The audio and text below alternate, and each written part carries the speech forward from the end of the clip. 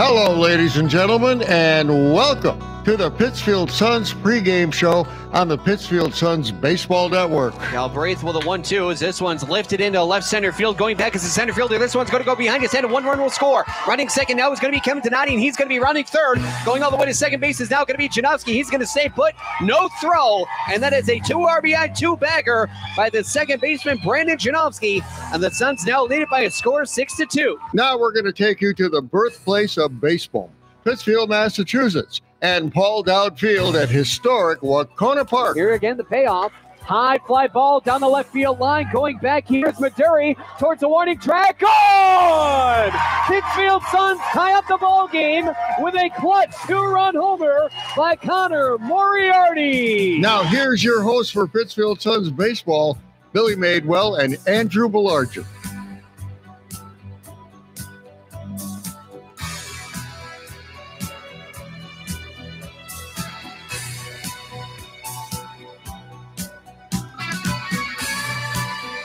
Good evening, ladies and gentlemen, boys and girls, and welcome to beautiful Paul Dowd Field at Wahconah Park in Pittsfield, Massachusetts, as the Pittsfield Suns get ready for FCBL action against the visiting North Shore Navigators. Thank you, ladies and gentlemen, for making us a part of your late evening, and I should say early evening. My name is Billy Madewell. Alongside me, as always, my longtime broadcast partner, Andrew Belargent. And as we get set for another scorcher, the Suns hoping for another scorching victory as their last game on June 30th, Andrew. Against these very same North Shore Navigators nonetheless. And with the Suns getting an off day, the Navigators actually returned home for a game, which unfortunately for them, they lost yesterday. So it's really been a rough last 2 days for the Navigators as they find themselves back here for the second time in 3 days. Unfortunately, a rough season for the Navigators, but we're going to get into that right now as Andrew is going to have your full pregame report. And that's going to be set right now here for you. Well, having a look at what we have for those aforementioned standings, the Martha's Vineyard Sharks continue to run away with the FCBL. They are 5 games ahead of second place in first. They sit at 19-6 following a 3-game win streak. In second, the Bristol Blues have been in second place for the majority of the season, and they continue to do so here, although their leash is kind of dwindling as they are only half a game up on the Brockton Rocks for that distinction, with the Blues holding a 15-12 record. Those Brockton Rocks sit at 14-12, half game back of Bristol, 5.5 back of the Sharks for the whole FCBL. In fourth right now are the Worcester Bravehearts. They're 7 games back of the Sharks. And looking at fifth place right now, following that victory a couple days ago against these Navigators, the Pittsfield Suns sit at 12-14.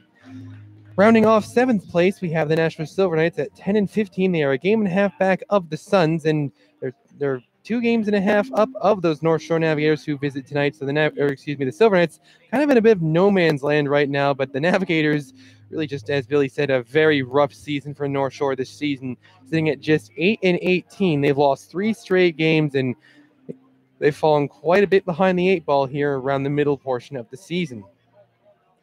So on that note, of course, good few games happened yesterday. We have some on tap for today. Yesterday, the beginning of July, putting June behind us. Well, for the North Shore Navigators, they kept their losing ways alive despite the turn of the calendar as they dropped a game to Brockton at home by a score of 11-7. Tight one in the Vineyard Baseball Park as the Martha's Vineyard Sharks hosted the Nashville Silver Knights. The Sharks got away with a 4-3 close victory. Meanwhile, in Bristol, the Blues hosted the Worcester Bravehearts, and this is when the Brockton Rocks did gain a game on the Blues as the Blues dropped one at home to the Bravehearts 5-3. Looking ahead to what we have for tonight, other than our game here in about 10 minutes, later in about 15 minutes, the Brockton Rocks will be in Holman Stadium taking on the Nashville Silver Knights. Meanwhile, the Bristol Blues will be in the Vineyard Baseball Park opposing the Martha's Vineyard Sharks at home. So on that note, let's have a look at tonight's game. Of course, the North Shore Navigators coming in hot with a lineup consisting of Sal Friedlich, the center fielder, leading off, preceded by Joe Murphy batting second and manning short. Dominic Keegan will hit third and be the designated hitter, and cleanup man goes to the right fielder, number 5, George Sutherland. Hitting fifth is Elias Farinos, the third baseman, with Spencer Brown, the second baseman, batting sixth. Residing at first is number 32, Mitchell Lundholm, with Michael Wynn, the left fielder, batting eighth. The order is finally finished off by catcher number 24, John Prentice. Look at who the Suns have on the mound to respond to that. We have number 41, Joey Rogers. And having a look at Joey Rogers in the season, 3 starts, 5 total appearances, Comes in with 16 2/3 thrown with 21 hits given up, 15 runs, 12 earned, 8 walks to 21 strikeouts, so a pretty healthy dosage there. However, he's taken 2 losses in the season, does have a save to go with that, but holds an unsightly 6.48 ERA. And on that note, flipping the card to what the Suns have to respond to the North Shore lineup. Leading off is the left fielder number 23, Nolan Cloutier. We haven't seen him hit leadoff yet, but we will do so tonight. Batting second and also playing second is number 8, Drew DiMartino. Patrick Sullivan, the first baseman, hits third. Cleanup man will be the right fielder number 14, Dylan Faircloth. Hitting fifth and joining Faircloth in the outfield in center will be number 20, Dave Matthews. Getting the night off from fielding, but still in the lineup nonetheless, will be the designated hitter number 5, Brian McHale. Returning to his natural position in shortstop is number 30, Thomas Hughes, and Hughes will also hit 7th. Catching again against the North Shore, we saw him do this against the Navigators a couple of days ago, and he will return to the lineup for another go at them. Is number 26, Josh Gurnick. The order is finished off by the third baseman, number 1, Jack Kalumovic, and who the Navigators will put on the mound to respond to this threat will be number 28, Matt Dema. And for the Navigators, it's been a bit of a rough season pitching-wise for them. And for Matt Dema, he's had a bit of a rough go of things this season as well. However, he is relatively new to the starting rotation, has appeared in 5 games, only one of those having been as a starter, and has thrown 12 2/3, giving up 12 hits, 7 earned runs with 8 walks to 9 strikeouts, has taken a loss this season, and holds a fairly high 4.97 ERA. And so, with lineups having been given for both sides, as well as a bit of a trip around the FCBL, I'll now give way to our play-by-play broadcaster, Billy Madewell. Thank you, Andrew, for your in-depth analysis of the pregame regarding the FCBL. And for the FCBL, looks like an announcement just came about 2 hours ago. And for the player of the week, it is infielder Sal Frelick for the North Shore Navigators. So it'll be very interesting to see how things go for him. Well, Frelick definitely stands out on the North Shore lineup for being he really just about leads the team in every batting category that could be. So, the Navigators have lost a lot of games this season, but at least they have Frelick to look to for a bit of a bright spot this year. And for the bright spot, of course, playing word for the Suns. For them, it looks like they're going to be giving Chad Shade, star outfielder, he's going to be getting the night off. Well-deserved as well, just getting him a bit of rest, getting Nolan Cloutier in there, and you'll see Dylan Faircloth out in right. He pretty much splits time between first base as well as in the outfield primarily. We've seen him play third a few times, but yes Billy, more often right and first. Now for the Suns, again, the last time they played was a 13-3 victory against these very same North Shore Navigators. And for the Suns, it's another hot one and a hot and humid one, well over 100 degrees for the heat index earlier today. For that, the temperature has dipped out a bit. It's a little bit more windy than it was. But for the Suns, they're looking for more or less the same in terms of getting the W. So, ladies and gentlemen, as the Pittsfield Suns get ready to get everything all set in terms of getting their on-field lineups set up, we are going to step aside and we are going to also listen in to the national anthem. You've been listening to the Pittsfield Suns pregame show on the Pittsfield Suns Baseball Network.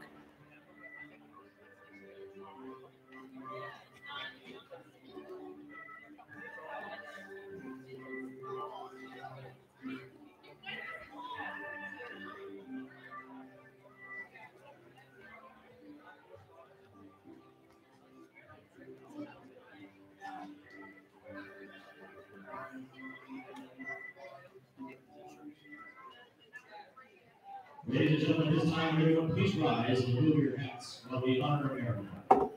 Here to perform tonight's anthem, all the way from New Jersey, please welcome 4-year-old Ben Goldplain.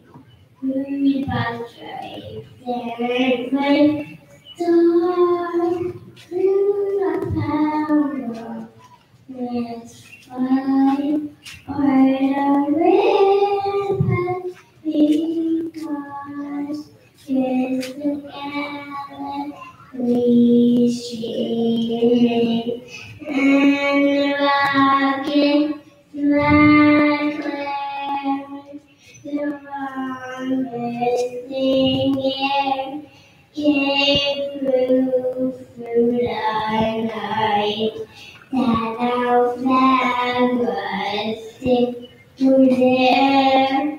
Oh, say does that time may roll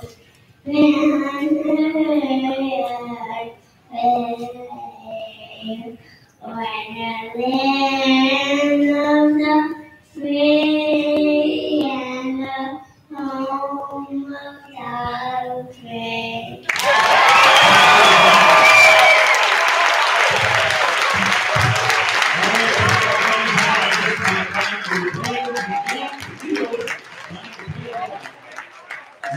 On-field lineups have been announced. The national anthem, beautifully sung by 4-year-old Ben Goldklang. Ladies and gentlemen, we are all set for Pittsfield Suns baseball. With a lineup in its entirety for the visiting North Shore Navigators, Andrew has the full lineup. Leading off, Sal Freelick. Batting second will be Joe Murphy, with third being Dominic Keegan. Then up goes to George Sutherland, with Elias Farinos hitting fifth. Spencer Brown goes sixth, with Mitch London following him up. Hitting eighth is Michael Wynn, and the order is finished off by John Prentice, and they'll go up against Joey Rogers. The lefty Rogers will toe the hill today, and he will throw those pitches to catcher Josh Gurnak. Continuing the defensive alignment from third to first, you have Kalumovic, Hughes, DiMartino, and Sullivan. And from left to right, Cloutier, Matthews, Faircloth. Outfield dimensions here at Wahconah Park, called outfield at Wahconah Park, that is, come as follows. 310 feet down the left field line, 377 in straightaway left, 374 in dead center field, that's in by 3 feet from left. Goes to the power alley, 403, that is the deepest part of the ballpark. And then down the right field line, 305. And for the Pittsfield Suns, again, right now staying in the middle of the pack, what their goal is, at least for the end of the season, is get up and as high on the totem pole as they can. And that totem pole is the Futures Collegiate Baseball League of New England's standings. For them very currently, high right now, now. they are in 5th out of 7, so they would not have a home playoff game. They're just a half game back of the Worcester Bravehearts, but also 2 games under 500. And for the first time in franchise history, for them to be over 500 would be a huge landmark for the seasons to come. Suns have always been close, either a half game back, 1 extra loss, 26, 27, anything like that variety. They're trying to get to that, but right now their main focus is on the North Shore Navigators. They cannot sleep on the North Shore Navigators just for the sole fact that they're in last place, because if you do that, you lose focus and you lose a game, Exactly. especially one that you should not be. Every game should be a must-win for the Suns. Well, They have to have that mentality. remembering what Drew DiMartino told me the other day, that falls right in line with what he said the team's mentality is. So here's the center fielder, number 9, Sal Freelick. He sees a first pitch called strike as this ball game gets underway at 6:31 p.m. The count is 0-1 to the player of the week, Sal Freelick. Really clipping at 380. That's 19 of 50 on the season. Has 4 homers, which is actually funny because no one else on the Navigators roster even has a single homer on the season. He also by far leads the team with 18 RBI, and all of that has only struck out 3 times. So that pitch was on the outside corner. Now the 0-2. This one is slapped fair, and a good backhand snare there from the first baseman Sullivan, and there is one gone. And incredibly, Billy, Freelick only has those 3 strikeouts with those 4 homers, which means he's not only hit more homers than he has struck out this season, but looking up and down the rest of the Navigators stat line, I think I counted about a dozen guys who have double digits, and I think a small selection who have over 20 on the season. So Freelick, again, really standing out on the Navigators team. A true diamond on the diamond for the Navigators. Here's the shortstop, number 1, Joey Murphy, will step up to the dish, and he will see a first pitch called strike on the lower outside corner. Count here is 0-1. Murphy, a .295 hitter, 18 of 61 on the season, a double with 5 ribbies, walked 4 times with 15 strikeouts in this season. Here's the windup and the 0-1. A good cut fastball there, it looked like there from Rogers. Another cold strike. And it's already 0-5 for Rogers thus far. Here now the lefty winds and deals. The 0-2, that's his first bad pitch as this one skips in.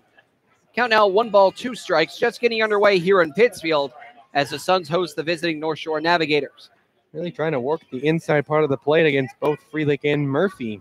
And it makes plenty of sense with Murphy being a right-handed batter. The lefty, Rogers, with a pitch. This one off the end of the bat and goes off the edge of the backstop. Just barely catching up to that one. He was very nearly late on that swing, which would have been a fairly poor swing as that one was well high and well away. Of course, definitely a defensive swing on that one.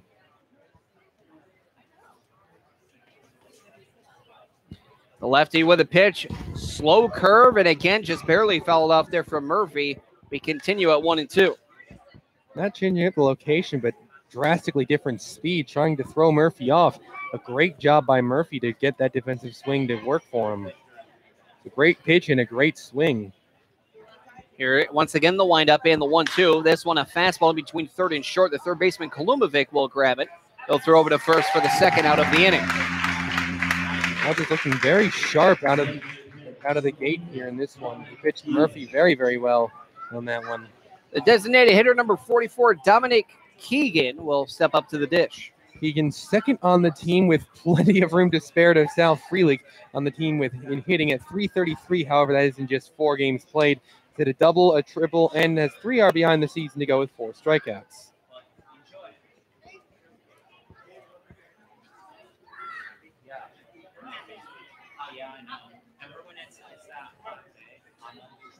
Here's the windup from Rogers and the pitch. This one a hot shot over the pitcher going to second. DiMartino will grab as Demo throws over to first, and that is going to end the inning. Barely a scratch. Not even a scratch, just some swift groundouts. That was a good way to begin the ball game from Rogers. No runs, no hits, no errors, nobody left on as the Suns, with the help of Joey Rogers on the mound, go through the order. 1, 2, 3. As we head to the bottom of the first, there is currently no score between the visiting North Shore Navigators and the hometown Pittsfield Suns. We're going to keep it right here on the Pittsfield Suns Baseball Network, and we're going to give you now the starting lineup for your Pittsfield Suns. Leading off, Nolan Cloutier with Drew DiMartino batting second.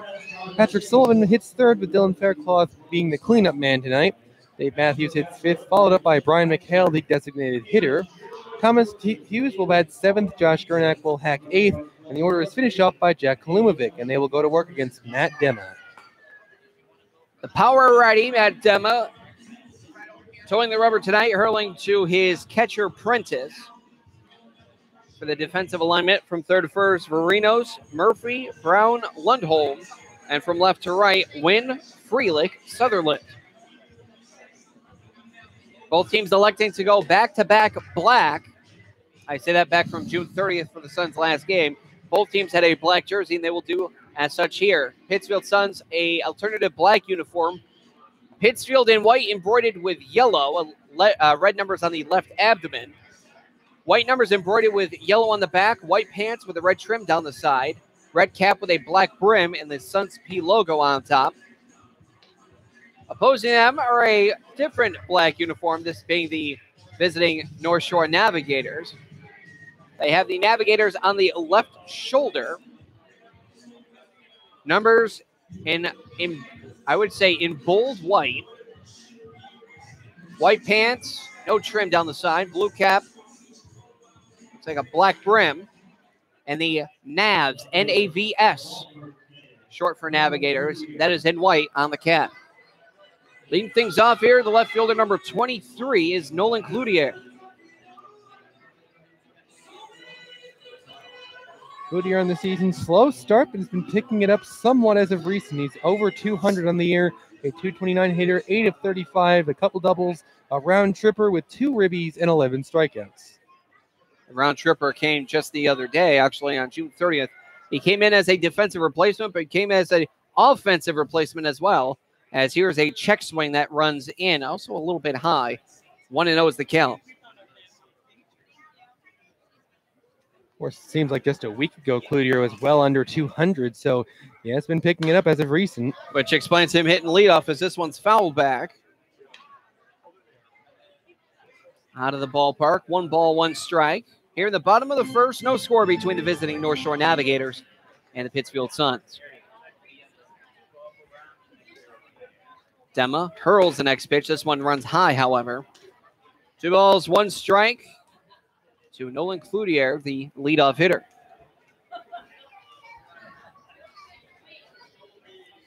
Dema only works from the stretch as he lifts and deals. Good breaking ball there. Looked like a bit of a 11-5 curveball as this one runs in there for a called strike. 2 balls, 2 strike. Home plate umpire Connor Hoagland. And on the bases, you have Matt Ball. That is the umpire tandem for tonight's contest. As the 2-2 runs in, maybe a tad high as well, but it definitely runs the count full at 3-2. Good pitches Cloutier has taken to get himself to a full count. Demo with the nod. He will set from the stretch. And the payoff pitch. This one is fouled back to the on-deck circle, right over to Drew DiMartino. So we'll go again to 3-2. It's only 6 pitches, but Cloutier seeing all these pitches. Remember that an FCBL pitcher can't start a new inning if they're over 90 pitches. So Cloutier getting him to throw some pitches already here as the first batter. Here's a payoff. This one driven deep to left center field. Going back is Frelick. He will reach and not be able to grab it as it one hops to the base of the scoreboard. And for that is going to be a leadoff stand-up double for Nolan Cloutier. That's the best possible result he could have hoped for. Gets him to throw a good selection of pitches, finds the one he likes after studying him and scouting him out for a good several pitches, and then just blasts this thing into left center for a leadoff double. And that's why they want him to hit leadoff. Great way to get the offense going as well. And yes, Billy, there's a very good reason he's hitting leadoff, as you see right there. Second baseman number 8 batting second. This is Drew DiMartino. DiMartino kind of cooling off lately as he's hitting just 288 after he had been hitting over 300 for much of the season. 15 of 52 with 4 doubles to go with a homer, 9 RBI, and 10 strikeouts. Here is the first pitch to him. That runs in, well in. 1 ball, no strikes. What is not on the stat sheet is his 2 walk-off victories at the plate against the top of the totem pole, that is the FCBL, the Martha's Vineyard Sharks. Yes, indeed. Here now the 1-0. This one popped up in the air, headed towards second. Brown underneath it, so is Murphy. Brown will give way to Murphy, and that will be the first out of the inning.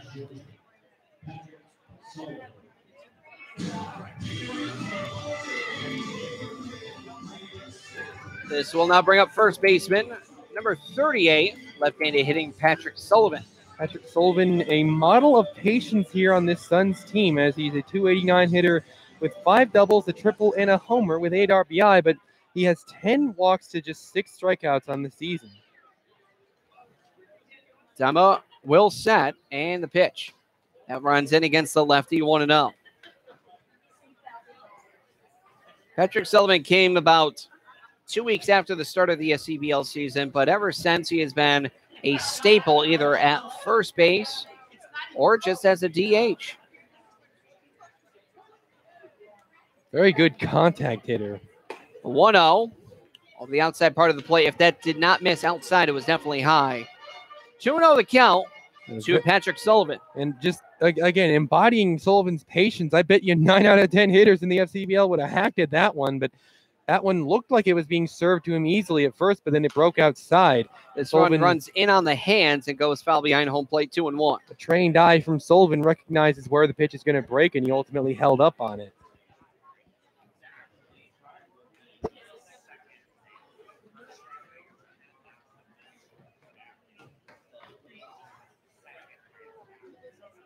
Two balls, 1 strike, and the pitch. This one heads over to second. Gobbled up there by the second baseman, Brown. He'll throw over to first in time as the runner, Nolan Cloutier, on second, advances to third.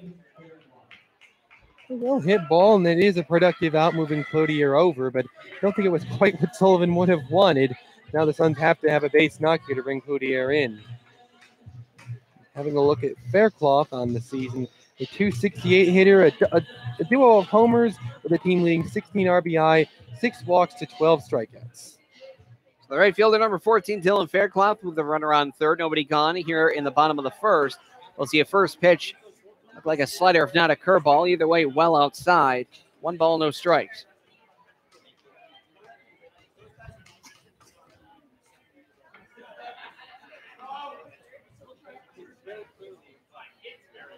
Here now the 1-0. That one's in.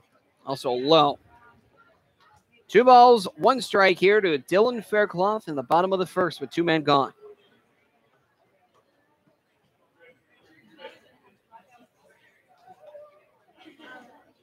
Dama lifts, deals. The 2-0 runs high and in, and now it is 3-0. And for Faircloth in this situation, more than likely that he'll stay put. We have seen him swing in situations like this, but with a runner on third and 2 outs, I would be extremely surprised if Faircloth hacked at this one. Well, you don't have to be surprised there. It's a pitch well low and away for a 4-pitch walk for Dylan Faircloth. This brings up the center fielder, number 20, Dave Matthews. Matthews, a free swinger in the Suns lineup. He has been an everyday hitter since he got to the team. In 17 games, a .267 hitter. A trio of homers leads the team with 13 ribbies, second on the team to Faircloth. However, a big, ugly 22 strikeouts, by far leading the team.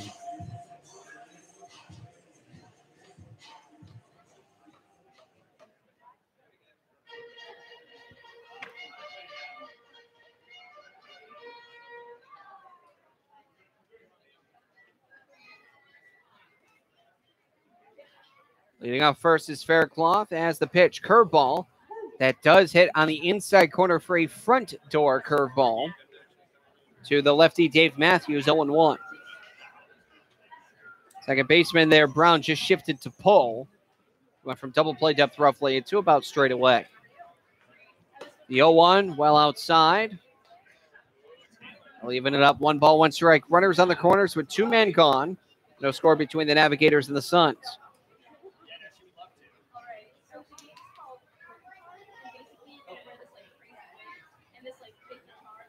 Demo. Pickoff throw back over towards first. And back in safely is Faircloth. Rocket throw on to first. Really trying to get Faircloth napping.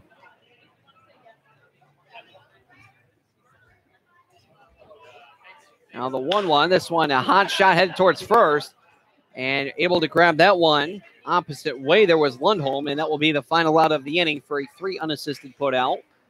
That will end the first as the Suns get no runs off of 1 hit, no errors, and 2 men left. We now head through 1 full inning of play to the bottom of the second, and currently there is no score between the visiting North Shore Navigators and the Pittsfield Suns. You're listening to Pittsfield Suns Baseball on the Pittsfield Suns Baseball Network.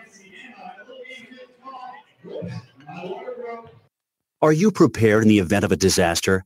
I'm Jim Cantori, reminding you that the best way to make your family safer is to be prepared before disaster strikes. First, build a disaster supply kit with enough supplies for each family member for at least 3 days. Next, make a family communication or evacuation plan. Finally, stay informed. Listen to local radio and TV reports when disasters are imminent. For more information on how you can be Red Cross ready, contact your local American Red Cross chapter or visit redcross.org. At the American Lung Association, we're fighting for a day when we can all breathe easier. We're fighting for clear skies over every city and healthy lungs throughout the country. We're fighting to free millions of Americans from the addictive grip of tobacco and the devastating effects of lung disease. The American Lung Association isn't just fighting for air, we're fighting for all the things that make it worth breathing, and we can use your help. See what you can do at fightingforair.org.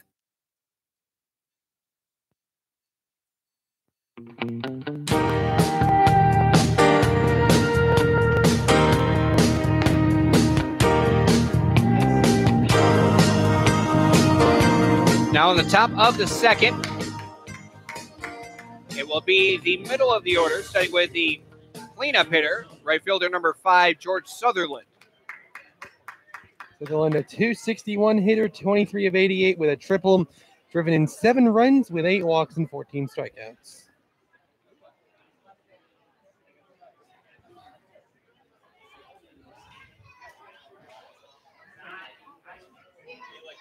Rogers with the first pitch. This one slapped foul, first base side against the lefty, 0-1. Rogers, probably one of the smaller pitchers that you will see in the Sun staff on the hill, as he is a 5'9", 175-pound true lefty junior out of UMass Boston with the Beacons out of Boston, Massachusetts. Here's the 0-1. Curveball and a beauty as it does hit the lower outside corner, now 0-2. He does throw a fastball that dabbles in the high 80s. Throws a two-seamer, curveball, changeup, and cutter. Here now the 0-2. Cut on and miss for strike 3. So again, you see that Rogers is probably one of the smaller pitchers, if not in the Sun staff, but in the league. But he is a finesse pitcher, Andrew. As you just see right there, he's not blowing anyone by with, as you said, Billy, his fastball is good, but not like extremely impressive as it doesn't touch 90. But as you just saw when he just mowed down Sutherland right there, you know, he didn't blow anything by him. He just danced around him with some really good movement pitches. Third baseman number 2, Elias Varinos. As Rogers with the windup, fires the first pitch against him, right back to him. And he will easily glove that one, throw over to first in time. Speaking of finesse, it makes that one look effortless. You know, pitchers are fielders too, of course, as he proves it there with a pretty good snare.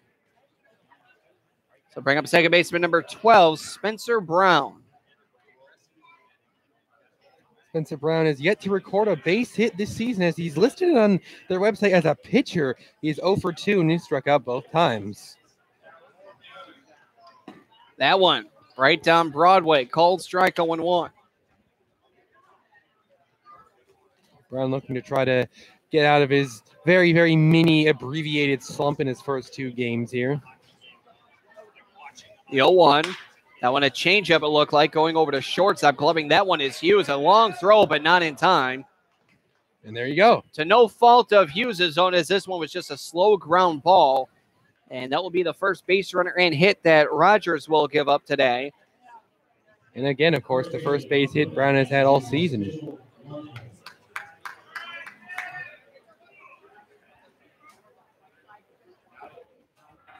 First baseman number 32, Mitchell Lundholm, will dig in from the left-hand side. As the lefty Rogers has the sign, and he will check over on first. A pickoff move over towards first. Lundholm played in 4 games, 11 trips to the plate, and all he has to show for it is 1 walk, but he also has 5 sacrifice flies on the season. So it has not been all empty hands from Lundholm this season. But again, like Brown, Lundholm looking for his first base hit of the season. First pitch. Well, that one's in there for a called strike. Lower outside corner. 0-1 is the count. Continuing to look at Joey Rogers, who is a exercise health science major. He led Dayton Rehoboth High School to a Division II state championship in 2016. He was named MVP in the state finals. As the runner goes, misses outside. Double clutch there from Gernak. Allows a stolen base there for Brown. Yeah, really easy. Kind of mishandled by Gernak at the plate, and then that is all that Brown needs in order to safely advance to second. Looked like if Gernak had fielded it a little bit cleaner, then they would have probably had Brown at second. Unfortunately, they do not, and that's going to be a stolen base. Continuing off Rogers, he is a SCC MVP and also a 2-time All-Star at Dayton Rehoboth. Here now the 1-1. Good fastball. That one definitely located on the lower outside corner. Now 1-2. You're really not kidding about him being a finesse pitcher. He's had some located on a dime, particularly in the outside corner. Really impressive location from Rogers. He's only thrown 2 balls thus far. 1 this inning. 1-2. This one fouled back. We'll go again from 1-2. Also for Rogers, he has a shutout and complete game under his belt for UMass. He also won against nationally ranked USM, University of Southern Maine, last year on April 27th. By a score of 9-1, they won. 7 innings full, gave up 3 hits, 1 run, 3 walks, struck out 3, credited with the win against nationally ranked USM. Rogers lifts the 1-2. Just misses outside. Wouldn't say that one was high. Definitely just barely outside. 2 balls, 2 strikes. A little bit more outside than some of his impressive curves we've seen him throw in this game, but still a good pitch to throw on 1-2. Rogers will fire the 2-2. This one popped up behind third base in foul territory. Kolumbovic underneath it, and he will collect the final out of the inning in foul territory. Impressive inning. So for that will end the inning. No runs off of 1 hit, no errors, and 1 man left. We head to the bottom of the second, no score between the Pittsfield Suns and the visiting North Shore Navigators. You're listening to Pittsfield Suns Baseball on the Pittsfield Suns Baseball Network. In times like these, violence in our schools is a reality, so it's important to know what to do if a dangerous situation arises, and also how to prevent it. Kids, never bring a weapon to school, and if you see a student with one or even hear someone talking about having a weapon, report it immediately. If something doesn't seem right or look right to you, speak up. If someone you know is showing signs of anger, or if you are feeling out of control, tell someone. If you feel threatened or bullied, tell someone. Violent acts often start out as small disagreements. Tell a parent or teacher if you see an argument taking place. It's better to let someone know about a disagreement before it gets out of hand. Let's put an end to these tragedies. Ask your school to adopt an anti-violence program. Visit ncpc.org to learn more about how to keep your school safe. That's ncpc.org. A message from the U.S. Department of Justice, National Crime Prevention Council, and the Ad Council.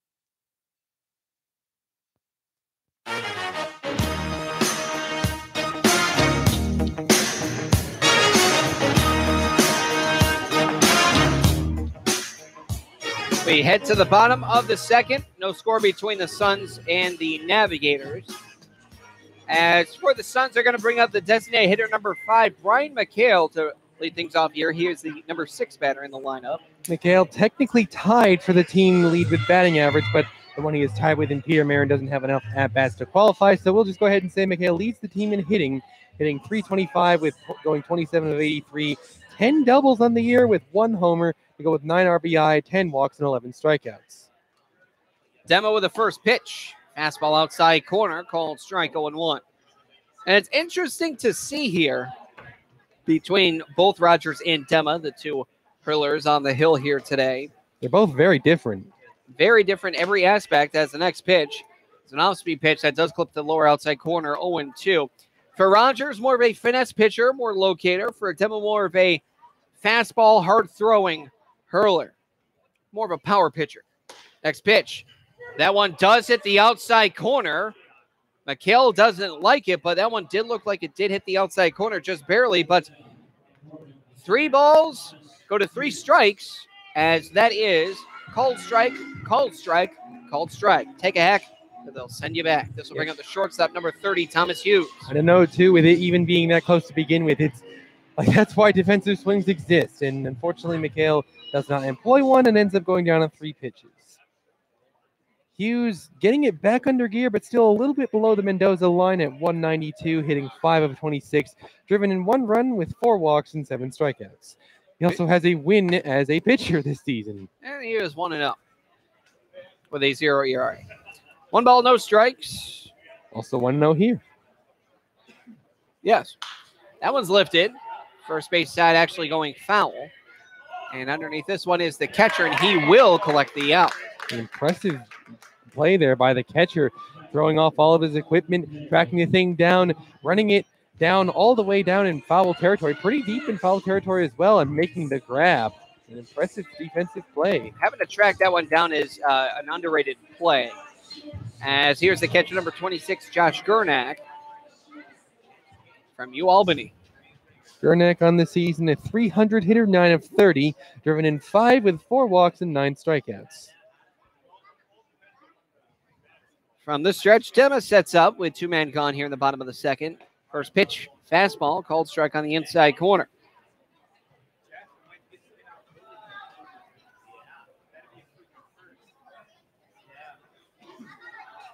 Dema once again lifts and deals. The 0-1, that one runs high on the hands. All a strike here to Gurnak.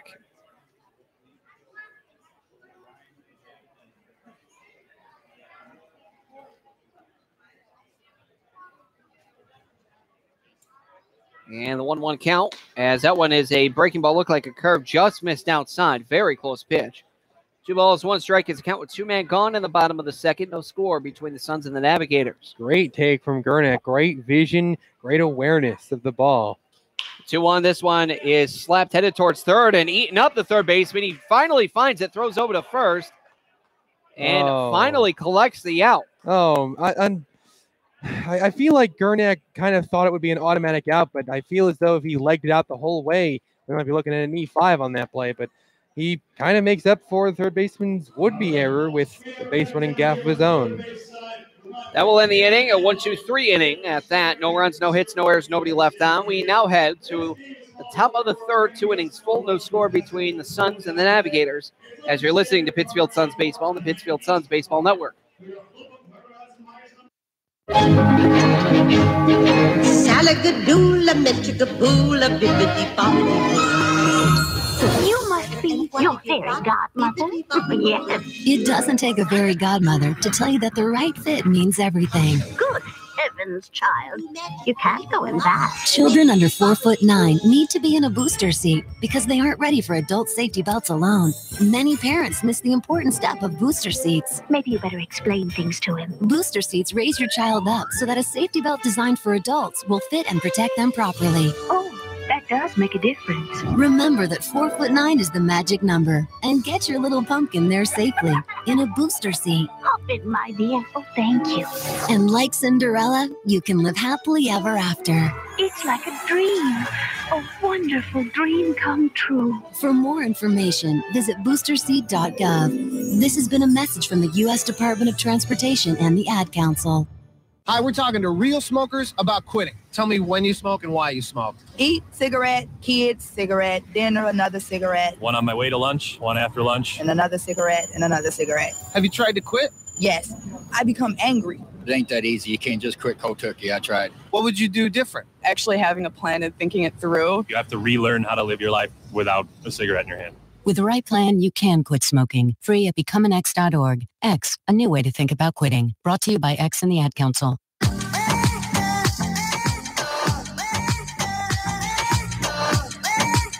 You're listening to Pittsfield Suns Baseball on the Pittsfield Suns Baseball Network. Here at Paul Dowd Field at Wahconah Park in Pittsfield, Massachusetts, Billy Madewell alongside Andrew Belarchin as we head to the top of the third. There's currently no score between the visiting North Shore Navigators and the hosting Pittsfield Suns.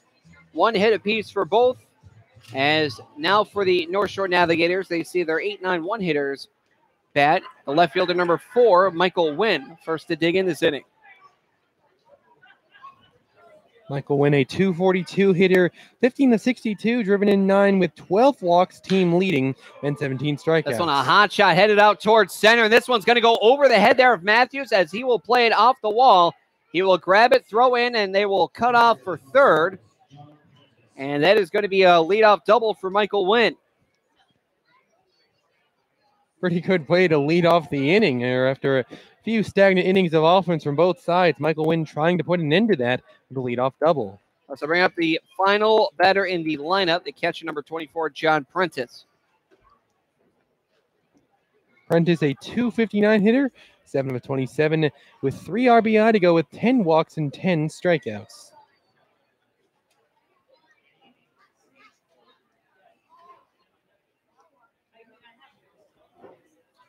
Rogers against the lefty, does have the sign.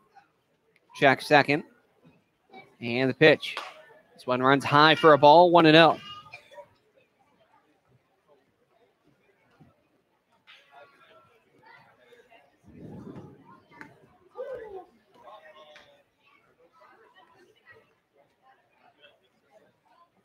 Now the 1-0, this one big cut and miss there. Actually, this one fouled off, but still a big cut and barely making any contact with it. So it goes into the dirt, 1 ball, 1 strike.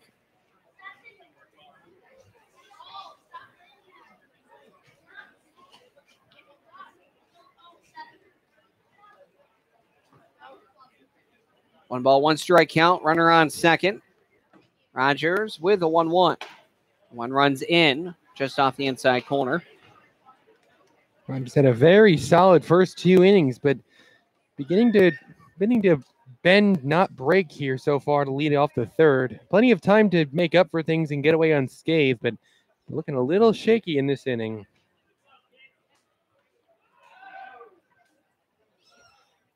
Scampering back is Wynn.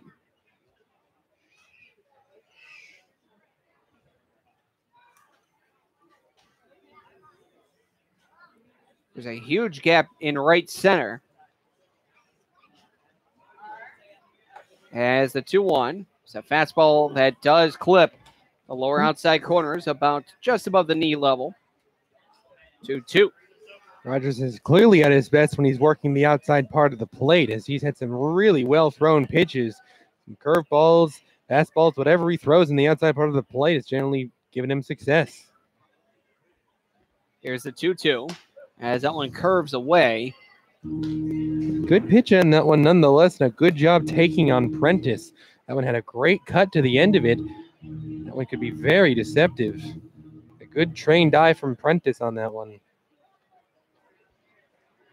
Rogers has a sign. He will check second. And the payoff pitch. That one cut on a miss for strike 3, his second strikeout of the ball game thus far. Again, well thrown from Rogers. His location is very much on point. He's not leaving any hanging over the plate. He's doing a good job throwing batters off balance. Center fielder number 9, Sal Freelick. He grounded out to first base his first time up. Like a dangerous hitter. Rogers will have to pitch him carefully.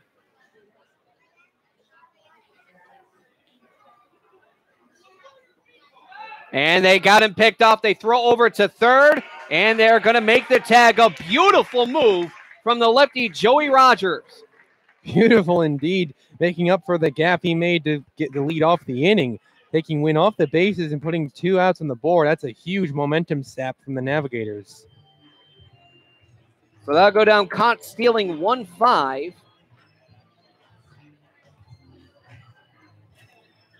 And just like that, the threat and bases are empty.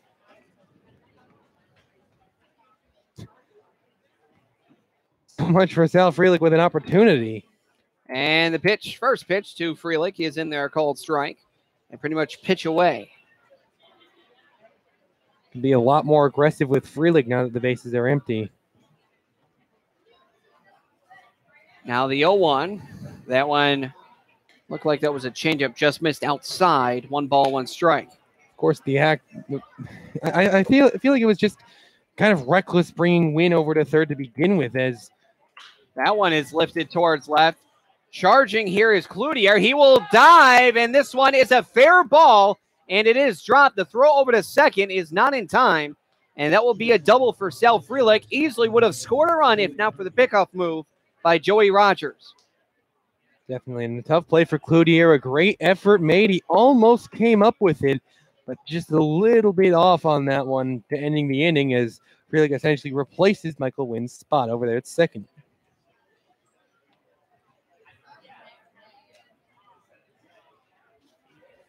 We'll now bring up the shortstop number 1, Joey Murphy. He grounded out to third his last time up.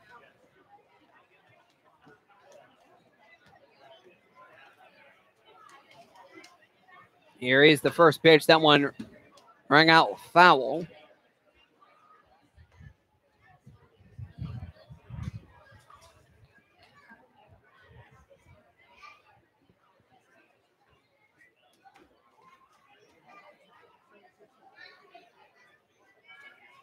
No balls, 1 strike, 2-man gone, runner on second.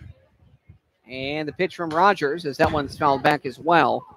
No balls, 2 strikes, 2-man gone, man on second, and there's 2 doubles in the inning as well as, of course, the only 2 hits.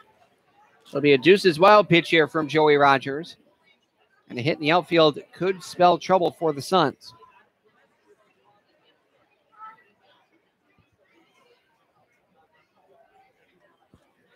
The 0-2.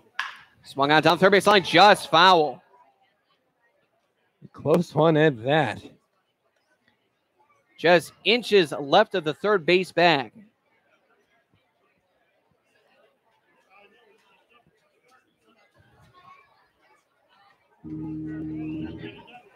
So once again, we will go from a 2-2 count. As Todd Alford, the third base coach as well as head coach, was about to bring Freelick around. Rogers and the 0-2. And one runs in. Good block there from the catcher, Gernak. And it is a 1-2 count.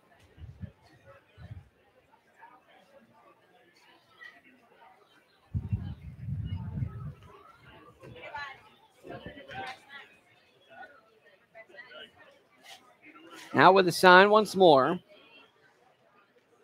1-2.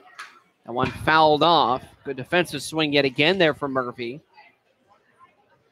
1 ball, 2 strikes, 2 men gone, runner on second. No score between the Navigators and the Suns.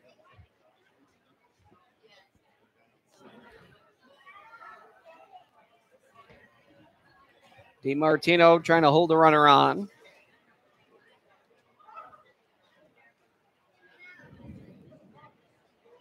Time finally called.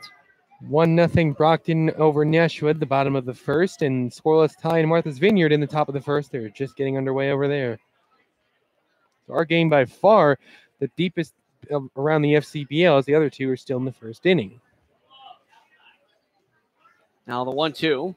And one runs in. No, it hits the inside corner. I definitely agree with that call. That one does hit the inside corner for called strike 3, and that is the 3rd strikeout of the ball game for Joey Rogers. This will now bring up the bottom of the 3rd as in the inning. No runs off of 2 hits, both being doubles. No errors and 1 man left on base, and we now head to the bottom of the 3rd. No score between the Navigators and the Suns as you're listening to Pittsfield Suns Baseball on the Pittsfield Suns Baseball Network. I have a passion for the environment. That's why I serve in the United States Coast Guard. We monitor commercial vessels, making sure our ports and waterways are safe and clean from oil or other hazardous material. We patrol our fisheries, protect marine wildlife and their habitats. With all we do, it's about protecting America. Were you born ready to protect America? Learn more at gocoastguard.com. Sponsored by the United States Coast Guard in cooperation with the Massachusetts Broadcasters Association and this station. Hi, we're talking to real smokers about quitting. Tell me when you smoke and why you smoke. Eat, cigarette, kids, cigarette, dinner, another cigarette. One on my way to lunch, one after lunch. And another cigarette, and another cigarette. Have you tried to quit? Yes. I become angry. It ain't that easy. You can't just quit cold turkey. I tried. What would you do different? Actually having a plan and thinking it through. You have to relearn how to live your life without a cigarette in your hand. With the right plan, you can quit smoking. Free at becomeanx.org. X, a new way to think about quitting. Brought to you by X and the Ad Council. At the American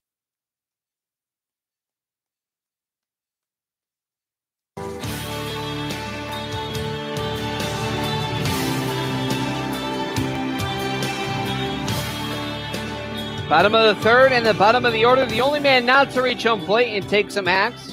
Here tonight's contest between both teams is the 3rd baseman, number 1, Jack Kalumovic. He will dig in from the left-hand side. Kalumovic, a slow start to the season, a 171 hitter, 7 of 41, driven in 4 runs with 4 walks. 4 + 4 = 8, which is the number of strikeouts he has this season.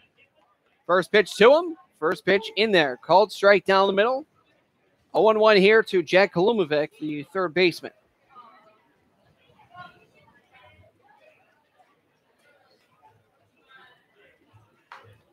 Next pitch, just a golf swing there as he goes in front of this, and pulling the string there was Dema, so that's a swinging strike. 2 strikes now, no balls.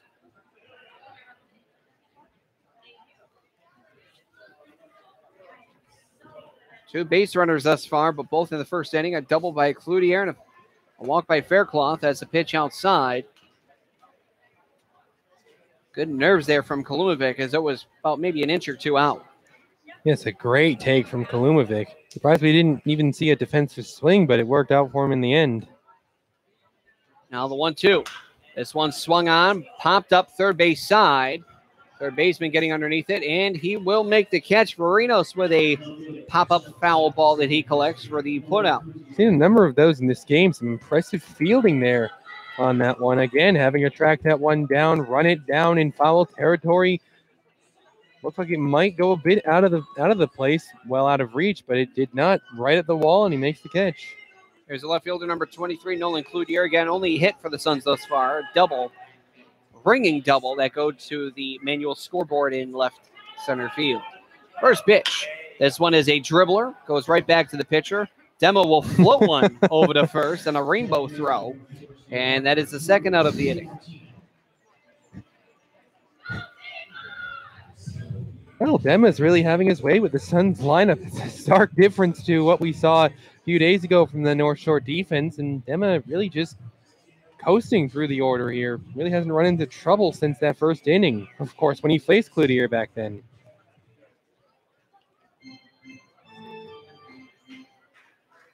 Second baseman, Drew DiMartino. He popped out to short as he grounds one to short. Backhand stop, and it's off the glove. They were never going to get him anyway. No, they were not. Pretty sure it's going to go down as a base hit, and that would probably be the correct call, as that one, DiMartino was going to run out the throw the whole way, and of course there wasn't a throw. It is going down as a hit. Here's first baseman number 38, Patrick Sullivan. Grounded out to second his last time up.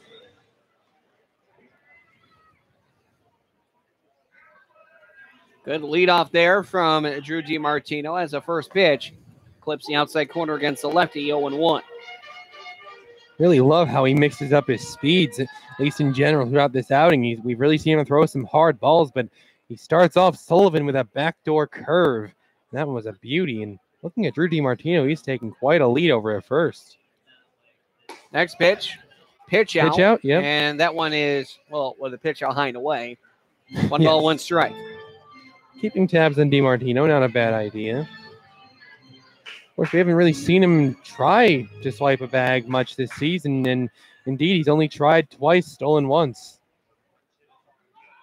Runner goes, the pitch is outside, the throw is low, the tag not applied because spinning around there was the shortstop Murphy, and that'll be a stolen base there for Sullivan. Okay, this is one of the most discombobulated stolen base attempts I think I've seen. If anything goes right for North Shore, it ends the inning, as Drew DiMartino, really a bad break, doesn't get much of a lead. He's not very fast, as we saw.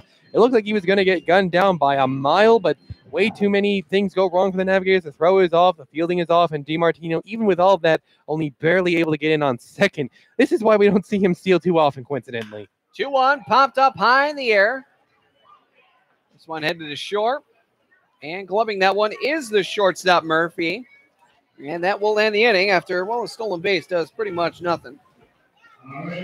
Except give me a bit of a chuckle up here. Yes. So that will end the inning. No runs off of one hit, no errors, and one man left. And we now head through threefold to the top of the fourth. No score between the Navigators and the Suns. You're listening to Pittsfield Suns Baseball on the Pittsfield Suns Baseball Network.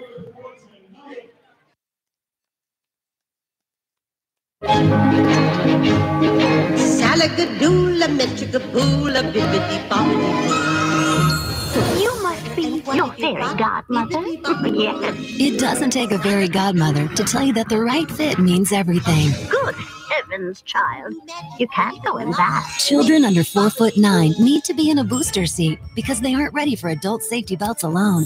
Many parents miss the important step of booster seats. Maybe you better explain things to him. Booster seats raise your child up so that a safety belt designed for adults will fit and protect them properly. Oh, that does make a difference. Remember that 4'9" is the magic number, and get your little pumpkin there safely in a booster seat. Hop in, my dear. Oh, thank you. And like Cinderella, you can live happily ever after. It's like a dream. A wonderful dream come true. For more information, visit boosterseat.gov. This has been a message from the U.S. Department of Transportation and the Ad Council.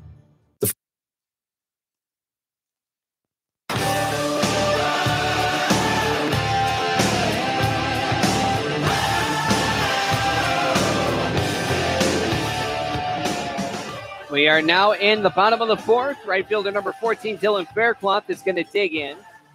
If that was only the bottom of the fourth, that is. This is the top of the fourth. It'll be the heart of the order, number 44, Dominic Keegan. He grounded out to second base his last time up, that being the designated hitter.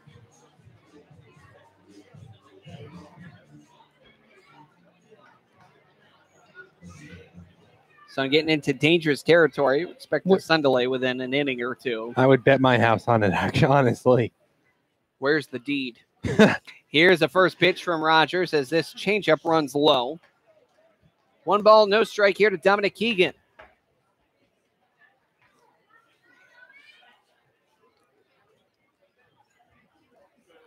Now the 1-0. That one's in there on a fastball. Called strike. 1 ball, 1 strike.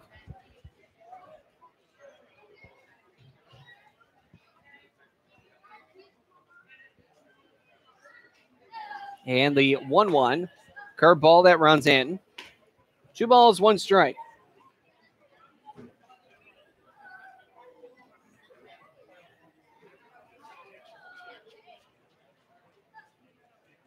Rogers with the next pitch. Someone sold it a little bit from Keegan. Either way, it was going to be high and in. That's just not that far. 3-1 the count at Dominic Keegan. Top of the fourth. No score between the Navigators and the Suns. And the pitch, this one, a ringing shot that goes into left for a base hit going right to Nolan Cloutier. And in the time we've seen Keegan here at Wahconah Park, we haven't really seen him get much solid contact, but I've always noticed that, like, wow, if he gets a good bat on this one, he's gonna put some digits behind that thing. That one, a good slap shot in the left field. There's a reason he hits third. You can just see it. He just really hasn't had the best of luck at the plate up until then. Right fielder number 5, George Sutherland, will take it from left-hand side. Struck out in the cycle of strikes his last time up, an 0-3 count. Foul called swinging. Here is the first pitch. That runs in, maybe a 10 high. 1 ball, no strikes.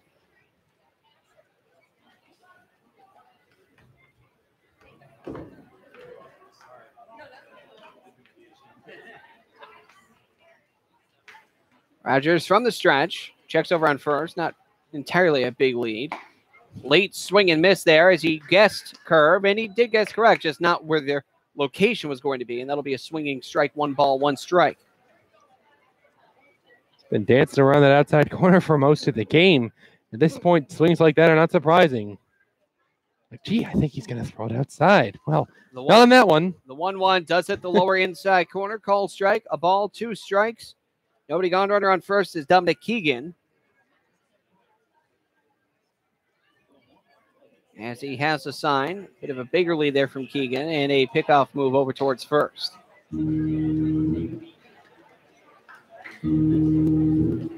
Good motion on that one. Nice and deceptive. Not really in danger of throwing a balk either. He's taking a bit of a lead, Keegan is at first. Curveball. That one misses outside. Maybe a 10 high. 2 balls, 2 strikes. A very gutsy take there from Sutherland.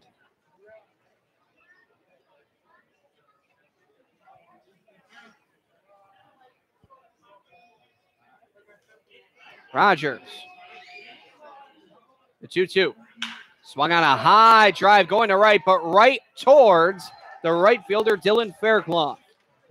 Well, that was a crack shot. I was expecting that one to do some damage, but really for Fairclough, it's just a can of corn. He just sort of sits there and absorbs the thing. So following the fly out, this will bring up the third baseman, number 2, Elias Verinos. He squibbed one to Joey Rogers his last time up. Just didn't put enough behind that one, or he could have done some more damage.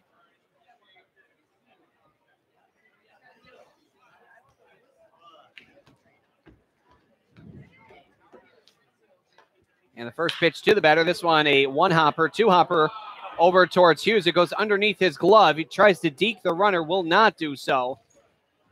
So for that one just under the glove of Hughes, pats himself in the chest, as that one's going to go down as an error on Hughes. But a good attempt of him trying to deke the runner Keegan to staying put over at second base.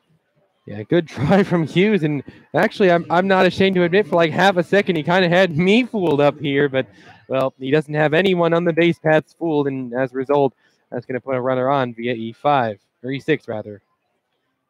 Second baseman, number 12, Spencer Brown.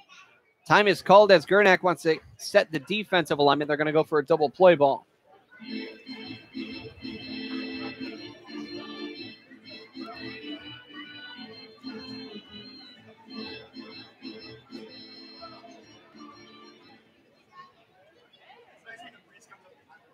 Brown also has a stolen base.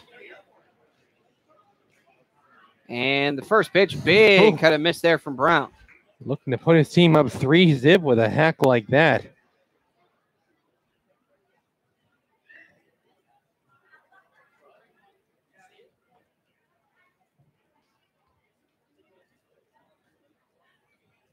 Here is a big breaking ball. The runner goes and breaks late, so a delayed stolen base from Brown, or excuse me, Verinos. The pitch is ruled a ball. Of course, breaking late is usually not a good thing, but for there, Verinos just sort of slips past. No, the late break was due to the runners on the corner situation because the runner from third could break home. So a smart move on their part. Here's the 1-1. This one a hot shot and will go into center field. At least one RBI is going to come in. They're going to test the run. Let's see the throw in, a strong throw at that. The runner will score. That'll be a 2 RBI single as Brown goes to second. And right now the Navigators lead it 2-0. There we go. Here in the 4th inning, we have the opening salvo finally being fired. Rogers hitting a little bit too much of the plate there. We haven't seen him make that mistake yet, but it really hurts him there.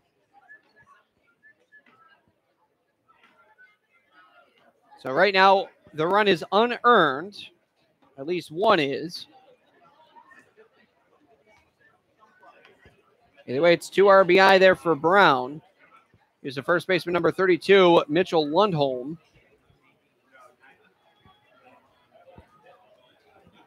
And the first pitch is low and in. Good block there from Gernak.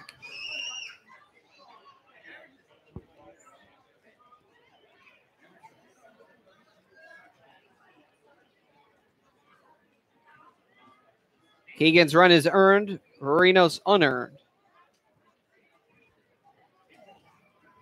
1-0. Hot shot over towards second. Runner is going to advance. One play to make as DiMartino throws over to first. Bang, bang play right there. Not really favoring the Navigators as there are now 2 outs on the board. They do move the runner over to third.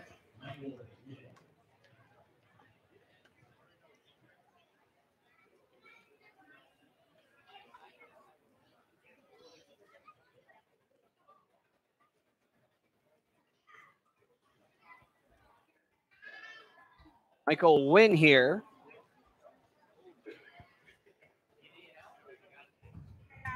And the first pitch from Rogers. That one breaks low and away. 1 ball, no strikes here to Michael Wynn as it is 2-0. Navigators lead the Suns in the top of the 4th.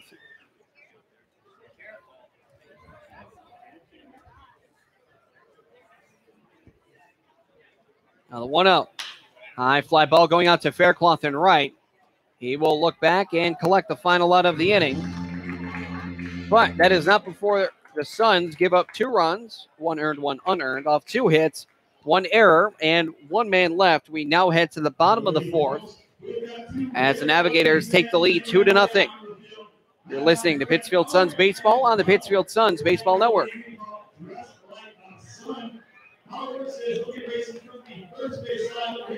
Are you prepared in the event of a disaster? I'm Jim Cantori, reminding you that the best way to make your family safer is to be prepared before disaster strikes. First, build a disaster supply kit with enough supplies for each family member for at least 3 days. Next, make a family communication or evacuation plan. Finally, stay informed. Listen to local radio and TV reports when disasters are imminent. For more information on how you can be Red Cross ready, contact your local American Red Cross chapter or visit redcross.org. Check it out, it's the Terminator. Hey, when'd you get back, huh? Did you have to shoot anyone? Why are you so distant? Are you not happy to see me? So what's the deal? You gonna get a job now or what? Why are you being so jumpy? Put all that stuff behind you, okay? No one knows what it's like to come back from Iraq or Afghanistan unless they were there. Join other veterans at communityofveterans.org because we know where you're coming from. Brought to you by Iraq and Afghanistan Veterans of America and the Ad Council. Hi, we're talking to real smokers about quitting. Tell me when you smoke and why you smoke. Eat, cigarette, kids, cigarette, dinner, another cigarette. One on my way to lunch, one after lunch. And another cigarette, and another cigarette. Have you tried to quit? Yes. I become angry. It ain't that easy. You can't just quit cold turkey. I tried. What would you do different? Actually having a plan and thinking it through. You have to relearn how to live your life without a cigarette in your hand. With the right plan, you can quit smoking. Free at becomeanx.org. X, a new way to think about quitting. Brought to you by X and the Ad Council.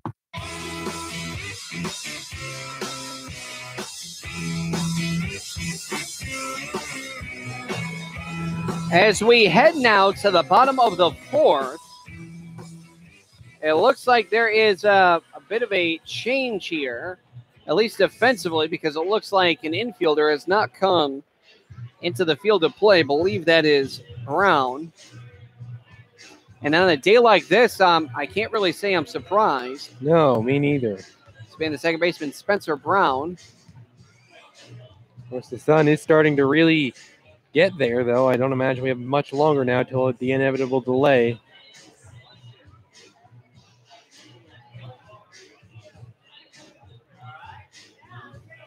Yeah, that's very interesting. Todd Alford checking on the infielder. And now it looks like there's going to be a bit of a change here.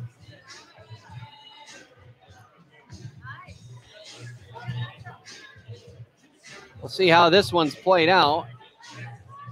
The left fielder is going to center. That is Wynn. Going into left.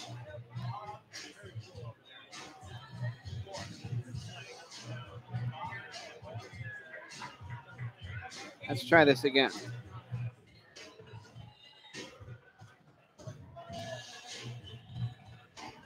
So I believe the second baseman there, Spencer Brown, is going to be replaced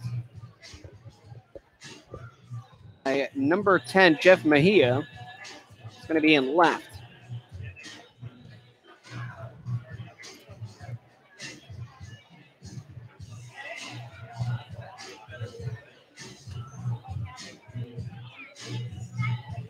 Eight. No, that's 9, the shortstop. Sal Frelick will play short. The shortstop, Joey Murphy, will move to second. Well, here's the pitch as we resume play. The pitch is a ball, 1-0. We got to try to get this as much as I can.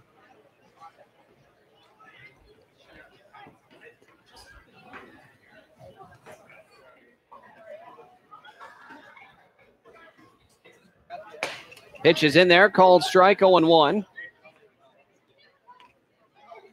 A lot of defensive changes here. And I don't think I'm going to be able to get this in it.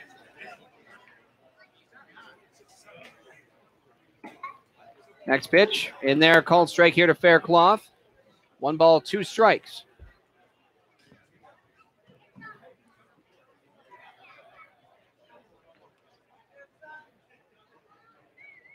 Now the 1-2. Hot shot, seeing eye single, that goes right into left field. Dylan Faircloth is going to take a wide turn, and he's going to think about it as a left fielder there. Jeff Mejia nearly threw away the ball, or I should say fielded away the ball. A rocket shot for Faircloth, but unfortunately doesn't have a lot of airtime. That's going to keep Faircloth held up on first.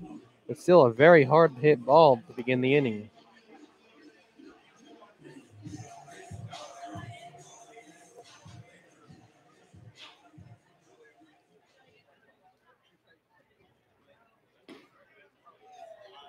And that pitch is low, ball 1-0. So Mejia is now in left. He comes in to replace Brown, who's replaced by Murphy, the shortstop, who's replaced by the center fielder Frelick, who's replaced by the left fielder Wynn. Big cut and miss there from Matthews. Looked like he swung a caveman's club right there. Is it kind of like forced it across the plate on that one? I think he might have tried to retract that swing, but just well too late. Pitch. That one is low for a ball. 2-1 is now the count.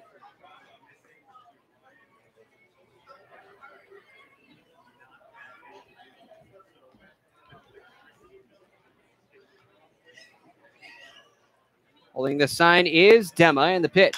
High fly ball into left center field, and that one's going to drop down for a base hit. Staying put at second will be Faircloth. Back-to-back singles in left field for the Suns. Back-to-back hard-hit singles as well. Dema being a little bit too predictable as he's allowed the tying run to reach base. Now here will be Brian McHale. He struck out swinging on 3 pitches. Didn't even lift the bat off of his shoulders.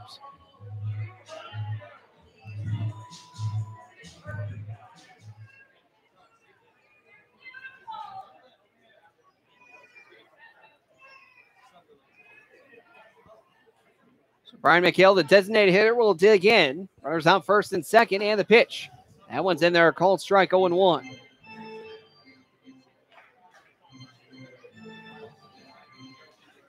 It looks like I have everything said, borrowing that Brown is the one that was replaced, and I believe he was. Here's the next pitch, breaking ball, just misses outside. Be a tad high as well. At this time, I'm not really, maybe you could give me in on it, Billy, but I'm not really sure what prompted all the defensive switching. I don't want to go into speculation, but I will give what I think might have happened. The 1-1 well low and away. Good block there from Prentice. With it being such a hot day, it wouldn't be out of the realm of possibility if Brown was just gassed. Not necessarily heat exhaustion or any overheating, anything like that, but that could be the case. I just can't confirm that. If that were the case, then, hey, that'd be perfectly reasonable. Given It is very likely, yes. This one, a high fly ball going out to right. Underneath this is Sutherland. He will collect the ball, and no advancement there. Kind of a bluff go over there from Faircloth at second, but... Yeah, one-step bluff. Yes, and a good job holding up as there was no way he was going to make it to third. Call him Dylan two-step, as here's the shortstop, number 30, Thomas Hughes.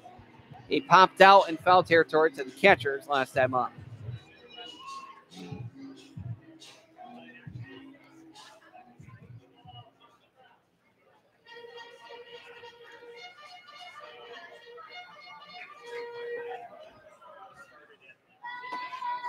And the pitch in there to Hughes for a called strike. 0-1. Hughes has had a bit of a rough day in the field and at the plate so far, and with 2 runners on, this is a good time to try to redeem himself. Faircloth dancing on second as the 0-1 is lifted towards right field. Foul ball going first base side, and that one is going to go into the stands. Leaning against the netting there, and good effort, but unless you can jump over that netting, you're not going to get that one.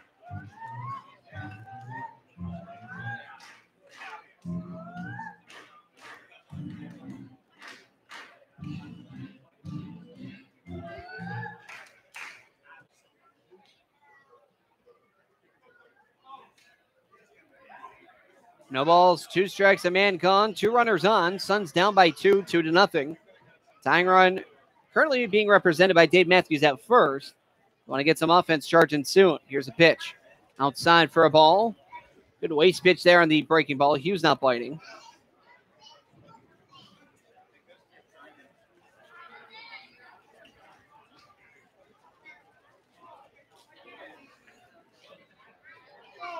Oh, 1-2. High fly ball down the left field line. Fair or foul? It is. It is ruled a homer by bases umpire Matt Ball. It cleared the wall. No indication there from home plate umpire Connor Hoagland. That is a big-time 3-run homer, and just like that, the Suns take the lead with one swing of the bat, 3-2. Well, that's about as much of a way to redeem yourself as is humanly possible. This thing, it wasn't a no-doubter from off the bat, but it just went down the line there. About as shallow of a homer as could possibly be, as it just barely clears the ball and goes to the bullpen over there. But nevertheless, it doesn't really matter how much it clears the ball by because that thing cleared the wall. Now, what can't Hughes do? He can pitch. He can get wins. He can hit homers. He can glove, albeit one error this game. But still, what cannot he do? As the pitch here to Josh Gernak is fouled off 0-1.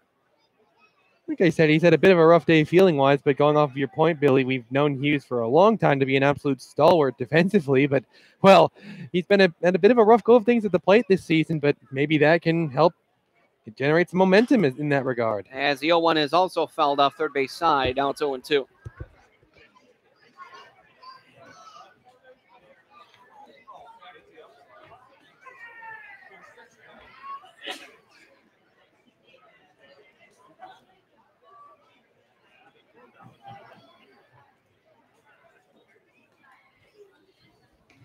Now the 0-2, and this one is also fouled back. Home plate umpire Connor Hoagland trying to brush off the ball as they hit him. So 3 foul balls. It is marked 0-2 from Matt Dema to Josh Gernak. Funny throw on to try to get it back to Dema, as it was, of course, well low from the umpire there. Pitch well outside, now 1-2.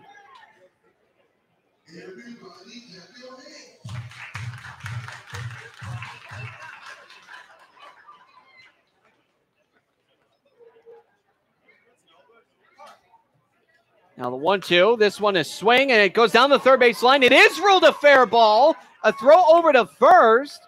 And they get him. Now, I'm not entirely sure about the call. That one was quite interesting. It looked like it breached the border there right before it hit the bag. That was a very interesting call. Either way, a great snare there from Elias Varinos as Matt Gedman is talking with Varinos. And again, it looked like Gernak didn't really look like Gernak went 100% of the way to the bag there. So it looked like he expected that one to go foul. I've been quite unimpressed with his base running today. Baseman number 1, Jack Kolumovic, will dig in. He foul popped out 2, said third baseman. Varinos says this one kicks foul 1-0.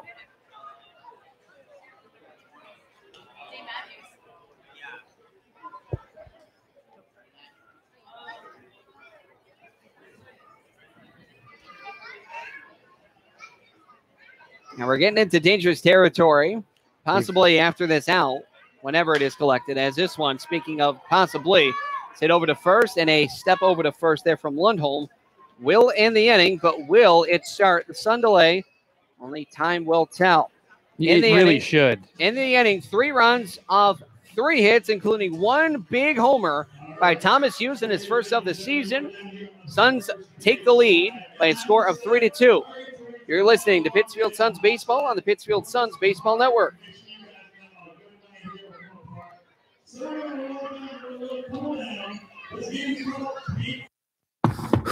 Exercise is hard. So is maintaining a healthy diet. Of course, neither is half as hard as dying. Sadly, type 2 diabetes, heart disease, and stroke kill nearly 1 million people a year. Even sadder, most of these deaths are preventable with a few lifestyle changes, including regular activity, healthier eating, and not smoking. Talk to your doctor about your risk for type 2 diabetes and heart disease. And if your doctor recommends lifestyle changes or medication, listen. The reason so many die is because not enough are willing to change. You can stop it, starting right now. It's your life. Listen to your doctor. Eat better. Get moving. Visit checkupamerica.org or call 1-800-DIABETES. A message from the American Diabetes Association. They're your friends. They're your neighbors. They're even famous entertainers. They're teachers. Okay, class, settle down. Open your books. They're scientists and astronauts. They're hams. They're 650,000 strong, and they're just like you. Earning your amateur radio license is easy. Just contact the American Radio Relay League at 1-800-326-3942.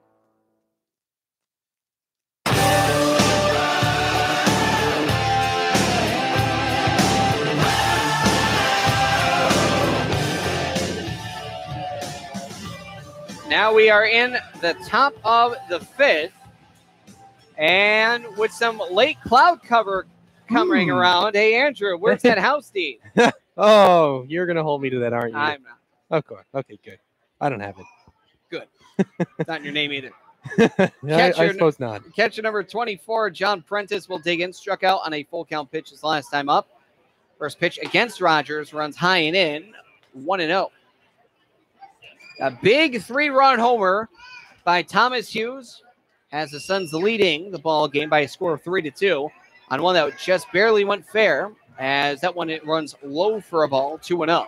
We actually might completely dodge a delay if we can keep that cloud cover there. I believe it will. That. Well, what do you know? What do you know? A rare as the pitch runs in for a called strike, 2-1. A rare dodging of the sun delay, Andrew. It's cloudy and clear, but now just barely the cloud cover where it is in the sky. For the longest time, it's just been scorching hot with clear blue skies, and all of a sudden, I guess the clouds just, voila. Appear out of nowhere. Count is 3-1 to Prentice as Rogers with the pitch. This one a high fly ball going just over the head and glove there of Thomas Hughes at short. Yeah, nothing you can really do about that if you're Hughes. It was just a little bit too high and out of his reach for that one. That one's going to go down as a leadoff base hit. Starting to give up some more contact over innings recent as Rogers. That's the 6th base hit he's yielded in just over 4 innings of work. Here is number 9, the now shortstop, Sal Freelick.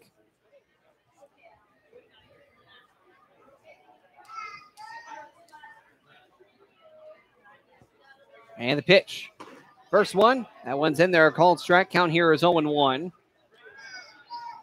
So again, all the defensive changes, it looks like 4 in total,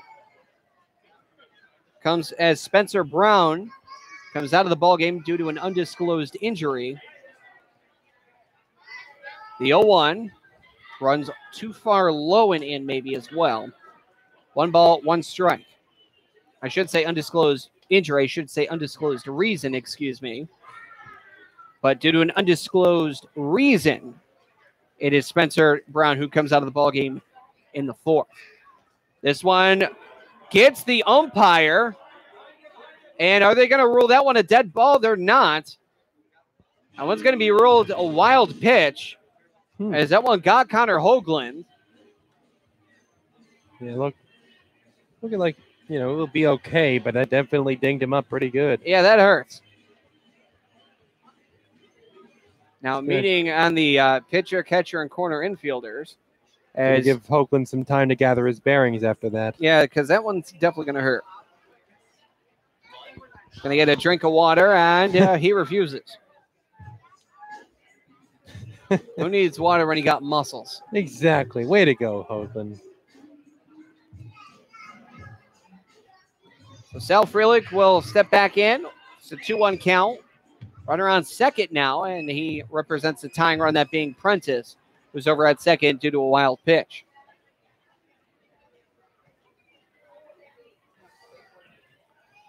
A check on second, and the 2-1.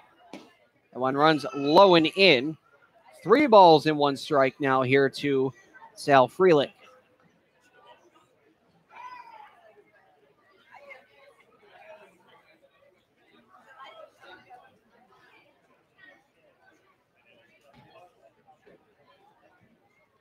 Next pitch. That one's in there, called strike. That'll bring things full 3-2 to Sal Freelick. And for Rogers, this is going to be a big pitch here with the tying run on.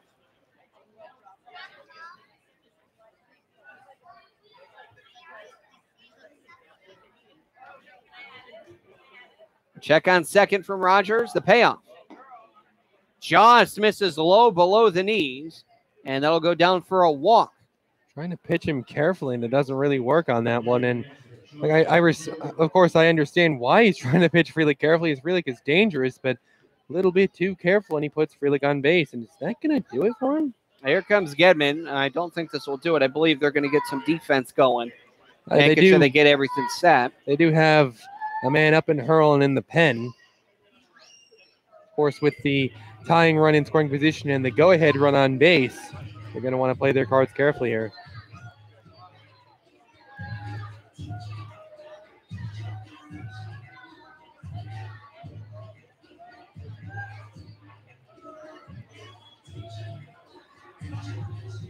Yeah, Billy, looking like we are definitely out of the woods here for a sun delay. All bets aside, I believe you're correct, as Gedman is going to leave Rogers in. Nobody warming up in the pen for the Suns. But again, it's hard to see from out here whether that's the Navigators or the Suns. Yes, yes, it is. Just caught a glimpse of the blue cap. Of course, both donning black uniforms. So it looks like it's Ethan Dyer. He hasn't pitched since, 2 days ago. Yes. Familiar face. Let's see here what the Navigators are going to try to do with this situation. 2 men on, nobody gone. They are going to try to sacrifice bunt him over as this one goes fair, and throw over to first is off the glove of the first baseman, and 1 run is going to come in, and that will be the tying run. Jeez. It's a rough defensive play on that one. So that will go down as a sacrifice error. Advancing on the play will be Prentice, as well as Freelick. Runners on the corners now with nobody gone, as the ball game is all knotted up.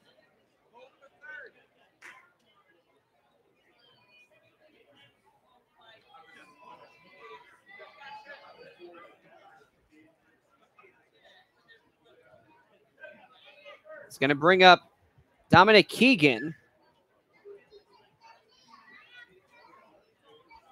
As he swings at this one and misses. Tied him up big time on that one.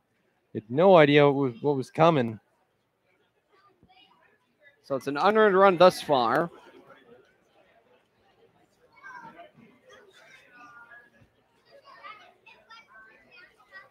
Here, the runner on first goes. Another terrible swing. But the runner advances to second, so he does his job there. It'll be a stolen base for Joey Murphy. And the inning is beginning to unravel for Rogers and the Suns defense. Still no outs on the board.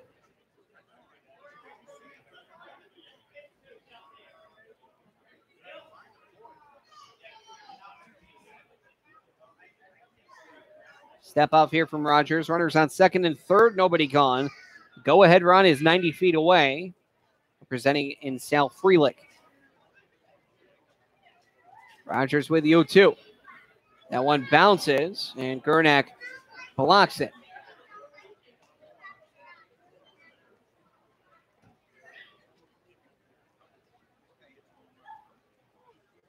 It'll go down as a sacrifice E4. Error on Drew DiMartino there for Joey Murphy.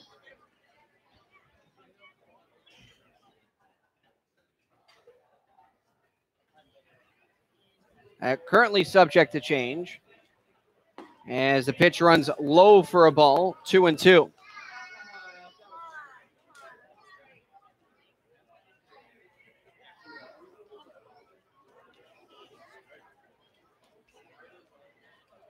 Keegan, who is 1 for 2 on the day with a run scored, has a 2-2 count. Nobody gone. Runners on second and third as this one is an inside-out swing headed towards second. Over the glove there, Drew DiMartino. The go-ahead run is going to score. It is now 4-3. The Navigators retake the lead. Not a very well hit ball, but it finds some grass out there in very shallow center field, and enough to give the Navigators their lead back.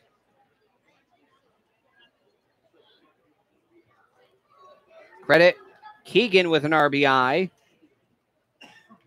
4-3 Navigators lead the Suns.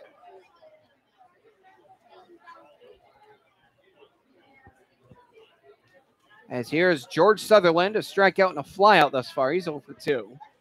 Runners on the corners with still nobody gone. As this one's a high fly ball going into shallow left. Hughes is underneath it. At short, he will collect the ball. Absolutely no chance that Murphy would be going on the play. Typically, as is the case when an infielder is grabbing the ball. Elias Varinos, the third baseman, will dig in. Currently number 2 on the day is 0 for 2. Reaching on base due to an error, a stolen base, also a run score.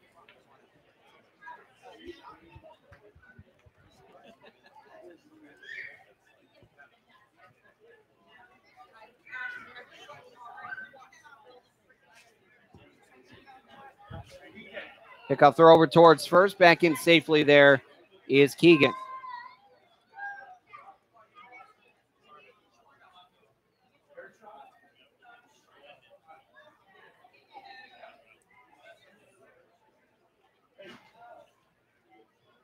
And the pitch. High fly ball foul first base side. And the Sun delay is no more of a threat, that is. 0-1 the count here to Elias Varinos. A man gone, 2 runs in for the 4th and now 5th innings. Nice when we can get away from that half an hour-ish delay. Here's the 0-1 as the runner a late break as this one goes high into center field. Matthews is going to get underneath it. He will collect it. The throw in, let's see. The throw well offline. And a sacrifice fly for Elias Varinos now extends the lead now to 5-3. Another 2-run lead for the visiting North Shore Navigators.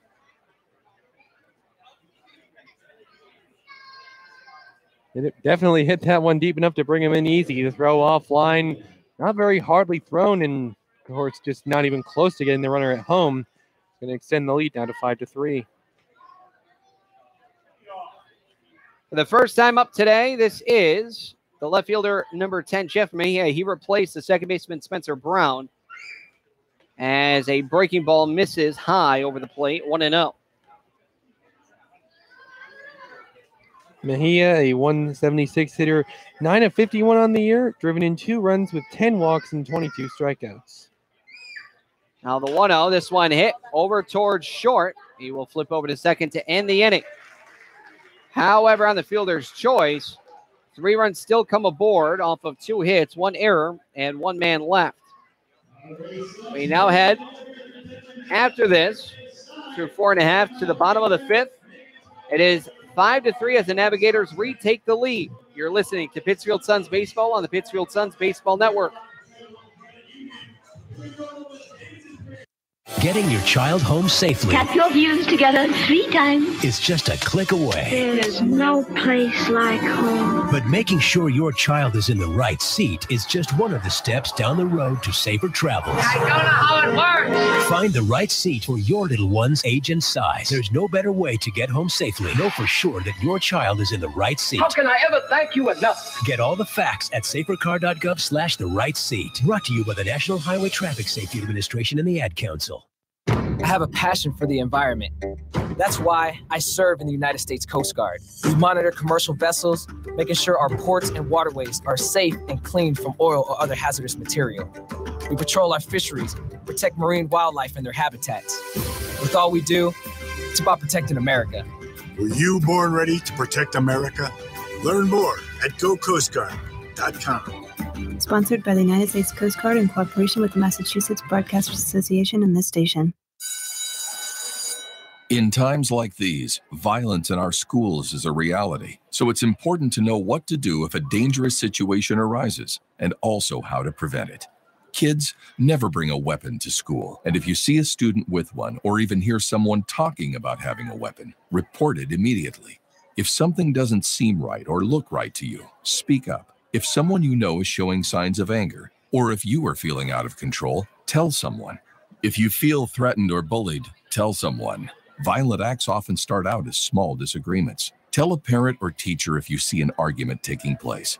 It's better to let someone know about a disagreement before it gets out of hand. Let's put an end to these tragedies.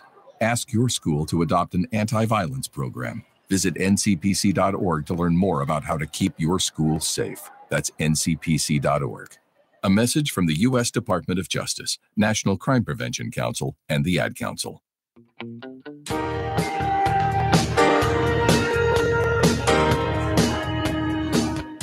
Digging in is a right-handed hitting left fielder, number 23, Nolan Cloutier. He's 1 for 2 on the day with a double. He leads off as the leadoff hitter in the bottom of the 5th.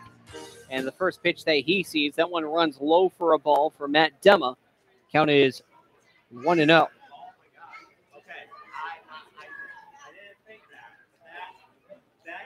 Here is the next pitch. This one swung on towards the third base side, right over to Matt Gebman, who just pretty much reaches down and grabs it without even moving.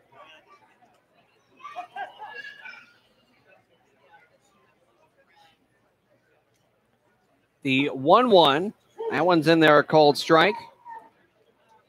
1 ball, 2 strikes here to Cloutier. As without a sun delay, this game is more than likely going to be the first game to finish in the FCBL.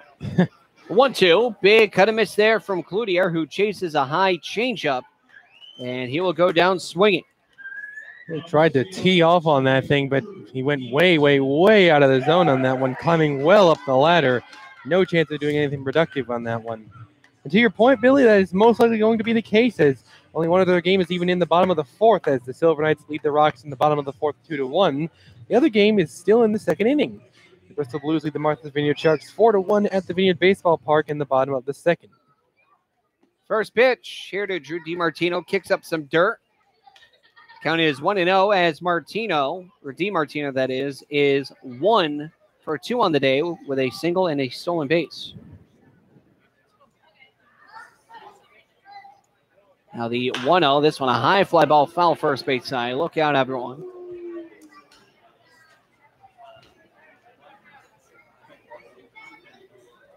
One ball, 1 strike, 1 out.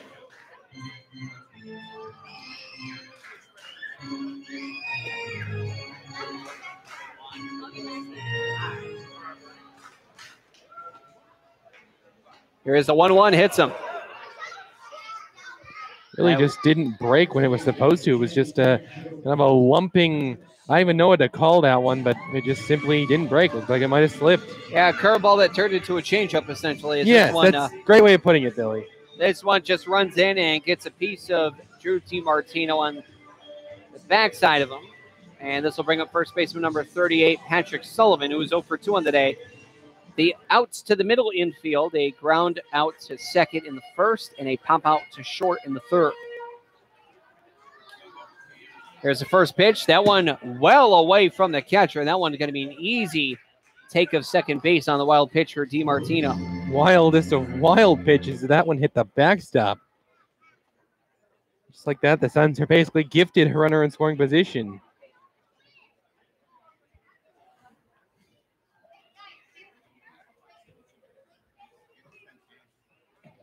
With the nod, Dema has a sign, and the 1-0 pitch. That one also runs in, so 3 straight, not necessarily wild pitches, albeit one was, but one that runs and hits a batter. The second, a wild pitch. The third one, nearly a duplicate of DiMartino's trip to first. There's a 2-0. That one, 4 in a row that are well out of line. That would be a good time for a bit of a meeting at the mound between the catcher and Dema there. It was kind of losing control at the moment. Sullivan seeing 3, I won't say wild, I'll say wacky, different W word. He will swing on a 3-0 count as this one is foul tip back into the mitt. Like I've said, we've seen him do that before, but that was a terrible decision to make right there. That one was a bad swing. So it'll be a 3-1 count. And the pitch, another swing as this one's in the dirt. That would have been ball 4. Now another rough swing from Sullivan. I'm surprised. It's pretty uncharacteristic for him to do things like that. There's being aggressive and then overly aggressive. Or just reckless. 3 balls, 2 strikes, 1 man gone. Runner on second and DiMartino as the pitch is outside. So no harm, no foul, I suppose. As the pitch runs outside against the lefty, it is a walk. Looks like they are going to meet at the mound. Looks like, I believe, Dyer is almost ready, if not all the way there. So getting the confidence there of Dema. No, they are going to go with a new pitcher. So we'll be right back as there's runners on first and second with 1 man gone. New pitcher in the ball game as Dema will come out. And the Navigators still lead it by a score of 5-3. You're listening to Pittsfield Suns Baseball on the Pittsfield Suns Baseball Network.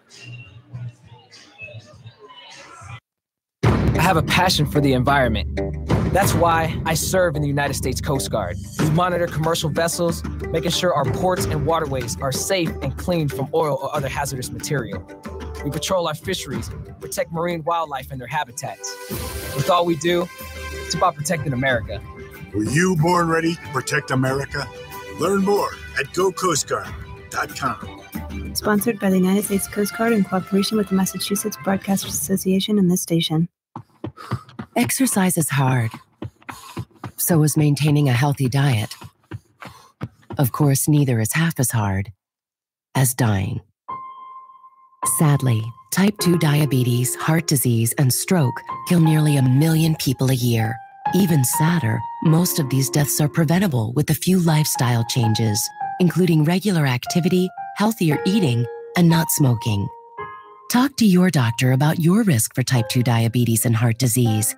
And if your doctor recommends lifestyle changes or medication, listen.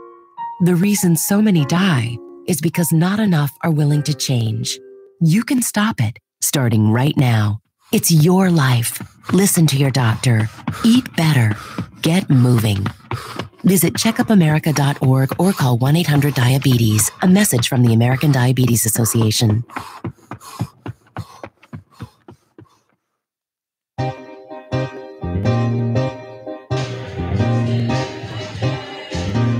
New pitcher in the ballgame for the Navigators. It looks like it's number 18, Ethan Dyer. Dyer did not have such an amazing performance here a couple days ago, but on the season, Dyer has appeared in 5 games, 2 starts, thrown 10 in the third, giving up 8 hits, 6 earned runs on 16 walks. Of course, that would likely not be helping to just 5 strikeouts with a win and a losing decision to go with a 5.22 ERA. Not exactly inspiring numbers for a relief pitcher, but nevertheless, here Dyer is. And that will not officially do it for Matt Dema's line, but for the moment being, Matt Dema pitched 4 1/3 innings, will not qualify for the win. Faced 21 batters, gave up 3 earned runs on 5 hits, a double and a round tripper, a 3 RBI one at that to Thomas Hughes. Walked a couple and plunked him in while throwing a wild pitch. 2 strikeouts to go with 74 pitches. Could have given the team more, however, they elect to remove him from the game.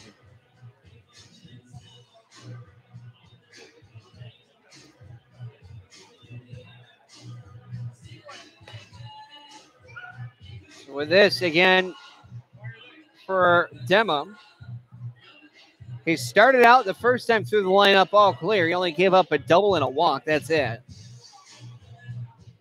Really threw 3 innings, but for the 4th inning, gave up a 3-run homer. And for this inning, sure, he struck out a batter, but he hit a batter and he walked a batter.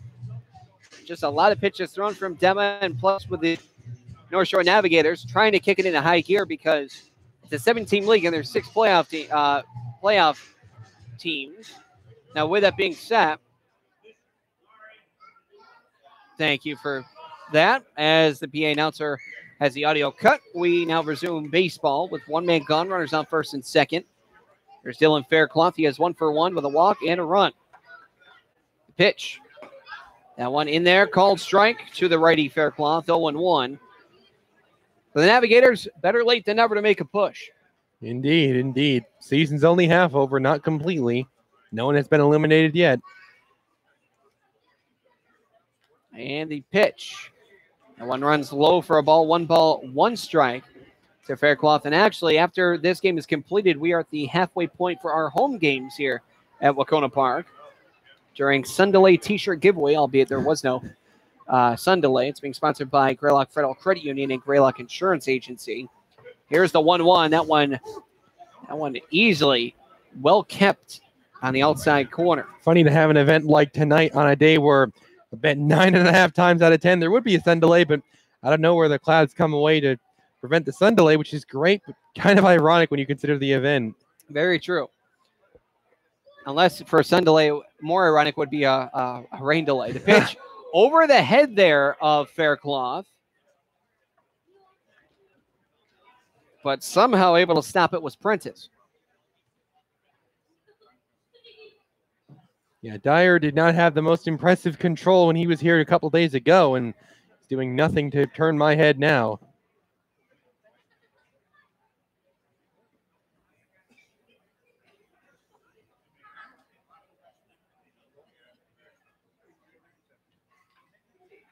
Check on second from Dyer, the 2-2. That one a late cut and miss, and that one is a strikeout. And that's how you come into a ball game. Indeed it is. Dyer recovering from that iffy 5th pitch to strike him out the very next pitch.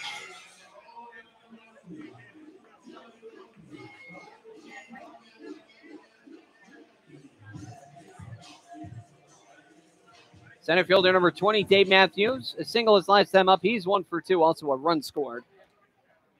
So 2 men gone, runners on first and second.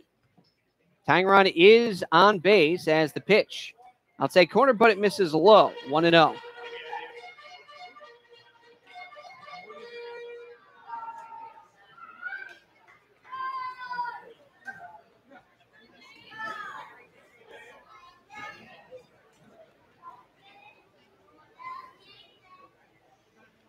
Now the 1-0. One slapped foul. Did not get a piece of the crowd mic. It just hit the netting. I'm not sure who I'm trying to convince, everyone else or me. So 1 ball, 1 strike, 2 men gone, 2 men on. Tying run being represented by Patrick Sullivan. He sits at first. Matthews at home plate will have a 1-1 count as Dyer has a sign. Kicks and deals the 1-1. Same spot and same non-issue. That being, of course, the crowd mic is not hit. 1 ball, 2 strikes.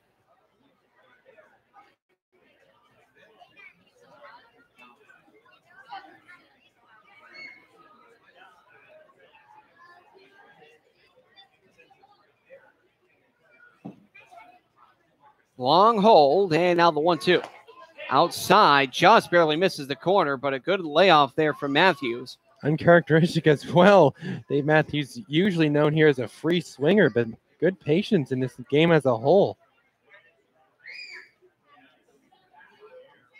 2 balls, 2 strikes, 2 men gone, 2 men on. A 2-run deficit for the Suns. Dyer with a deuces wild pitch. High fly ball headed towards left, going to Chase's Mejia. In left, he will make the catch, and that will end the inning. So the Suns threaten, but they don't push across anything. No runs off, no hits, no errors, and nobody left. Rather, that being 2 people left after no errors. 5 complete innings with not a Sun delay in sight. We head to the top of the 6th. Navigators lead the Suns 5-3. You're listening to Pittsfield Suns Baseball on the Pittsfield Suns Baseball Network.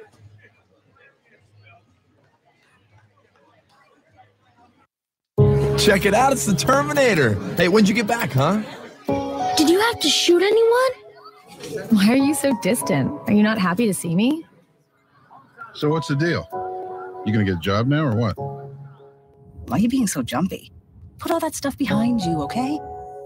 No one knows what it's like to come back from Iraq or Afghanistan unless they were there. Join other veterans at communityofveterans.org because we know where you're coming from. Brought to you by Iraq and Afghanistan Veterans of America and the Ad Council.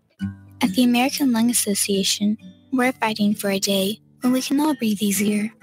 We're fighting for clear skies over every city and healthy lungs throughout the country. We're fighting to free millions of Americans from the addictive grip of tobacco and the devastating effects of lung disease. The American Lung Association isn't just fighting for air, we're fighting for all the things that make it worth breathing, and we can use your help. See what you can do at fightingforair.org. I have a passion for the environment. That's why I serve in the United States Coast Guard. We monitor commercial vessels, making sure our ports and waterways are safe and clean from oil or other hazardous material. We patrol our fisheries, protect marine wildlife and their habitats. With all we do, it's about protecting America. Were you born ready to protect America? Learn more at GoCoastGuard.com. Sponsored by the United States Coast Guard in cooperation with the Massachusetts Broadcasters Association and this station.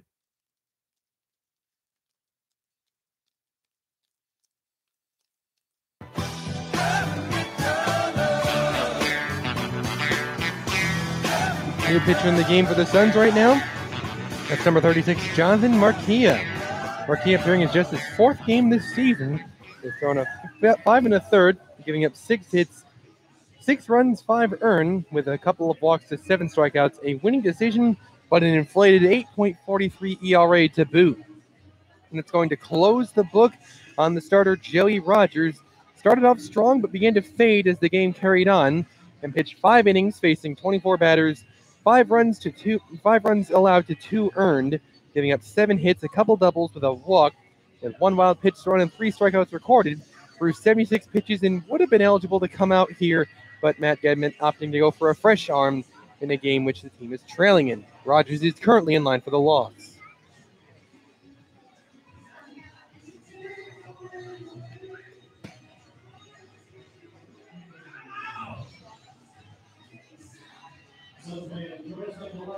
Looking at Marquia, 5'8", 150-pounder. He's actually smaller than Joey Rogers. Is a soon-to-be sophomore out of St. Joseph's University out of Maine. Resides in Chicopee, Mass, just down the Mass Pike.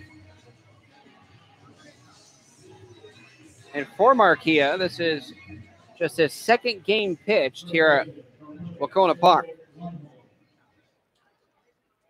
First baseman number 32, Mitchell Lundholm, will dig in. A couple pop outs in foul territory to the 3rd baseman, and actually a ground out as well to the 2nd baseman. A late swing on the changeup there from Lundholm. Swung on a missed 0-1.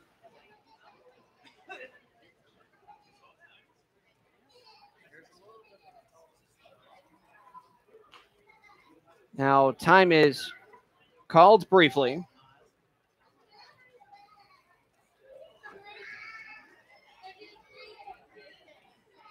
As the 0-1. That one misses low and in.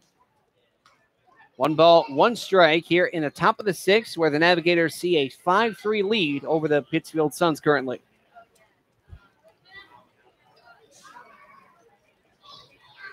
And the pitch, hot shot, and that is going to be a two-hopper going to the right fielder, Dylan Faircloth.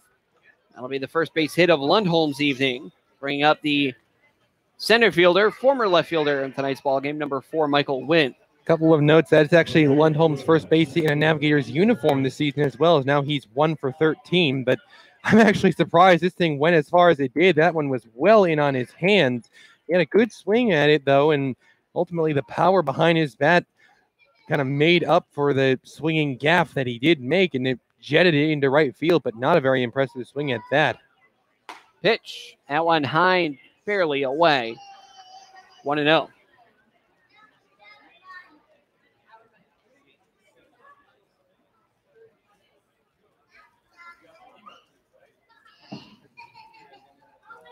Now the 1-0 misses outside.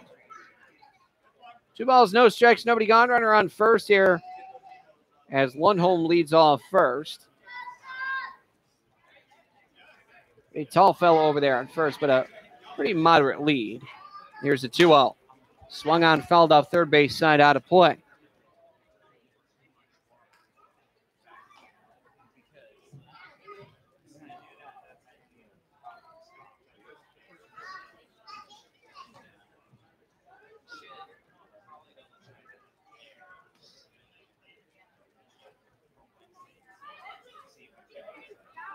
Pickoff throw over to first. Good dive back there from Lundholm, and he's back in safely, albeit his jersey, I can't say the same. Thankfully, it's not really a particularly, I don't know, point of emphasis. Yes, yes. Very well said, Billy. Runner does go. Is this one a hot shot going into right field? And playing it off one hop will be Faircloth. And advancing to third will be Lundholm. Faircloth electing to go for the safe play as opposed to the dive, but I think he would have gotten it if he dove. I think you're right, Billy, on that one. That one, a very risky hit run and a iffy decision to play it off a hop, and that one almost worked catastrophically for the Navigators there, but it instead works wonderfully for them. Now they have 2 runners on the corners. And it will bring up, before a meeting, with Gernak and Marquia. So it'll be the catcher number 24, John Prentice.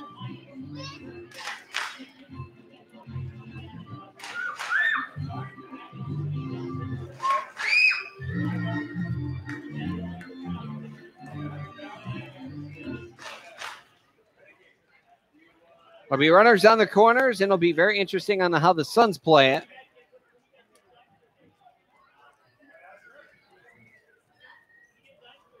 Kalumovic will be even with the grass. Middle infield at double play depth. Sullivan holding the runner on. Pitch. Does hit the inside corner against the lefty. Called strike 0-1.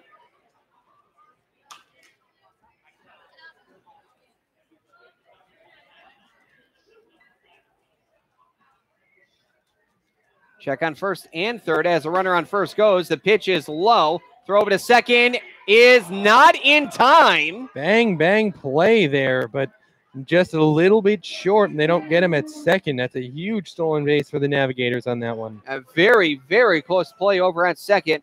No more double play depth, and I think now the Suns are going to bring the infield in. We'll certainly see. Given the juncture of the game and the score right now, that would be the right call to make. Well, they make the right call. As Andrew said, the 1-1. This one popped foul over our heads. 2 balls, 2 strikes.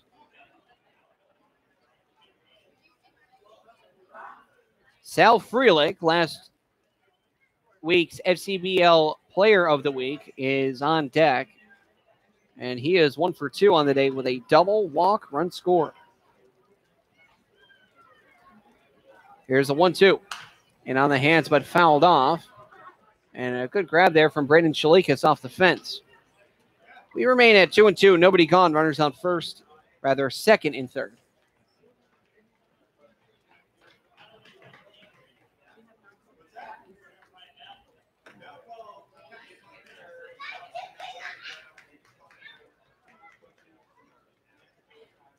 Long hold from Marquia. Now he will set from the stretch. And the 1-2. Swung on going in the right center field, and that one is going to drop. 1 run will come in. The center fielder, Matthews, he drops the ball. They're going to throw to second, and not in time. Now the game is broken wide open at this point. 2 runs come in off a single by John Prentice. And now it is 7-3. The Navigators lead it.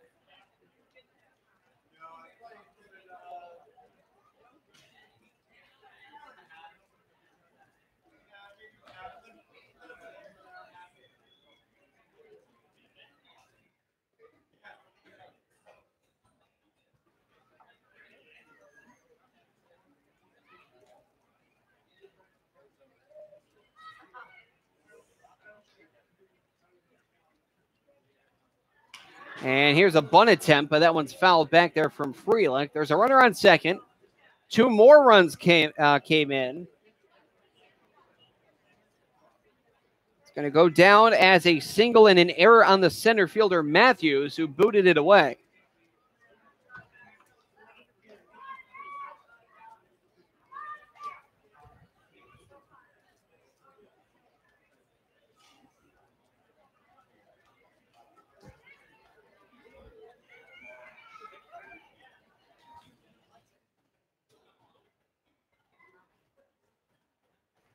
Next pitch, a high fly ball deep to right. Going back is Faircloth, and this game is broken wide open.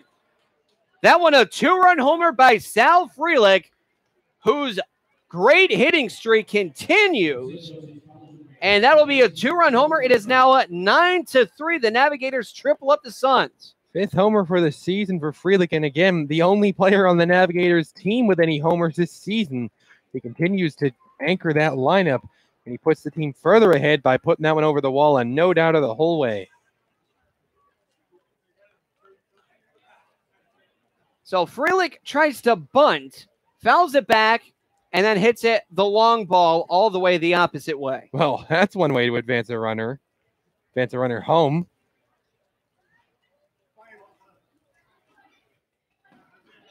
First pitch, that one to Joey Murphy. That one's in there, called strike. For Joey Murphy, last time up, he bunted a sacrifice bunt, but he reached on base due to an error, a fielding error on the second baseman, Drew DiMartino, who's covering the bag. Pitch is low. Now it's 1 ball, 1 strike. Officially, Murphy is 0 for 2 on the day with a stolen base and a run scored. But a 2-run homer by Sal Freelick currently. For the 4th inning, 2 runs. 5th inning, 3 runs. 6th inning, 4 runs for the Navigators. Currently all earned as a big cut and miss there from Murphy. Brings it now to 1 ball and 2 strikes. 7 runs unanswered as well after Thomas Hughes' 3-run shot put the Suns ahead 3-2.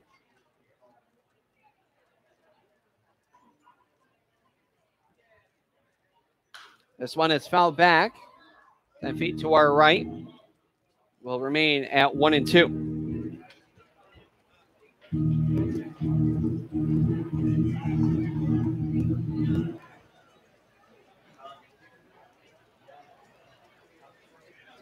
So practically we set up a new do-up order because right now Joey Murphy is batting. Keegan is on deck, and George Sutherland is in the hole as there's nobody out and the bases are empty. Been a rough inning for Marquia on the mound.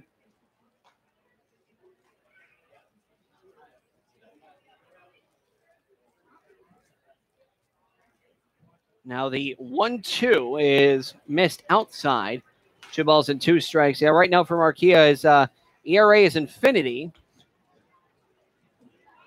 Yes, 4 earned runs without recording an out so far. Actually, it's divided by 0. It's undetermined. Or Very good. Undefined, rather. Cut on and miss. Well, there's his first out.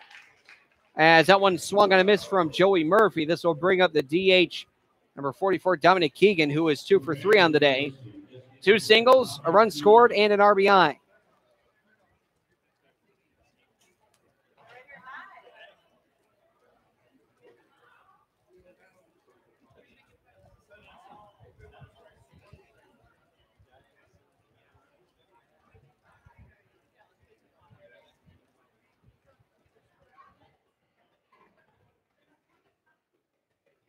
Pitch. That one is low and outside.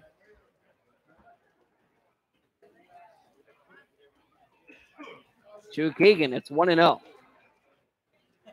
Some light activity in the bullpen for the Suns as the 1-0. Big kind of miss there from Keegan. Marquez really had a rough go of things in this one, so I'm not surprised. They've been leaving pitches too much over the plate, as we saw it by Freelich's towering shot. Now the 1-1, he does go around the appeal. No. Oh, no. Yeah, I don't really, wouldn't really think there was one needed, as he so blatantly obviously went around that I didn't see the finger pointed. That's my mistake. I don't really think there would have been an appeal.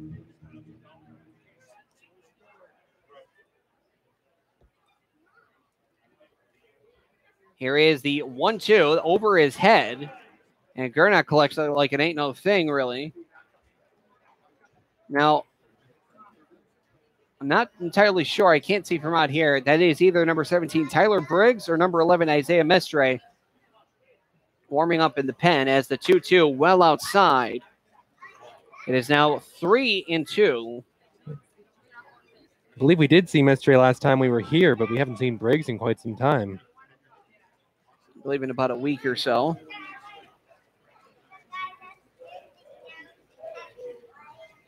That is Tyler Briggs warming up in the pen. He'll come out next after Marquia, as that one's fouled back, kicks up some splinters off the backstop, and will bring a full count. It will remain 3 balls, 2 strikes, 1 out, but 4 runs in.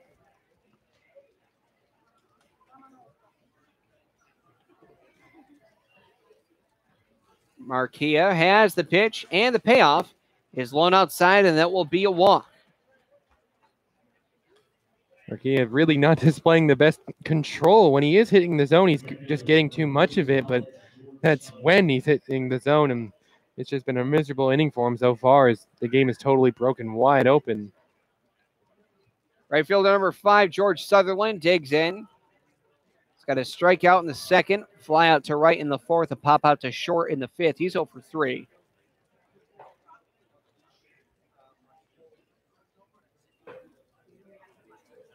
And the pitch. That one is low for a ball, 1-0.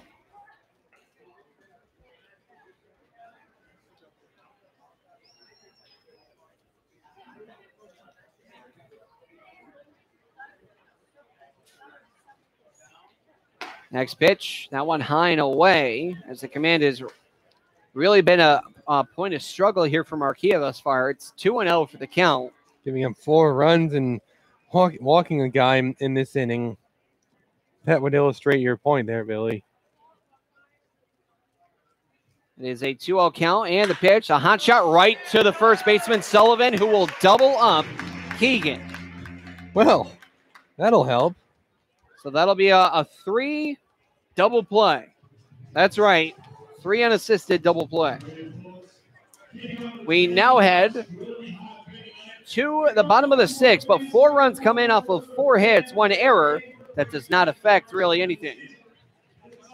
And 1 man left, nobody left. We head to the bottom of the 6th, 9-3, the Navigators tripling up the Suns. You're listening to Pittsfield Suns Baseball on the Pittsfield Suns Baseball Network. Too bad about radio. Oh, what do you mean? Well, since television, you know, hardly anybody listens to radio anymore. Oh, I wouldn't worry about that if I were you. There's a radio in use for every man, woman, and teenager in America. Really? Gee, I'd hate to think of them all turning them on at once. They do. Every morning. Who listens to radio? That go where you go, medium called radio. That's with you every night through the long commuter fight, and in the morning with your toast and mama lady-o. Who listens to radio? No matter if it's summer, winter, spring, or fall. Who listens to radio? Only 150 million people. That's all.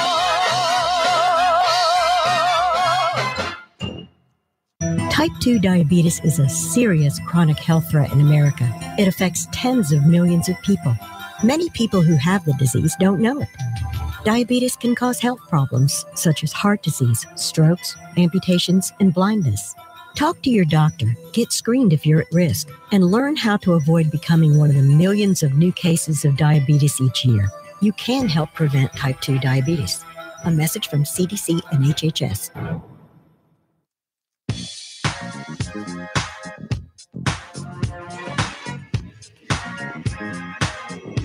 Billy Madewell, Andrew Belargin, Paul Dowd Field at Wahconah Park in Pittsfield, Massachusetts. Right now for the North Shore Navigators.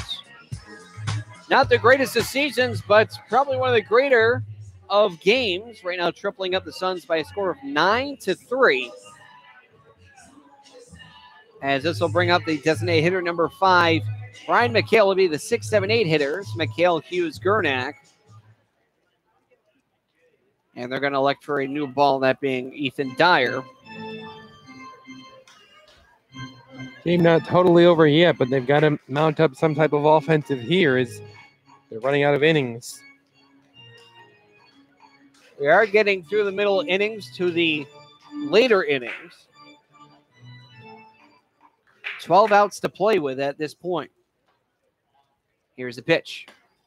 Outside and gets out the glove there of Prentice. 1-0. So 1 run for every 2 outs. Well, that's a stretch. Indeed it is, but not impossible. Yes, especially against the North Shore Navigator pitching staff, which is atop the FCBL in Team ERA. Top in a bad way, unfortunately. Yes, that's what I meant, yes. 2-0 as the pitch was well inside as that one flinched McHale. Although they are not that much higher than the Nashville Silverknights, but they are still top of the FCBL. Pitch is upstairs, now 3-0, so McHale got more than likely going to be holding off on this pitch. Speaking of Nashua, for ourselves, in about 2 weeks actually from tomorrow, we're going to be taking the trek up to New Hampshire. I can't wait for that. And the pitch, it hits him in the helmet, and it also hits the home plate umpire, Connor Hoagland, and that one staggers him. Oh, my. That one grazed the helmet of Brian McHale, and he appears all right, but that one really, I think, caught Connor Hoagland by surprise. Well, that's why baseball players wear helmets. Jeez. That one, oh my, we're lucky that everyone's okay. They're going to check on him real quick. Jeez.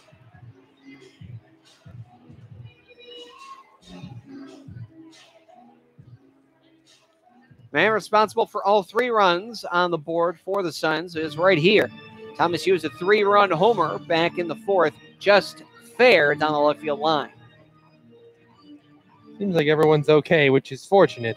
Yeah, Hoagland appears to have himself ready. He says, play ball. Going back to our point before that scary pitch, for the Suns, might be seeing a couple All-Stars there. The All-Star selection is going to be taking place on the 13th of July, that being a Friday. As that pitch is high over the plate, 1-0. And if for the Suns, there is a lot of players they can really put there with the 7 teams, 25-player team for each. Here's the 1-0. That one called strike. Excuse me, a 30-player team. Count as 1-1. You got guys like Brian McHale, Dave Matthews, Patrick Sullivan, Drew DiMartino, Chad Shade. You got a bunch of players that can get to that All-Star game. Now, how it's going to be determined as the pitch does hit the inside corner. Now at 1-2. How the game is going to be set up is going to be entirely different because, again, this is no East-West format. This is straight up down the line, one division in one league. So be interesting to see how the All-Star game is going to be determined. The runner on first goes as this one losing his bat and just barely getting out of the way there. I think that's Gage Feeney, who's actually, no, that was Kevin Donati. He already had issues with swinging of the bat earlier this season, albeit a torn labrum, but he's going to be recovering at some point The next couple weeks, he's going to be swinging the bat. But, yeah, that one foul bat. Foul bat, more like it. Yes. That one. Yeah, the good news is Donati got well out of the way. Yes, we don't need to be prolonging the recovery time for him. Kevin Donati and Thomas Hughes, 2 premier shortstops that the Suns have had in their franchise history. So that's interesting to see. Don't take out one without the other. We'll go again from 1-2 as Dyer. Long hold here. And the pitch. Runs in again. It'll be a 2-2 count to Thomas Hughes. A 3-run homer his last time up. He's 1 for 2 on the day.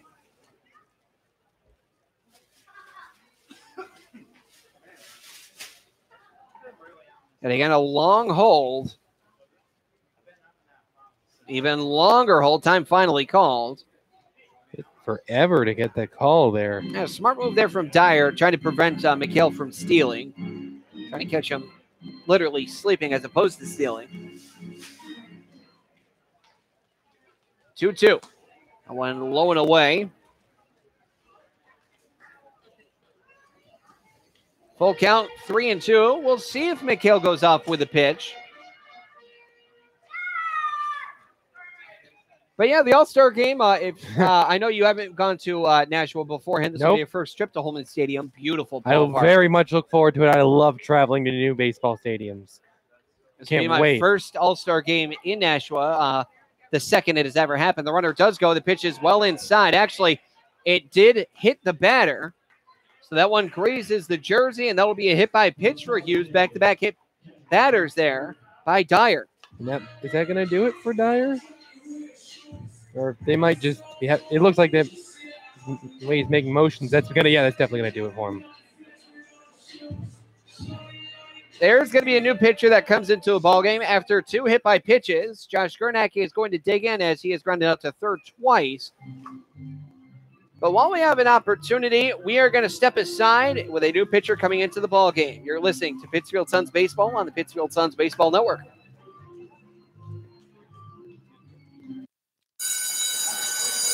In times like these, violence in our schools is a reality, so it's important to know what to do if a dangerous situation arises, and also how to prevent it.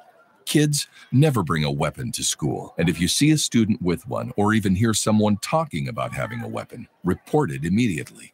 If something doesn't seem right or look right to you, speak up. If someone you know is showing signs of anger, or if you are feeling out of control, tell someone. If you feel threatened or bullied, tell someone. Violent acts often start out as small disagreements. Tell a parent or teacher if you see an argument taking place. It's better to let someone know about a disagreement before it gets out of hand. Let's put an end to these tragedies. Ask your school to adopt an anti-violence program. Visit ncpc.org to learn more about how to keep your school safe. That's ncpc.org. A message from the U.S. Department of Justice, National Crime Prevention Council, and the Ad Council.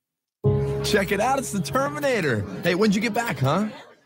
Did you have to shoot anyone? Why are you so distant? Are you not happy to see me? So what's the deal?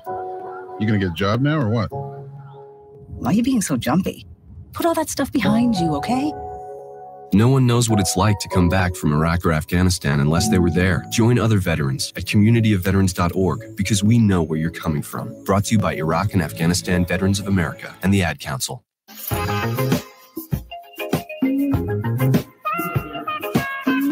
New pitcher in for the Navigators. That is number 25, Garrett Keogh.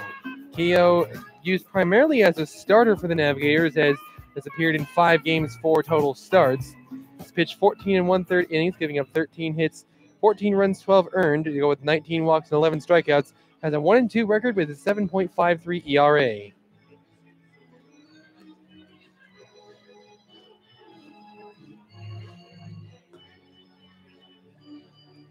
And on that note, it won't officially do it for Ethan Dyer, still responsible for the 2 runners on base, but he recorded 2 outs facing 4 batters and plunked a couple of guys with a strikeout.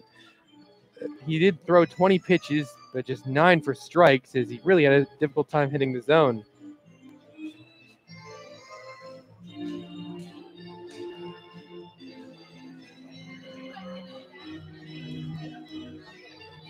Dyer hit 2 batters in a row. One was on a 3-2 pitch. The other one definitely going to be a ball, but holding his hands up was Connor Hoagland, which does represent a hit batter. But now for the Suns, there's nobody out. Runners on first and second. Time to chip away.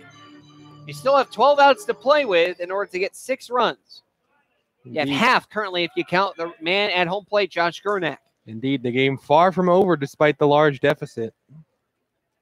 And the pitch. That runs in for a ball against the catcher, Gurnak, 1-0.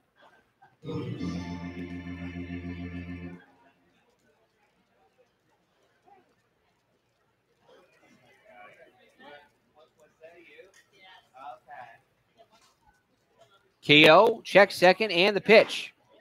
That one does hit at the knees over the plate. A ball, a strike. McHale on second due to a hit by pitch.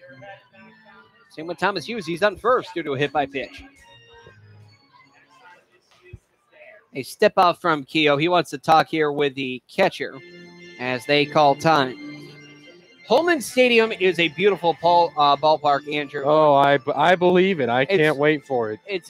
Think of, let's see, really, what would be a good comparison? Campanelli Stadium. Brockton was great. I remember I've been to Brockton a couple of times. Holman can compare to Campanelli, then I'm already really excited for it. Let's see here. It's very tricky because it's a very unique ballpark. I would say it's very, very similar to Campanelli Stadium more than anything. 3/4 Campanelli Stadium, and I'll say, man, I can't think of the other. I can't think of any. You compared to Campanelli Stadium, and that's good enough for me. A 1-1 count following that meeting at the mound between the pitcher and catcher. Here's the 1-1 from Keogh. That one shot foul right to the on-deck man, Jack Kalumovic.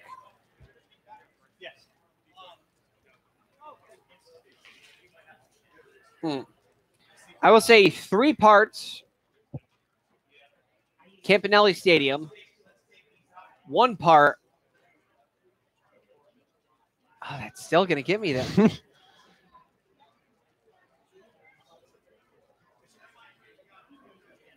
1-2. That runs in. Catcher drops it. 2 balls, 2 strikes. 1 part Frazier Field, the North Shore Navigators. It's very, very similar between both of them, but more or less, it's very, very similar to Campanelli Stadium with a flair of Frazier Field. Well, Campanelli Stadium, again, you mentioned Campanelli Stadium, and that already makes me feel favorable about it. Now, the All-Star game of 2014 was where that was, as the 2-2 swung on, popped up first base side foul. Looks like that one's going to go out of play, and does, and it's a souvenir. We'll go again from 2-2. The first ever FCBL All-Star game. The FCBL was originated and established back in 2011, only a 5-team league, I believe, then. 2012 was the first All-Star game. That's when the Suns were established and became a franchise. So 2012, the Nashua Silver Knights hosted the very first All-Star game as the pitch bounces for a ball. Now it's full 3-2. 2013 was your first season here, Indeed, Andrew. And it was here. Our first All-Star game, of which it is appearing that it might be for 2019 between Pittsfield and possibly the Seacoast Mavericks if their new stadium is finished up by then. 2014, Campanelli Stadium. 2015 was Frazier Field. 2016, Worcester. Yes. 2017, actually the runners go, and it goes right back to the pitcher. 1 play to be made. They're going to play it safe, throw over to first, and just collect as many outs as they can at this point. Good to move both runners over, though. That's great out to record. But yeah, in general, just getting to go around the FCBL, literally go around the FCBL, visiting different teams, ballparks. I tend to enjoy that. Haven't been to Nashua yet. Going to be there in a couple weeks. What I look forward to. So after the 1-3 put out, this will bring up third baseman number 1, Jack Kalumovic. Popped out in foul territory to the third baseman in the third. Grounded out to first in the fourth. He's 0 for 2. Here's the pitch. That one drops low for a ball, 1-0.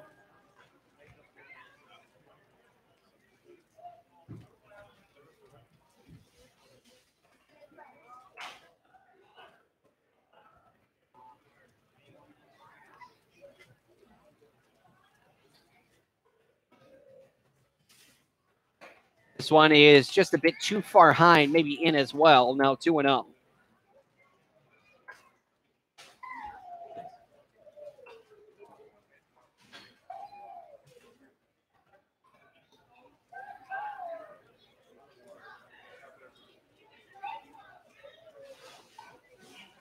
To Kalumovic.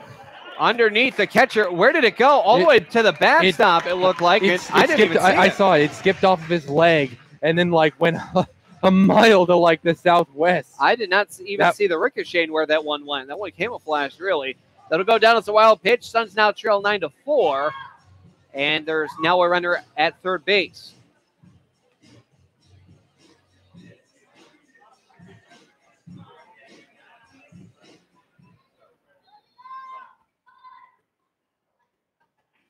A 3-0 count here for Kalumovic as Keogh with the 3-0 will just hurl one right down the middle. Nothing else left to do, really.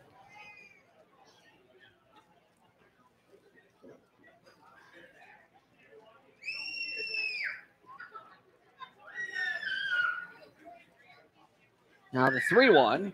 That one drops low, and that one's going to be a 5-pitch walk there for Kalumovic. Runners on the corners now with one man gone. Bring up the left fielder, number 23, Nolan Cloutier.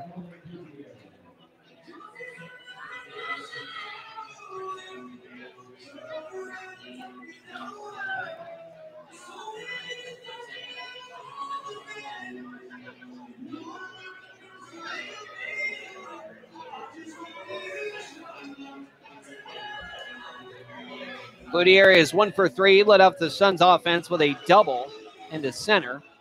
Left center, that is, to the manual scoreboard.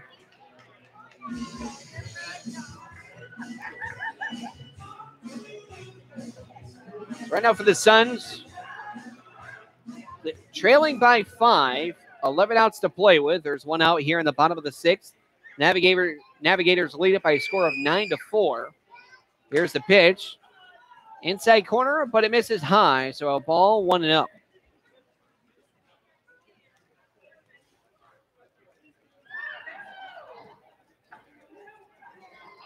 Wow.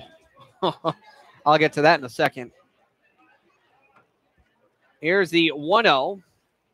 Inside corner for a called strike. Now 1 ball, 1 strike. Same location on that one as well.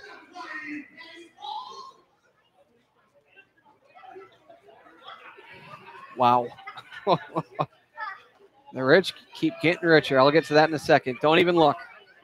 I want to keep the surprise factor. Don't look.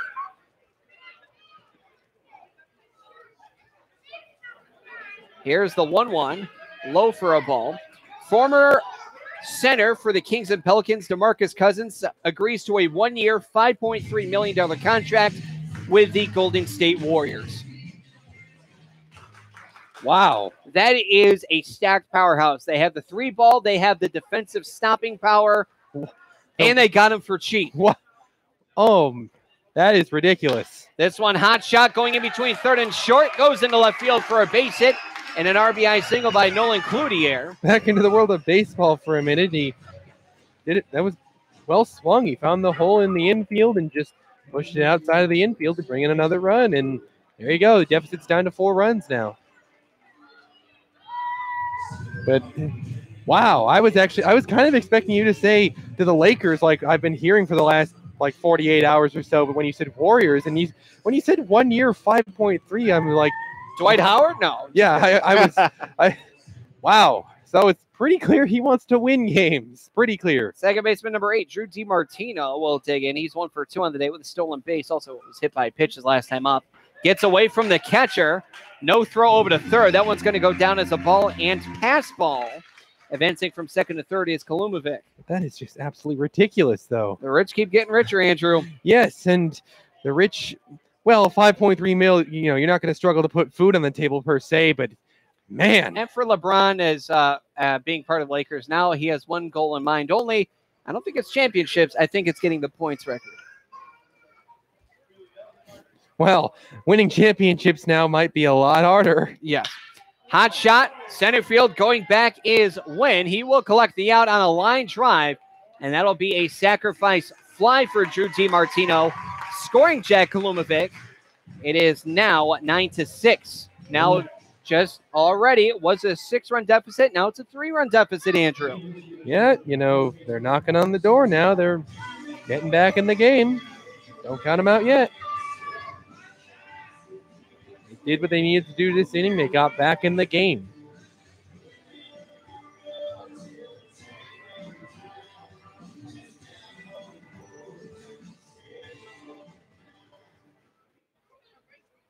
Currently an unearned run for Jack Kalumovic. As the pitch in there for a called strike against Patrick Sullivan against the lefty. 0-1. For Patrick Sullivan, he's 0-2 on the day with a walk his last time up. He was the last person to face Matt Dema, the starter. So a runner on first, 2 men gone. 3 runs here in the inning thus far. Pitch drops low for a ball. Now 1 ball, 1 strike. Yeah, Andrew, quite an offseason for the NBA. Probably one of the most stacked offseasons in free agency we've seen in probably decades. Well, the Warriors saw the Lakers' LeBron James card and raised him a DeMarcus Cousins. Throw over to second on a delayed steal. Thought it was going to be defensive indifference, but in there safely is going to be Cloutier, as being stumped on that one was Prentice. Didn't even realize it was going. 2-1 is the count. Stolen base for Nolan Cloutier. He sits at second. Good job of picking apart the defense there was Cloutier. Indeed, and now there's another runner in scoring position in this game, which closing the gap even further.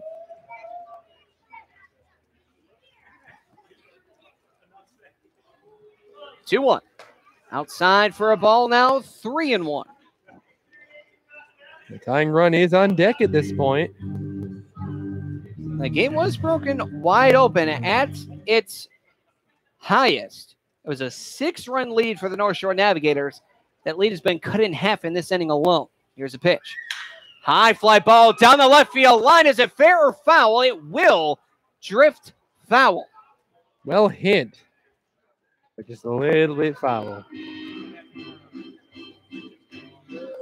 3 balls, 2 strikes, 2 men gone. Runner on second. 3 runs in the inning. See the Suns trail by a score of 9-6. It'll be a 3-2 count here to Patrick Sullivan. Dylan Fairclough, who is 1 for 2 on the day, is on deck. Also has a walk, that is Fairclough.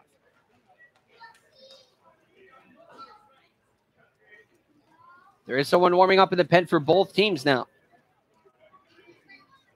Here is the payoff. Outside, and that will walk him. Well outside as well. Not an ideal full count pitch at all. So Dylan Fairclough represents the tying run after the Suns saw the scoreboard 9-3 at a ties deficit.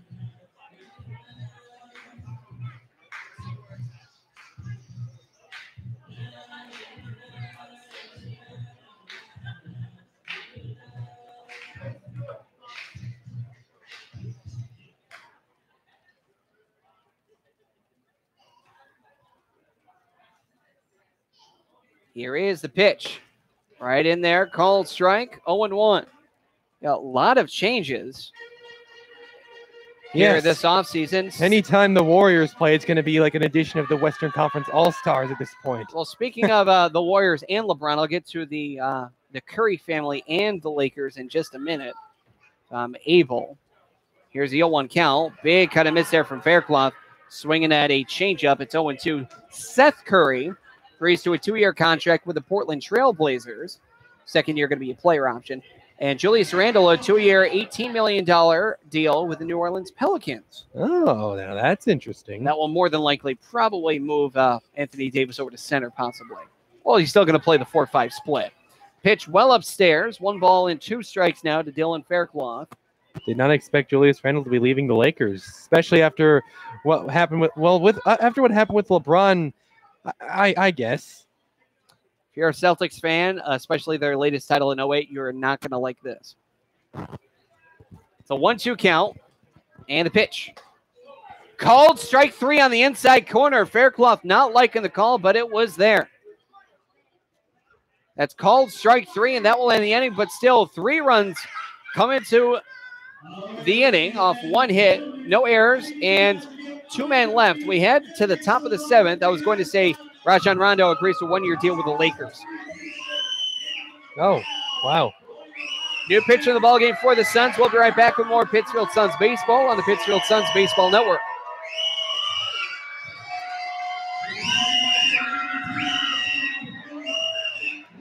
So here's my cell phone number, my husband's cell phone number, and here's the number to the grandparents. The number of the restaurant we'll be at. It's just down the block.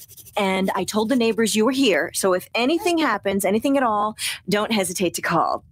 And what's your cell phone number again? I don't think I put that in. Honey. What? Honey, he'll be fine. Okay, let's go. I know you're right. The odds of a babysitter calling 911, 1 in 1,400. The odds of a child being diagnosed with autism, 1 in 150. You know the odds of autism. Now learn some of the signs. No big smiles or other joyful expressions by 6 months. No back and forth sharing of sounds or facial expressions by 9 months. And no babbling by 12 months. To learn more of the signs and more about autism, visit autismspeaks.org. Brought to you by Autism Speaks and the Ad Council. In times like these, violence in our schools is a reality, so it's important to know what to do if a dangerous situation arises, and also how to prevent it. Kids, never bring a weapon to school, and if you see a student with one, or even hear someone talking about having a weapon, report it immediately. If something doesn't seem right or look right to you, speak up. If someone you know is showing signs of anger, or if you are feeling out of control, tell someone. If you feel threatened or bullied, tell someone. Violent acts often start out as small disagreements. Tell a parent or teacher if you see an argument taking place. It's better to let someone know about a disagreement before it gets out of hand. Let's put an end to these tragedies. Ask your school to adopt an anti-violence program. Visit ncpc.org to learn more about how to keep your school safe. That's ncpc.org. A message from the U.S. Department of Justice, National Crime Prevention Council, and the Ad Council.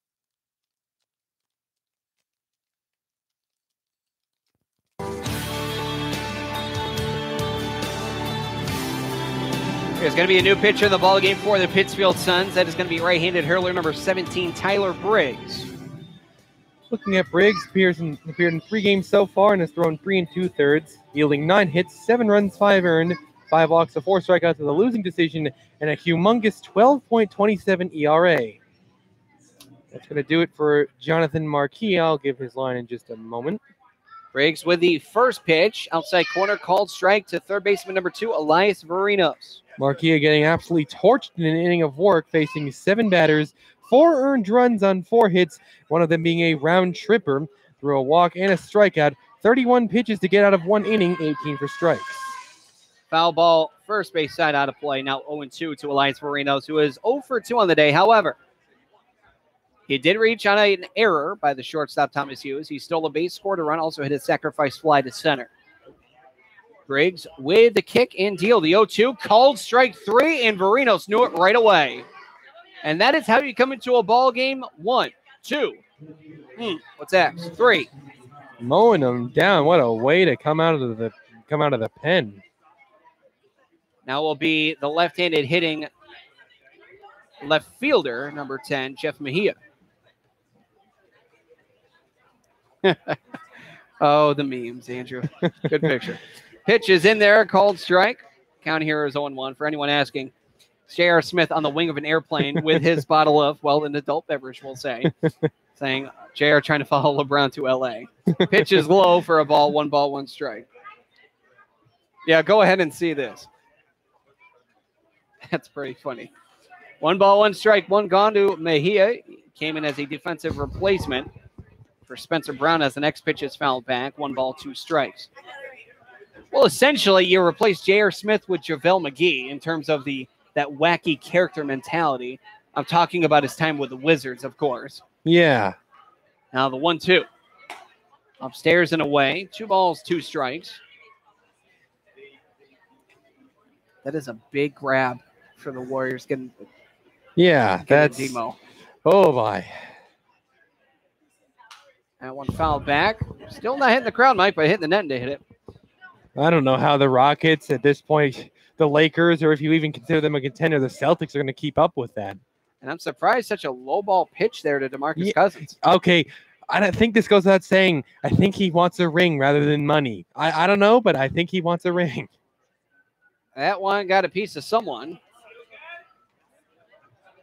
Either way, it's a ball. 3-2 is the count to Jeff Mejia. He's currently 0 for 1 as a defensive replacement, grounded into a fielder's choice to end the 5th. I was thinking the whole way Cousins was going to join LeBron in L.A., but, well, as made all the sense in the world. Yeah, I mean, if he wants rings, wide open right there. Now the 3-2, as this one is grounded to second. Scooping that one up is DiMartino, and he'll throw over to first. Well, it might take them a little bit to develop some chemistry with each other, but once they do, oh my, that's a team. Are we talking a team better than the 73-9 Warriors, which, funny enough, didn't win the finals that year? I don't know. We might very well be. First baseman number 32, Mitchell Lundholm. He is 1 for 3 on the day, a single his last time up. He later scored. Pitch. And one upstairs, even for the lengthy fella, that one's upstairs. 1 ball, no strikes.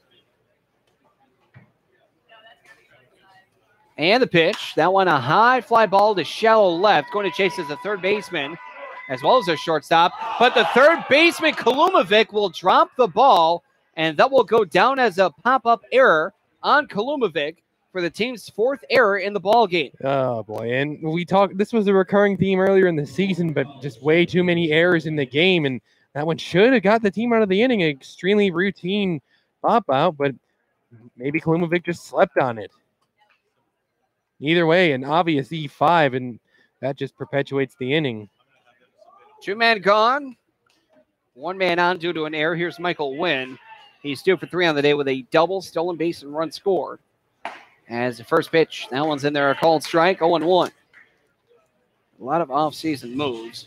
Aaron Gordon, I think, going back to the Magic. And talking real quick, I want to reel this into professional baseball for a moment, but the Twins just turned a 4-3-7-2 double play. The 0-1. In there, a called strike. Now 0-2. Say that one more time. A 4-3-7-2 double play. So the first baseman threw it to third, and it went out. No, the second threw on to first, and then the 7-2 double. The 7-2 runner goes as the pitch is away from the catcher, so that'll be a stolen base. One last time. Explain that. 4-3-7-2. And what happened? I'm looking at that now. I'm going to pull that up on my phone real quick, and I will have that for you in a moment. But I want to see that for myself. Yeah, perfect opportunity because now Josh Gurnak is currently headed to the mound. My only thing, 4-3, so second on the first. Second on the first. The first baseman throws it to third, but that one is thrown away. The left fielder comes to get the ball, throws it home, and he's out. That would be 4-3-7-2. Yeah, must have been something along those lines. I believe I have it right here. We'll get to that in a moment, probably in between innings. Bless you. And here's the pitch. In and out of the glove there of Gurnak as this one's outside. 2 balls, 2 strikes.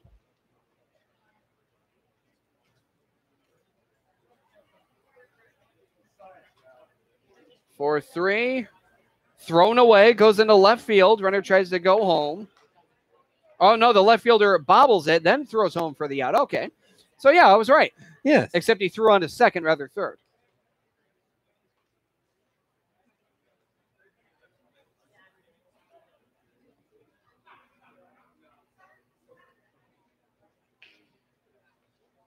Here's the 2-2. Catches the outside corner for called strike 3 to end the inning. No runs, no hits off 1 error and 1 man left. We're going to stay put and listen in to Sweet Caroline as you're listening to Pittsfield Suns Baseball on the Pittsfield Suns Baseball Network.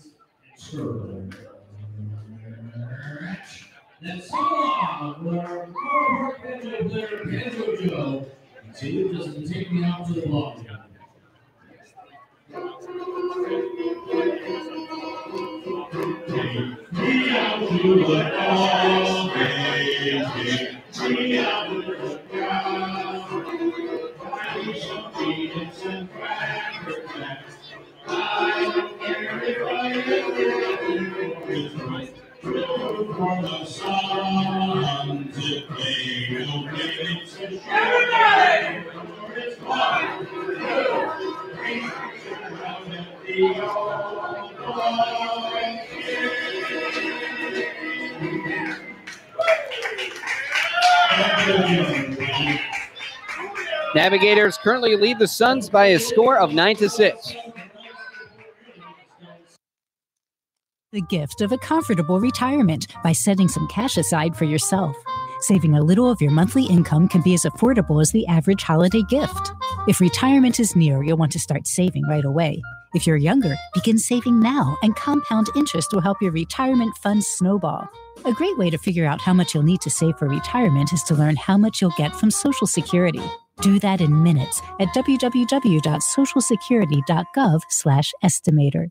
Getting your child home safely Tap your views together 3 times. is just a click away. There's no place like home. But making sure your child is in the right seat is just one of the steps down the road to safer travels. I don't know how it works. Find the right seat for your little one's age and size. There's no better way to get home safely. Know for sure that your child is in the right seat. How can I ever thank you enough? Get all the facts at safercar.gov/the right seat. Brought to you by the National Highway Traffic Safety Administration and the Ad Council.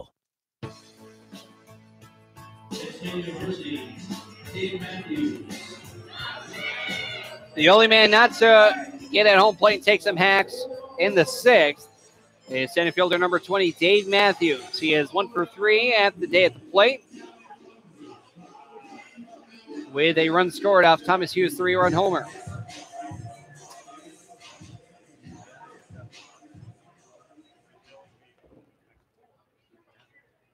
So left-handed hitter Matthews will face off against Keogh. As with Keogh, he has a sign and the pitch. Does hit the outer half. Called strike, 0-1. Just a lot happening on the world of sports between the NBA offseason with key free agency additions. For sure. More like a lot happening in the last 20 minutes. Yeah, more than anything, because, well, we all knew LeBron was going to LA. Well, I didn't think that LeBron making the decision would be less impactful and less talked about than anything, really. And it seems like DeMarcus Cousins to the Warriors usurped that. The 0-1 breaking ball. However, that misses high for a ball. Now, 1 ball, 1 strike. Probably the biggest splash, I think, is Dicas going over to the Warriors. Yes. It's the biggest splash because that makes a great team greater. Yes, it makes a seemingly unbeatable team even more undefeatable. Unbeatable-er. More undefeatable. Sure. Sorry, English class. Thanks, Miss Ferris. Congratulations. 2 balls, 1 strike here to Dave Matthews leading off the 7th. It's a 5-6-7 batters 2 up. A check swing, which is low, and they are going to appeal. They are going to appeal. Yes, he did go. So the count now is 2-2.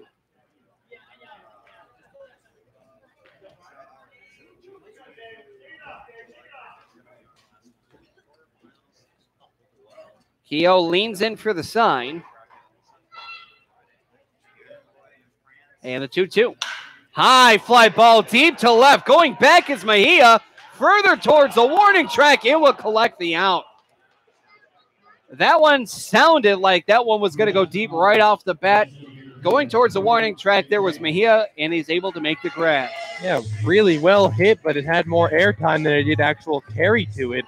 In fact, if he'd been maybe like a second later on the swing, he probably would have put that over the wall.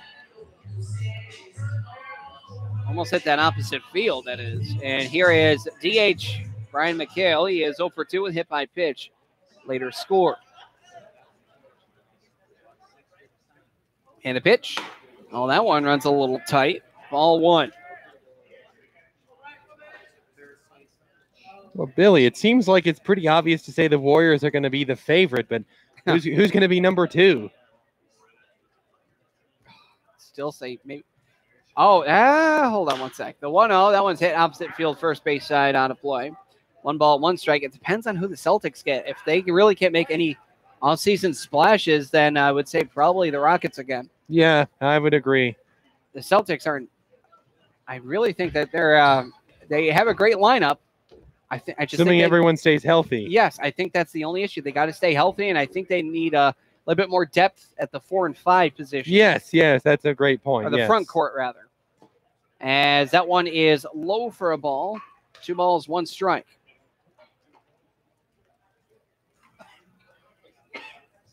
Maybe the Celtics able to get Dwight Howard. You got Al Horford there. Yeah, I could see it. I could see that working. Now the 2-1. Now that one runs in and hits him, and he's not happy. He throws his bat and heads towards first. That is the 4th hit batsman today against the Sun. And that's the second one McHale's taken as well. Of course, he also took one, a little higher up in the helmet, so he, has every right to be frustrated at this point. Looks like a new pitcher is going to come in because he's jogging in. Tough way to end a game for him. So that will end the ball game and the night there for Garrett Keogh. There's going to be a new pitcher in the ball game as there's a runner on first, 1 man gone after McHale gets hit twice. We'll be right back with more Pittsfield Suns baseball on the Pittsfield Suns Baseball Network. Exercise is hard. So is maintaining a healthy diet. Of course, neither is half as hard as dying. Sadly, type 2 diabetes, heart disease, and stroke kill nearly 1 million people a year. Even sadder, most of these deaths are preventable with a few lifestyle changes, including regular activity, healthier eating, and not smoking. Talk to your doctor about your risk for type 2 diabetes and heart disease. And if your doctor recommends lifestyle changes or medication, listen. The reason so many die is because not enough are willing to change. You can stop it, starting right now. It's your life. Listen to your doctor. Eat better. Get moving. Visit checkupamerica.org or call 1-800-DIABETES. A message from the American Diabetes Association.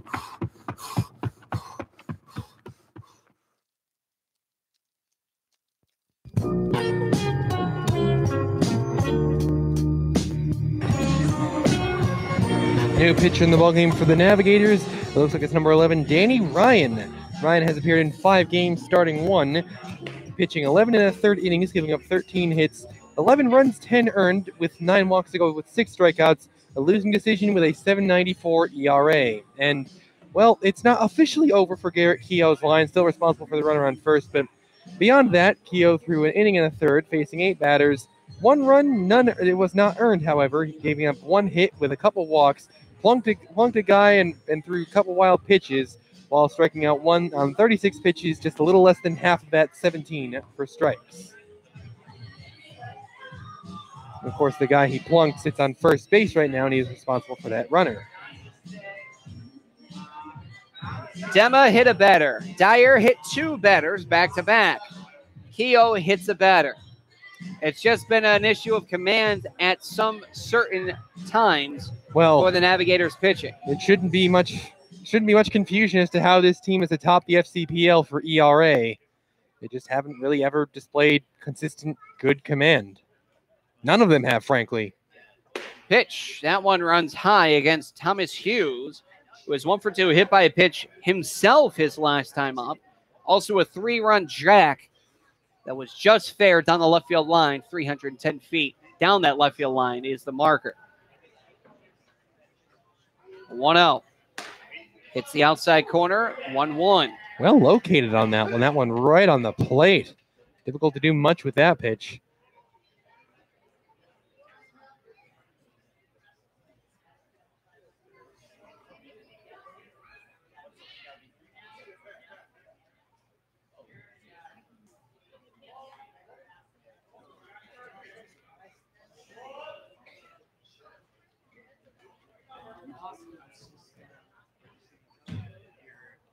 Here's a pitch. That one runs high. Now 2 balls, 1 strike. 1 man gone. Runner on first. Man on deck. That's Josh Gernak. He currently represents the game's tying run.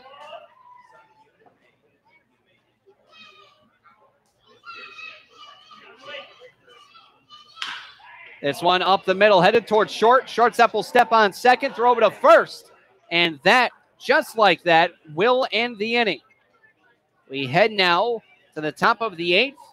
After no runs, no hits, no errors, and nobody left, 9-6 is the lead for the North Shore Navigators. We'll be right back with more Pittsfield Suns baseball on the Pittsfield Suns Baseball Network. So here's my cell phone number, my husband's cell phone number, and here's the number to the grandparents. The number of the restaurant we'll be at, it's just down the block. And I told the neighbors you were here, so if anything happens, anything at all, don't hesitate to call. And what's your cell phone number again? I don't think I put that in. Honey. What? Honey, he'll be fine. Okay, let's go. I know you're right. The odds of a babysitter calling 911, 1 in 1,400.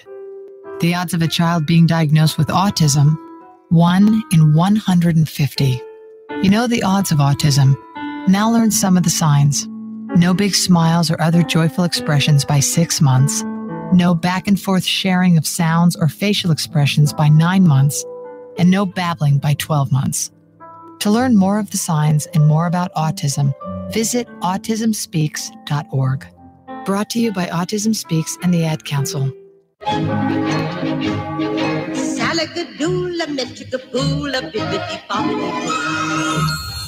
must be your fairy godmother. Yes. It doesn't take a fairy godmother to tell you that the right fit means everything. Good heavens, child. You can't go in that. Children under 4'9" need to be in a booster seat because they aren't ready for adult safety belts alone. Many parents miss the important step of booster seats. Maybe you better explain things to him. Booster seats raise your child up so that a safety belt designed for adults will fit and protect them properly. Oh, that does make a difference. Remember that 4'9" is the magic number, and get your little pumpkin there safely in a booster seat. Hop in, my dear. Oh, thank you. And like Cinderella, you can live happily ever after. It's like a dream. A wonderful dream come true. For more information, visit boosterseat.gov. This has been a message from the U.S. Department of Transportation and the Ad Council.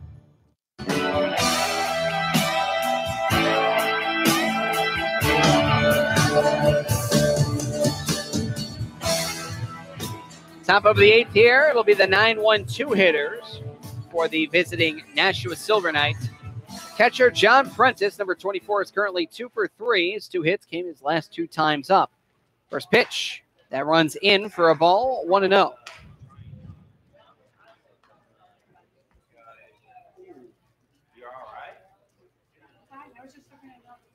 Here is the 1-0. That one runs outside, now 2-0. Well in and well out to start him off with a 2-0 count. Freelick on deck. Murphy sitting at double deck. He's in the hole this inning. 2-0 runs low and in.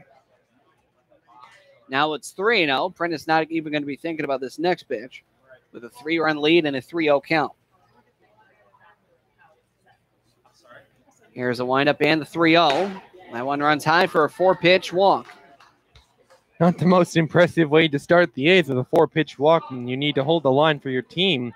But an impressive pitch back in the 6th for this man. First pitch he sees in the 6th was a big 2-run homer into right field for Sal Freelick, last week's Player of the Week. And for this, he's had himself quite a game. He's gone 2 for 3 with a double, a homer, 2 runs scored, and 2 RBI. Also has a walk, 6 total bases. Pitch upstairs for a ball. Now it's 5-0. As here comes Gernak to talk things over here with Tyler Briggs. Briggs off to a rocky start in this inning. Navigators really looking for some insurance runs here in the top of the 8th with the game drawing close to an end.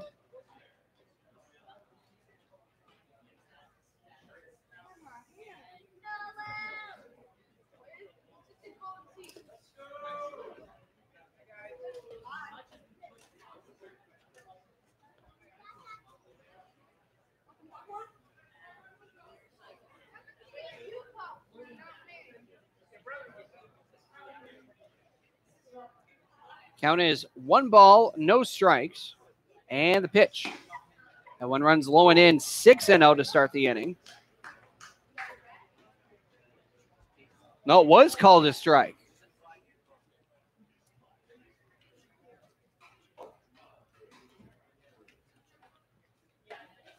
It'll be a 1-1 to Sal Freelick, and the pitch. That one is low. 2 balls, 1 strike. Suns trail by 3. It's the top of the 8th. 9-6. Navigators lead the Suns. 2-1. Hop shot just past the heel of the runner. And let's see, they will not try the runner. Prentice going to third. And that just missed Prentice's heel by, I would say, about maybe 3-4 inches. That was very close to being a dead ball. Indeed. That would have been rough for the Navigators to go through that. But instead, Prentice, good base running. He gets out of the way, and it goes down as a single. Runners on first and second now. Here's Joey Murphy. He's 0 for 3 on the day. Reached on a sacrifice bunt, but it was an error. Later stole a base and scored. Otherwise, 2 strikeouts and a ground out. Pickoff move back towards second. Stepping back there was Prentice.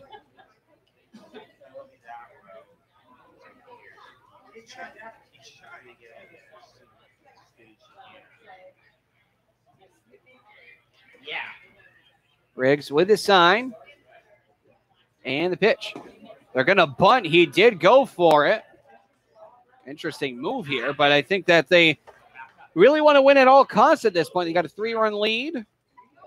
Runners on first and second with nobody gone. They want some insurance runs. It's hard to blame them. It's a close game.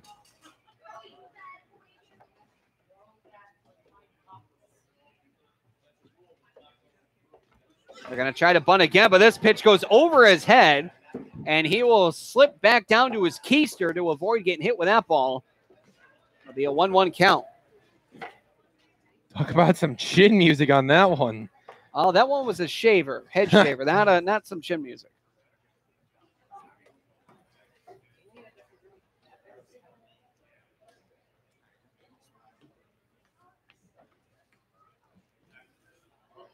Now the 1-1, they are going to bunt, and let's see a play at third, and they got him.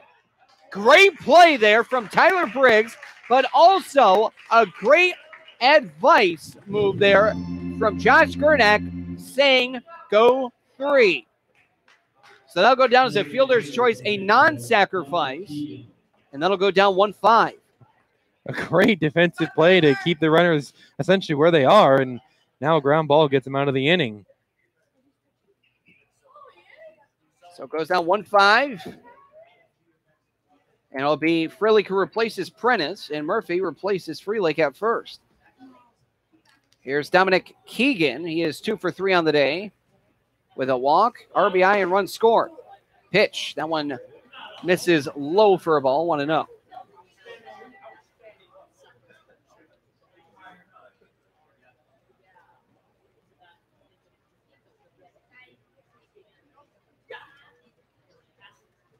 Now the 1-0. I want a high fly ball shaded foul down the first base line.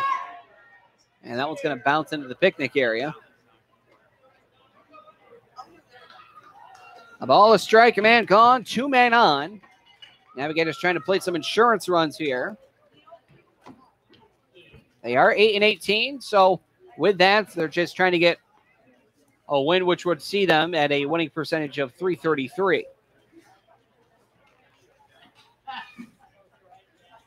Indeed. 1-1. Flared foul, first base side. 1-2 now.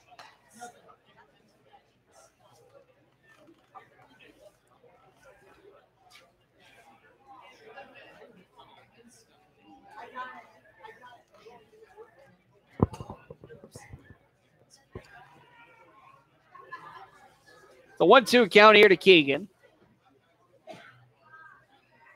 As Briggs has a sign, he'll lift and deal. Good breaking ball, and that one's going to ring him up. Called strike 3. A great breaking ball there from Briggs. A great one indeed. Well located as well. Deceptive movement and deceptive location. Great pitch to ring him up. Now, I'm not sure if that was a slider or his knuckleball. It kind of moved like a slider, but then again, his knuckleball does have a lot of movement to it. Yeah, that's an interesting point. But either way you look at it, that's a called strike 3. He is the only knuckleballer on the team. as there's now 2 men gone, 2 men on here for right fielder number 5, George Sutherland, was 0 for 4, including a line-out double play. Pitch is low and outside against the lefty, 1-0. Suns trying to prevent any more damage. They're already down by 3 this inning. And in this game.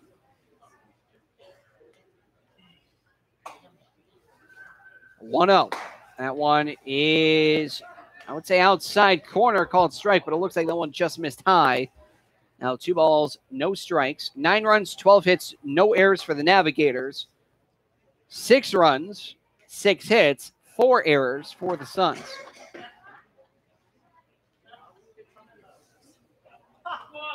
And the 2-0, that one fouled back towards us. And the count now is 2 balls, 1 strike. Should Sutherland reach on base, third baseman Elias Marinos is currently sitting on deck as there's a meeting on the mound. Why don't we take a quick peek of what's happening around the league, albeit we are here in the 8th. I can't fathom that anyone is past the 7th inning at this point because, again, the Suns start a half hour early just to try to prevent that sun delay. We have one game in the bottom of the 9th, actually. Wow, that was quick. Yes, down at the Vineyard Baseball Park, the Sharks trying to perform a rally against the Bristol Blues. They trail 9-7 at home. We also have a top of the 8th game in Nashua. The Silver Knights trailing the Bronco Rocks 8-2. Well, never mind what I said. Yes, never mind what you say. I say that a lot. 2 balls, 1 strike, and the pitch. And it's low for a ball. And the count now is 3-1.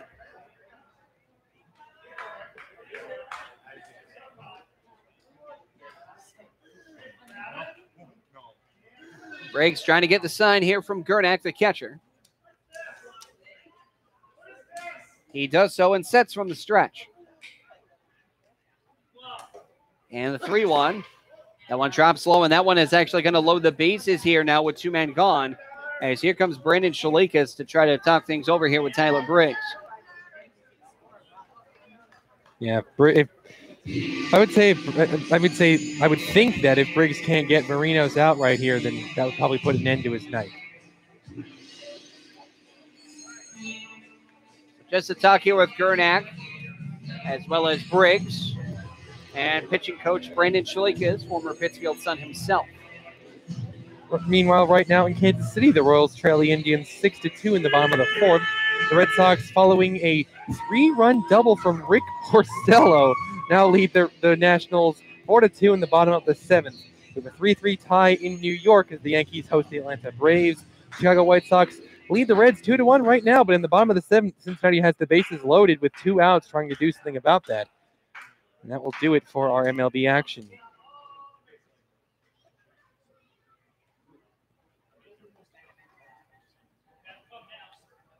Here is the first pitch. Pitch is outside, 1-0. Talk there with Shalikas, not working at least for 1 pitch. Bases are loaded.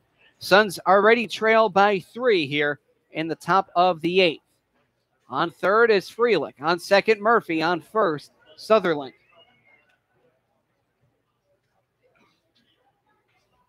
Here is the 1-0.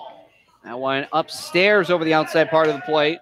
Oh, boy. 2-0. 2-0 with the bases loaded. He got nowhere to put him. Got to pitch straight to him.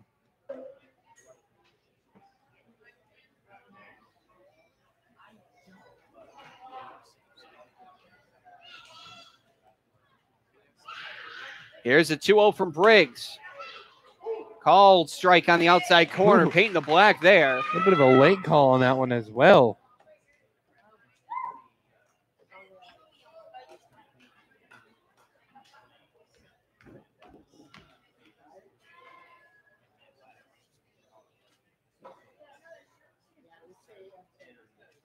It'll be a 2-1 count. 2 for Marinos. The pitch. Swung on right to the third baseman, but underneath the glove there of Kalumovic. That is going to score a run and reload the bases. It is 10-6. I would imagine that it probably goes down as an E5. And it has been a miserable day feeling for the Suns. As if it does go down as an E5, as I would imagine it would, then that's their 5th error on the ball game. You just don't win games with a line like that. It indeed will go down as an E5 for the 5th error of the ball game For the Suns, the bases are reloaded here for Jeff Mejia. I wonder what the FCBL record for errors in a game is, because much more. I would imagine. Pitch is outside for a ball, 1-0. But, I mean, this is 5 errors in one game is, needless to say, that's fairly messy.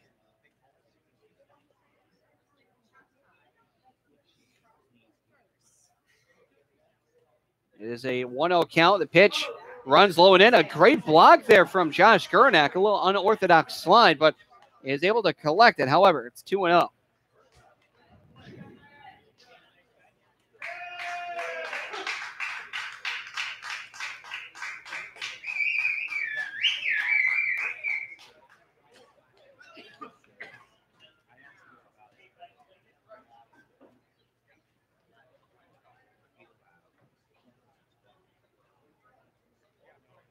Briggs with a 2-0 count. Fires. Just misses the outside corner, and now no pitch to be thrown but a strike. It's 3-0. Oh, this is getting ugly.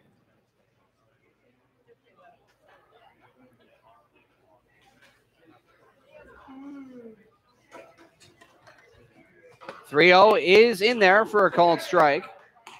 Mejia again coming in as a defensive replacement for Spencer Brown. Brown left the game due to an undisclosed reason.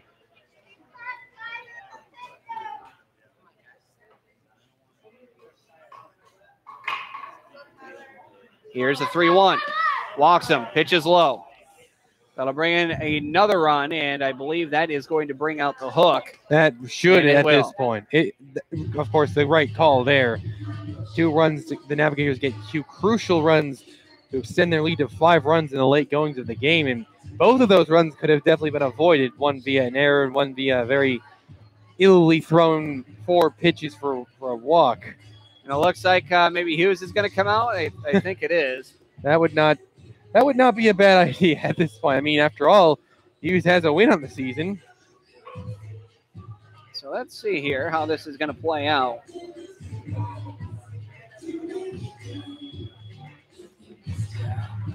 Yep, McHale, I think, is going to go to short, and it's going to be an easy transition. I was thinking the same thing, like just scrap the DH and bring McHale to short. That would make the most sense, and it seems like that would be what they would do.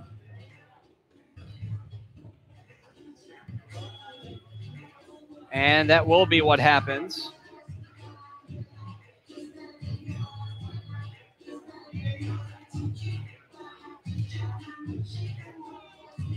So, yep, the DH is scrapped. McHale going from DH to short. Hughes going from short to pitch. Hughes, as Billy and I have mentioned multiple times, has had 1 appearance out of the pen this season. Of course, the usual position player getting some work out of the pen. Double switch. We got it. And at that rate, Hughes did pitch 2 innings. He actually didn't allow a base runner. He struck out 5 and picked up the win in that outing. So it'll be his second outing, and there's one other pitcher that has 2 outings and a 0 ERA for the Suns. And looking at that won't officially do it for Tyler Briggs, responsible for all 3 runners on the bag right now. But if that should hold and the score should remain, Briggs will have pitched 1 2/3, facing 11 batters, 2 unearned runs on 1 hit with 3 walks, struck out 3 on 46 pitches, just 22 for strikes. So not an efficient day at all from Briggs. Both runs are unearned here this inning, due to the error by the third baseman, Jack Kolumbovich. It was a line shot. He was right underneath it, however, and it just went underneath his glove, and he kicked up a little too early. Speaking of error on the third baseman, here is Mitchell Lundholm, who reached on an error and a pop-out that was dropped by Kolumbovich. Officially 1 for 4 on the day with a run scored is Lundholm. The pitch, that one is low for a ball, 1-0.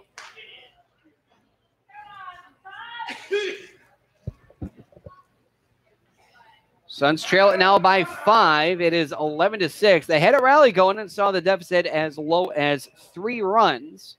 As this one's a hot shot right to Kolumbovich, who does glove it this time. Throws over to first. That will end the inning. Mercifully. The inning, 2 runs off of 1 hit, 1 error, and the bases left loaded. We now head to the bottom of the 8th. We're going to stay put and listen to Sweet Caroline as the Suns trail the Navigators by a score of 11-6.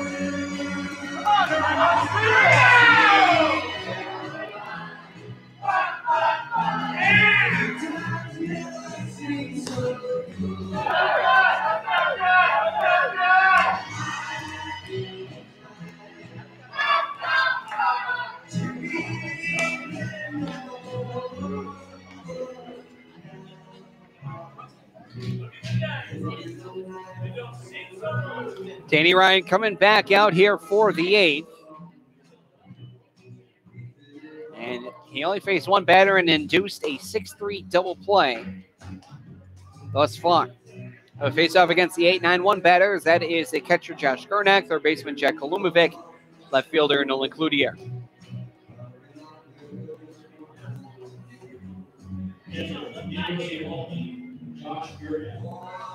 Gernak is 0 for 4 on the day. Ground out to third in the second, ground out to third in the fourth, ground out to the pitcher in the 6th.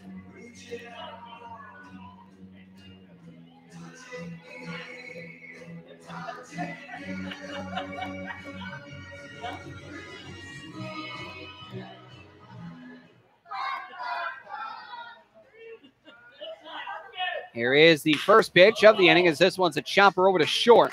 Gloving that one is free, like a throw over to first. One pitch, one gone.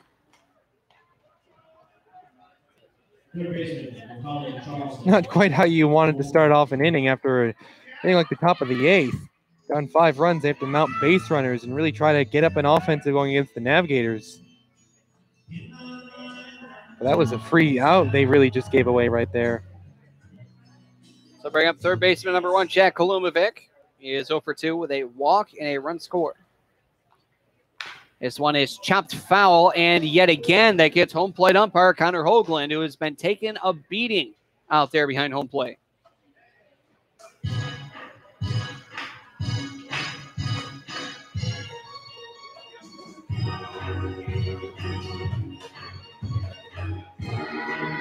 Bottom of the 8th, Suns trail the Navigators 6-11, that is.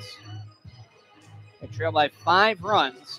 11-12-0 for the Navigators, and the run hits Eric's column. 6-6-5 for the Suns. Pitch just misses outside. 1 ball, 1 strike, 1 man gone.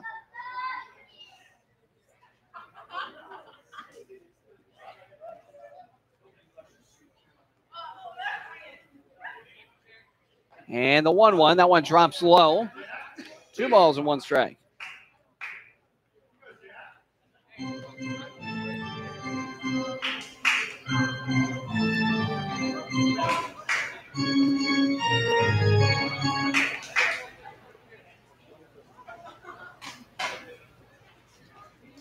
Pitch, that one runs in.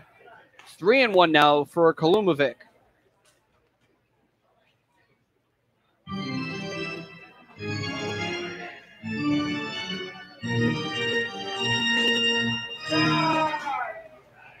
Ryan has a 3-1 count and the pitch.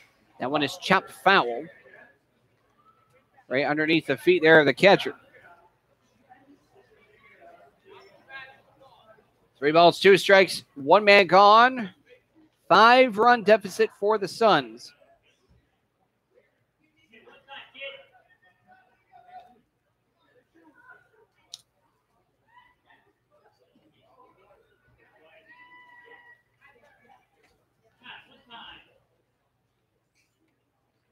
Payoff. That one's outside. Kalumovic will see first base for the 2nd straight time via walk. Well, they're not going to tie the game up off of that, but there you go. Finally get a runner on first. Try to push him across, get something done. Left fielder number 23, Nolan Cloutier. 2 for 4 on the day. He's got a double, stolen base, and an RBI.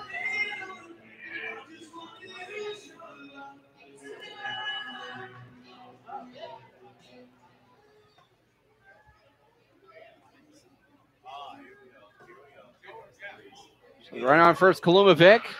Modest lead as this one's a high fly ball to deep right. Sutherland is going to go back. He's underneath it, and he will make the grab about 10 feet in front of the outfield wall. Just not enough power behind that thing. It looked like he guessed right and he had an idea of what he wanted, but he just put his all into it. It just, his all wasn't enough. Warning track power, my friend. Indeed, indeed.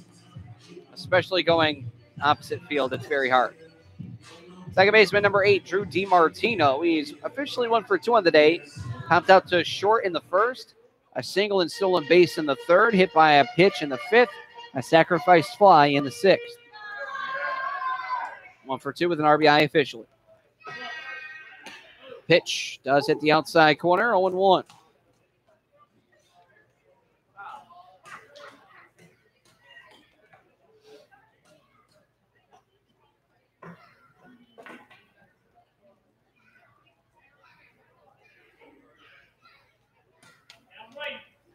Now the 0-1, fouled out first base side. Well, that one's going to go all the way to Wahconah Street. 0-2, the count with 2 men gone.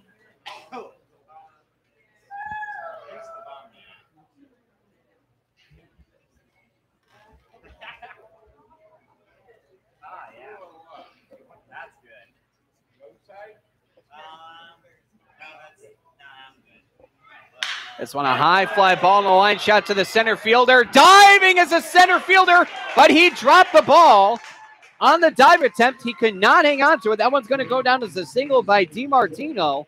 Bring up Patrick Sullivan. Impressive effort for sure. It looked like for a moment he had it, but it's a little bit off. Impressive effort in center. Advancing to third on the play is Kalumovic. Patrick Sullivan, the first baseman, will now dig in. The catcher Prentice trying to set up the defensive alignment here. For Sullivan, the last 2 times he's been up, both full counts. He walked and saw ball 4. Otherwise, he was 0 for 2.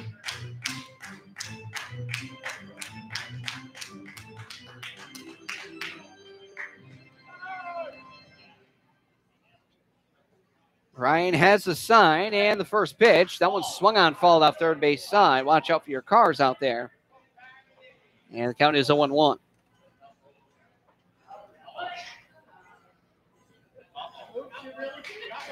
He really did hit a car. Someone's car alarm's going off. Someone's car is going to have a bad day. That's great. I mean, that's horrible. I'm sorry. Pitch is a breaking ball curve. Drops low. 1 ball, 1 strike.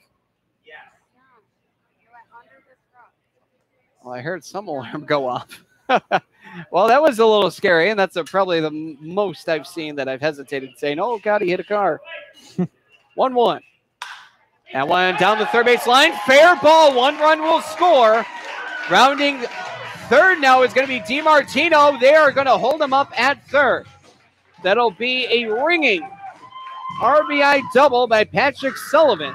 Much needed as well. 11-7 with runners on second and third.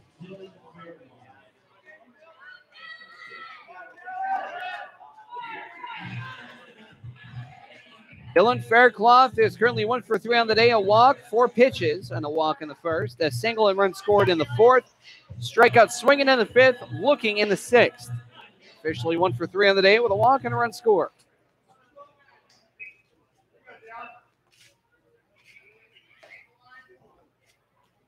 And the pitch. That one looks like that one missed high. 1 ball, no strikes. 2 men gone. Some 2-out hitting there for both Drew DiMartino and Patrick Sullivan. 1-0. Low and outside. That pitch went to the backstop. Runner on third, Drew DiMartino would have been gone. That being gone home.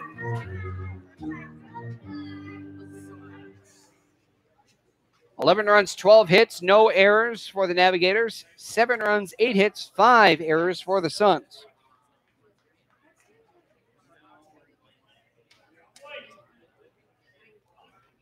Pitch is outside for a ball. Now it's 3-0 to Faircloth. This is getting interesting.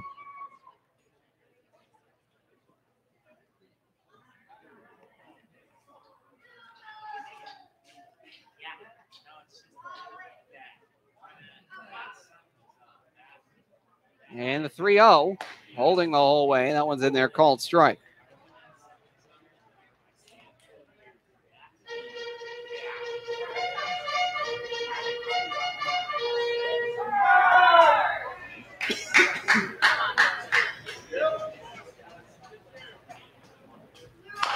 That one is chopped foul, which will bring it full at 3 balls and 2 strikes with 2 men gone. This is a big clutch moment now for Faircloth.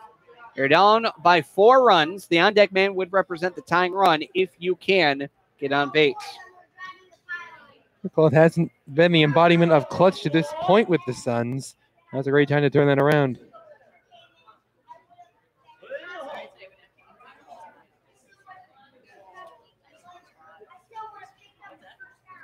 Ryan with a payoff. Pop foul behind home plate, and the drama continues.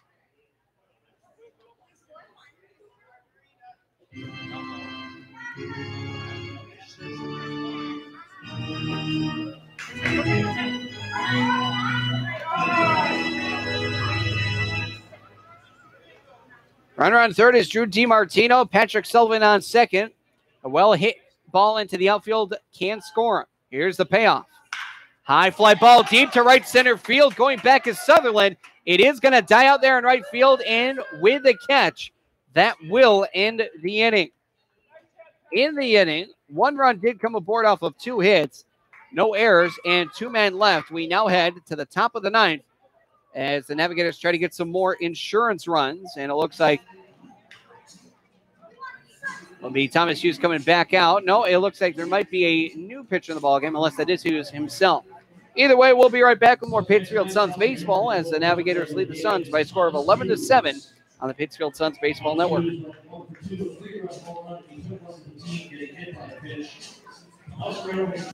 Hi, we're talking to real smokers about quitting. Tell me when you smoke and why you smoke. Eat, cigarette, kids, cigarette, dinner, another cigarette. One on my way to lunch, one after lunch. And another cigarette, and another cigarette. Have you tried to quit? Yes.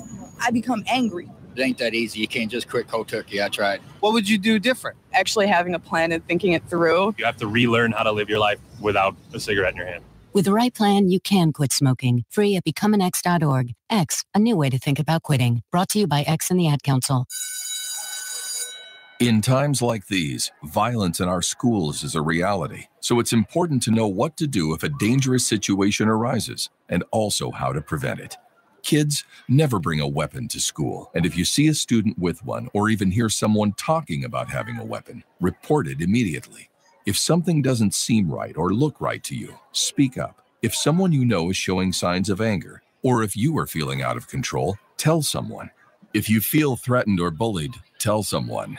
Violent acts often start out as small disagreements. Tell a parent or teacher if you see an argument taking place. It's better to let someone know about a disagreement before it gets out of hand. Let's put an end to these tragedies. Ask your school to adopt an anti-violence program. Visit ncpc.org to learn more about how to keep your school safe. That's ncpc.org. A message from the U.S. Department of Justice, National Crime Prevention Council, and the Ad Council. Back to live action. Thomas Hughes throws one. It's over to the shortstop, DiMartino, and he's going to hold on to it, preventing a possible error, and he wants to hold on to it, as that was Michael Wynn, the only man not to reach home plate and take some hacks in the 8th. That'll be an infield single. Well, there have been enough errors in this game, so hesitance makes perfect sense at this rate.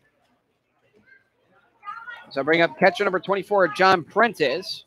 2 for 3 with a walk, 2 singles, and 2 runs scored. Also want to make sure that everyone is aware that the last at-bat for the number 7 hitter, instead of Mitchell Lundholm, that was actually Corey DiLoretto. He was a defensive replacement. First pitch there to the lefty, John Prentice, is in there, a called strike.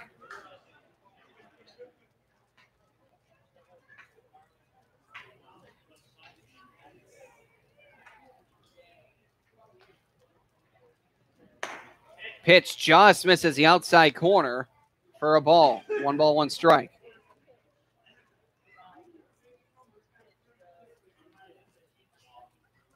This one right off of Hughes, and it goes in between the third and short hole. I think they're going to check on him. So that one got a piece there of Hughes. It looks like he's okay. Yeah, it looks like he got nicked, of course, but he should be good to keep going.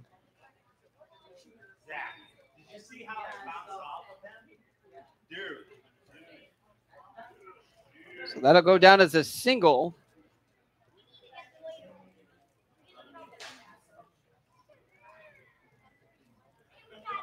This brings up Sal Freelick, who was 3 for 4 today. Needs a triple shy of the cycle. Pitch. Just misses the outside corner.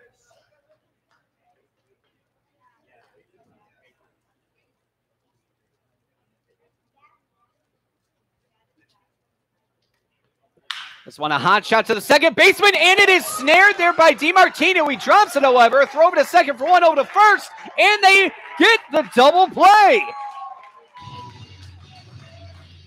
At that rate, it was a matter of what double play it was going to be, because snaring that one was DiMartino. He nearly had a line out. Wow, what an impressive play by DiMartino. He putting 2 outs on the board to cut the Navigators' offensive down a little bit.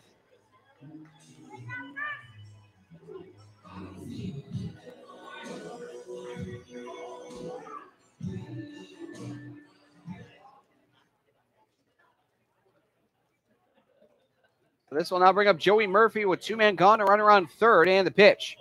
Beautiful curveball from Hughes. In there, called strike. Murphy 0 for 4 in the day. Reached on base by a fielder's choice and sacrifice error. Next pitch also in there.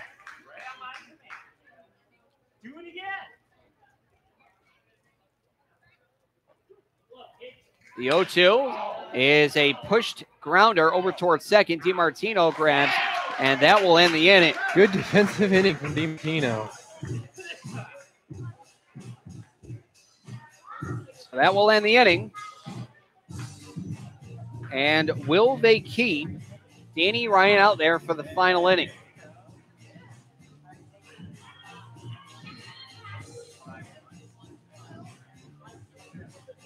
No. Elias Verinos, it looks like, will be towing the rubber. We're going to keep it here and figure out, again, all these defensive switches. If that were the case, it would be Verinos' first time pitching this season. He's on the mound. Well, yeah, there you go. No doubt about it. Sal Freelick is over at third. I at least saw that. He's moved all over the place. Number 1 is at short, which would be Joey Murphy.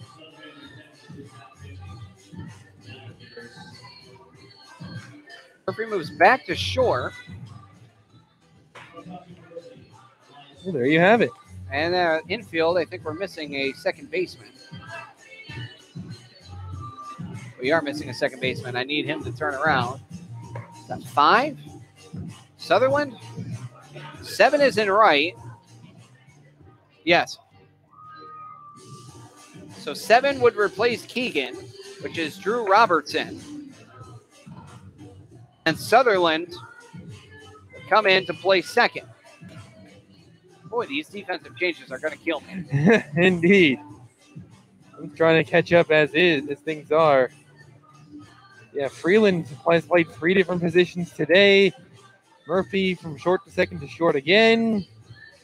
And 2 other players have been substituted out at some point in this game. So Freelick is now at third. Not counting the relief pitching, of course. Yes.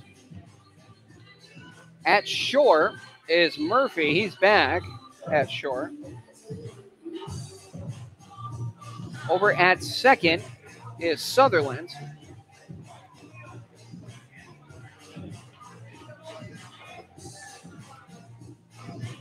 Just confirming that with home plate umpire Connor Hoagland. Both teams have a DH that is dead, albeit that be the position, not the actual player. Good thing I corrected myself there.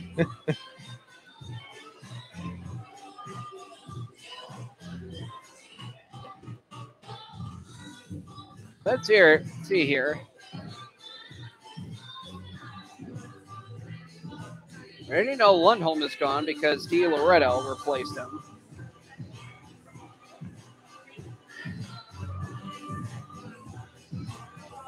And here we go. Marinos.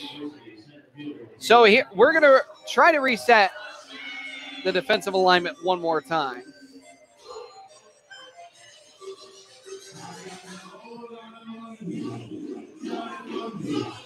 So it's Verinos throwing to Prentice. From third to first, Freelick, Murphy, Sutherland, deal it right up from left to right, Mejia, Wynn, and Robertson. That's what I have. Pitch is low for a ball. And the count here is 1-0 to Dave Matthews, who is 1 for 4 in the day with a run scored. And the pitch. That one just outside, if not a little low.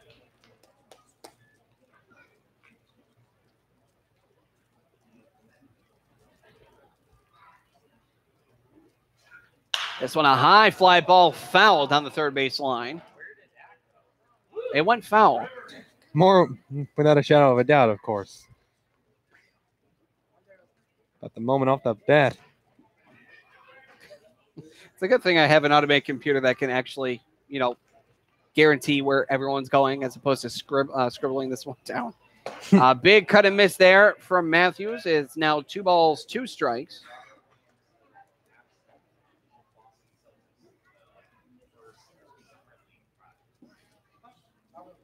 So Verinos has a sign, and the 2-2. Swung on, fouled back. That'll wake anyone up. 2 balls, 2 strikes. Here in the bottom of the ninth, Suns down 11-7. They're down by 4.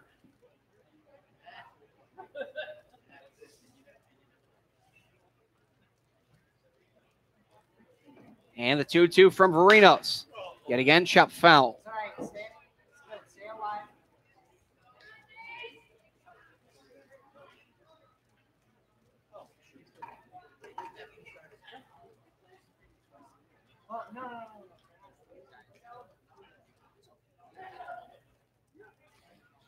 Verinos will wind up the 2-2. Guess what happens next? Foul. It's chop foul. Matthews, a ground out to first in the first. A single and a run scored in the fourth.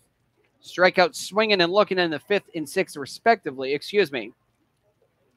A fly out to left in the fifth and seventh, respectively. That's how he's 1 for 4. This one's a high fly ball deep to right. Going back is Robertson, and in foul territory, he's going to drop the ball and run into the fence. Obviously upset as that one's going to go down as a dropped foul error.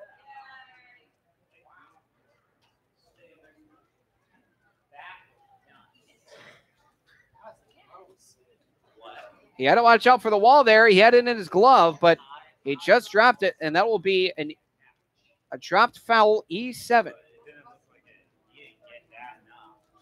So he broke the wall. And the next pitch is low for a ball. This will be the 10th pitch of the at-bat.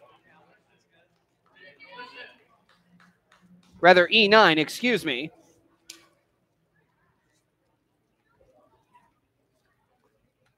Three-two, hits the plate, hits our crowd mic, and Matthews on 10 pitches will go over to first.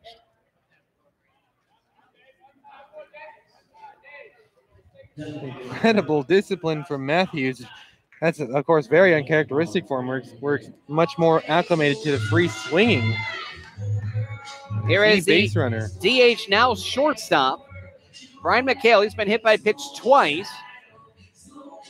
That was in the 6th and 7th, but he struck out looking in the 2nd, flew out to right in the 4th, and it was hit by a pitch in the 6th and 7th.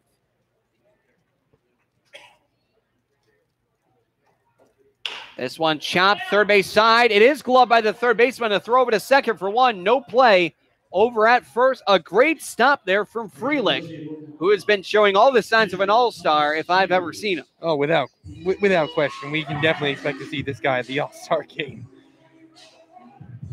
An absolute standout performer for the Navigators, fielding and hitting. He makes another humongous play right there.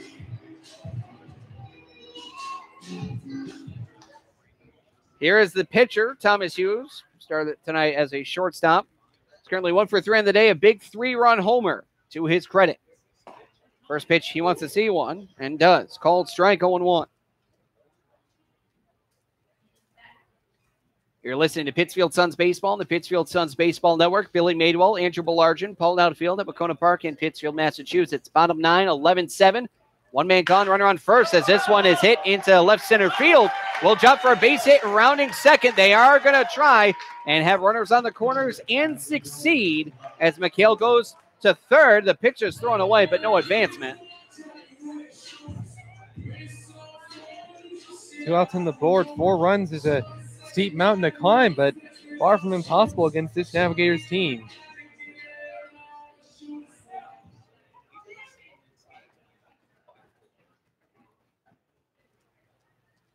This will bring up Josh Gernak.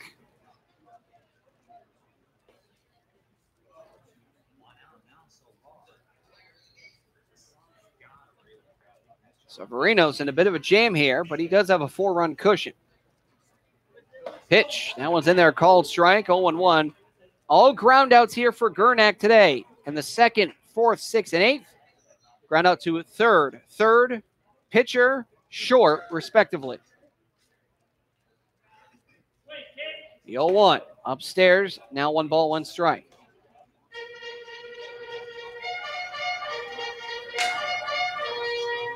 One man gone. They need 4 runs, and the on-deck man currently, Jack Kalumovic, represents the tying run. But for the Suns, they just need to get men on base. Marinos with the 1-1. This one chopped foul just behind McHale.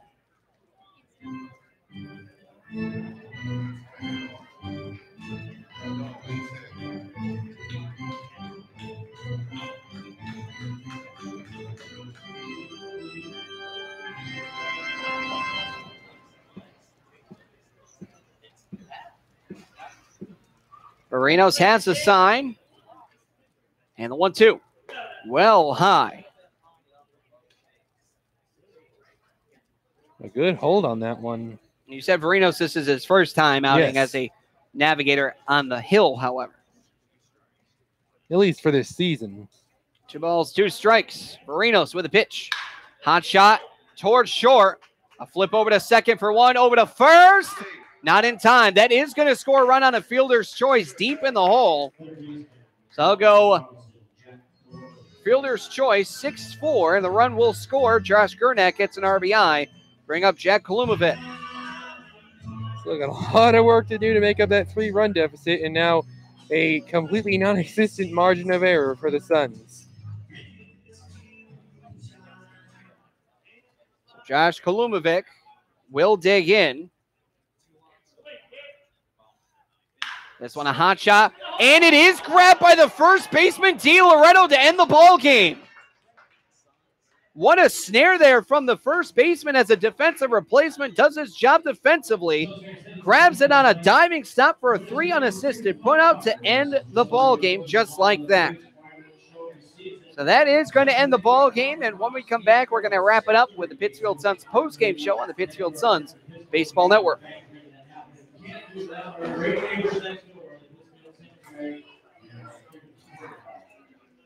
Too bad about radio. Oh, what do you mean? Well, since television, you know, hardly anybody listens to radio anymore. Oh, I wouldn't worry about that if I were you. There's a radio in use for every man, woman, and teenager in America. Really? Gee, I'd hate to think of them all turning them on at once. They do. Every morning. Who listens to radio? That go where you go, medium called radio. That's with you every night through the long commuter fight, and in the morning with your toast and mama lady-o. Who listens to radio? No matter if it's summer, winter, spring, or fall. Who listens to radio? Only 150 million people. That's all.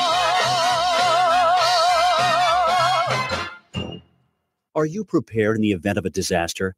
I'm Jim Cantori, reminding you that the best way to make your family safer is to be prepared before disaster strikes.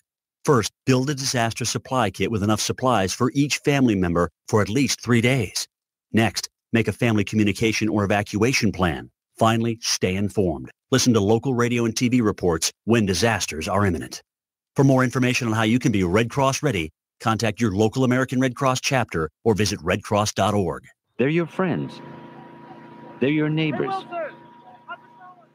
They're even famous entertainers. They're teachers. Okay, class, settle down. Open your book. They're scientists and astronauts. They're hams. They're 650,000 strong, and they're just like you. Earning your amateur radio license is easy. Just contact the American Radio Relay League at 1-800-326-3942. The following commercial is sponsored by feedthepig.org, an organization devoted to helping you save money. We will not entice you with messages like Lowest prices in town. Dealer approved, certified pre-owned. Nor will we brag about our Huge selection. Enormous variety. We will offer no contingencies like See store for details. Legal exclusions apply. Because we simply want to help you spend smarter and save better. Log on to feedthepig.org. Find the benefits of saving for every stage of life. Brought to you by the American Institute of Certified Public Accountants and the Ad Council. Salagadoola, metricaboola, bibbidi bobbidi. You must be your fairy godmother. Yes. It doesn't take a fairy godmother to tell you that the right fit means everything. Good heavens, child. You can't go in that. Children under 4'9" need to be in a booster seat because they aren't ready for adult safety belts alone. Many parents miss the important step of booster seats. Maybe you better explain things to him. Booster seats raise your child up so that a safety belt designed for adults will fit and protect them properly. Oh, that does make a difference. Remember that 4'9" is the magic number, and get your little pumpkin there safely in a booster seat. Hop in, my dear. Oh, thank you. And like Cinderella, you can live happily ever after. It's like a dream. A wonderful dream come true. For more information, visit boosterseat.gov. This has been a message from the U.S. Department of Transportation and the Ad Council.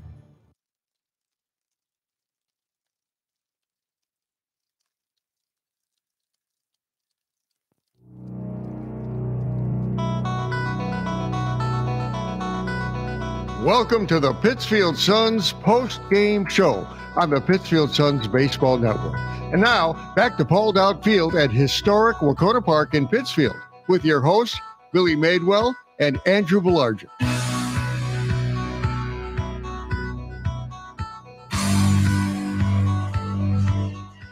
Ladies and gentlemen, welcome to the Pittsfield Suns post-game show, heard right here on the Pittsfield Suns Baseball Network. For the North Shore Navigators, getting a much-needed win, and the spark needed to come alive for them at any time more than the present, really, because right now they sit at 9-18 following the victory. They're still in last place, but they really took advantage of the Suns in every sense, especially with the 5 errors in total. Yeah, really just a bad game from the Suns team-wide. Pitching was good at the start of the game, but Rogers fell apart towards the end of his outing, and then the combination of Iffy relieving and just miserable defense, giving up 5 errors. That you're just not going to win any games, period, with a game like this. As we look at tonight's ballgame, we're going to go into a quick scoring recap, as quick as we can, albeit it was a 3.5-hour ballgame. For the North Shore Navigators, they struck first in the 4th with a 2 RBI single by Spencer Brown. And after that 2 RBI single at the end of the game, he would actually come out due to an undisclosed reason. For the Pittsfield Suns, they would gain the lead in the bottom of the 4th off the bat of Thomas Hughes, getting a big-time 3-run homer to lead it at that point 3-2. But the 3 runs that the Suns would get, well, the Navigators would get in the very next inning. A sacrifice bunt, which turned into an error on the second baseman, Drew DiMartino, that scored a run. An RBI single by Dominic Keegan, and then a sacrifice fly by Elias Farinos. 4 more runs would come in the 6th.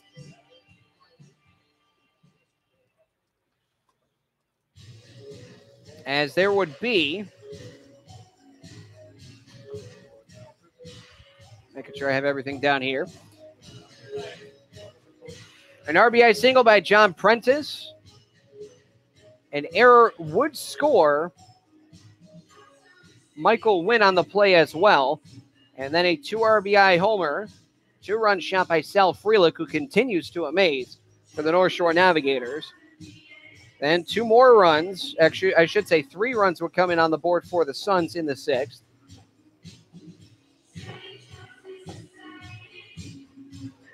And that would be a wild pitch that scored Brian McHale, an RBI single by Nolan Cloutier, and a sacrifice fly by Drew DiMartino. 2 more runs would come in for the visiting North Shore Navigators. An error that Elias Varinos reached on would go against Jack Kalumovic. And then a bases loading and reloading walk for Jeff Mejia, defensive replacement for Spencer Brown. For the Suns, they would get 2 runs as well. But that would be in the bottom of the 8th and 9th with an RBI double by Patrick Sullivan and a fielder's choice that Gernak reached on, and that scored Brian McHale. So in its entirety, for the visiting North Shore Navigators, 11 runs off 14 hits, 1 error. 9 men left on base. And with runners in scoring position, 4 for 17 with 11 runs, all of them coming in, including 1 homer, 7 total RBI, and 3 walks. Now for the Pittsfield Suns, they would collect 8 runs off of 9 hits, a massive amount, 5 errors. Massive indeed. And they would leave 10 men on base. For runners in scoring position, only 2 for 13 with a double, 6 total runs, 3 RBI, and 4 walks. Not the brightest day at the plate, let alone also for the defensive side. Again, 5 errors. For tonight's winning pitcher, that winning pitcher is going to go to Garrett Keogh, who came in relief, and he will qualify for the win based on his outing. For Keogh, he is actually going to improve now to an even 2-2, while Joey Rogers, he will get set with the loss, and he will now drop down to 0-3.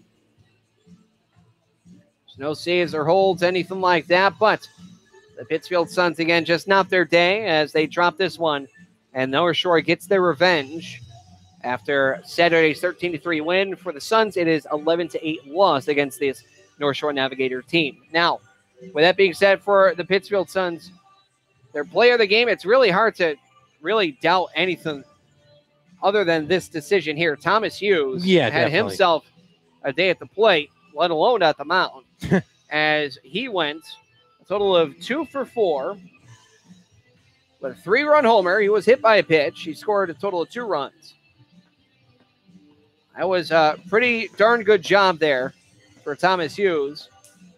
And also coming in relief.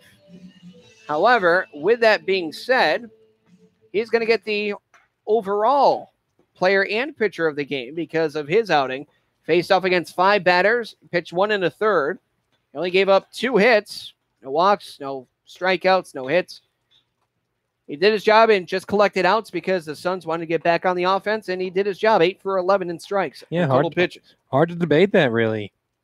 Now, with this being said, this is going to be our last broadcast until the 4th of July. Andrew, what are your final thoughts on tonight? Well, come the 4th, the Suns need to... 5 errors is absolutely inexcusable. That is a number that needs to be trimmed a lot. The 4th of July is going to be a huge game. This place is going to be packed. I think we typically see over 5,000 people, I believe, at least in my time with the Suns. So we're going to need to see a lot better baseball from this Suns team when all of those people come to watch the team, because it's going to be a huge game, not just given that it's the 4th of July and there's a lot of people here, but it's going to be a big game because the standings are tightening up. The season, we're getting closer and closer to discuss the playoff picture, and these games start to matter more and more. And this is a very winnable game against a vulnerable North Shore Navigators team that the Suns really just threw away. So we're going to need better team ball, really better fielding as well from the Pittsfield Suns team for the 4th of July. Now, with that being said, today is the final game where we reach now the halfway point for home games for the Pittsfield Suns. And for that, right now, the Suns they are 3 games behind 500. They sit at 12-15, while the North Shore Navigators sit at 9-18. This ball game started at 6:31 and ended at 10:02 for a game time total of 3 hours and 30 minutes on the nose in front of a crowd of 891 participants. The next time that you will hear from us, it's going to be the 4th of July. But first, the Pittsfield Suns, they travel to Connecticut, face off against the Bristol Blues. That game is tomorrow on the road for the Pittsfield Suns. They have a ball game at 6:30 on 4th of July. That's going to be a big day for the Suns, as always. Last year, I believe it was over 5,500 people that came in. 5528, I believe, was the number. I can't officially say, but you're definitely going to see a lot of people here. If you haven't gotten your tickets, you might want to get them now because this place is going to be jam-packed and stand-in room only. So that will be first pitch scheduled for 6:30. And stay tuned because pregame is going to be scheduled for 6 o'clock on the nose. It may be earlier. We will keep in touch. With everything being said and all done, that will do it for us, ladies and gentlemen. For players, coaches, umpires, and fans, alongside Andrew Belargin, this is Billy Madewell saying thank you for listening and watching Pittsfield Suns Baseball on the Pittsfield Suns Baseball Network. Thank you very much for listening and watching. We will see you on Independence Day. Thank you for listening to Pittsfield Suns Baseball on the Pittsfield Suns Baseball Network. Please join us next time for more exciting baseball action from Paul Dowd Field at historic Wahconah Park. This play-by-play broadcast of Pittsfield Suns Baseball was a production of the Pittsfield Suns. Any reproduction, retransmission, or other use of the accounts and descriptions of this game without the expressed written consent of the Pittsfield Suns is strictly prohibited.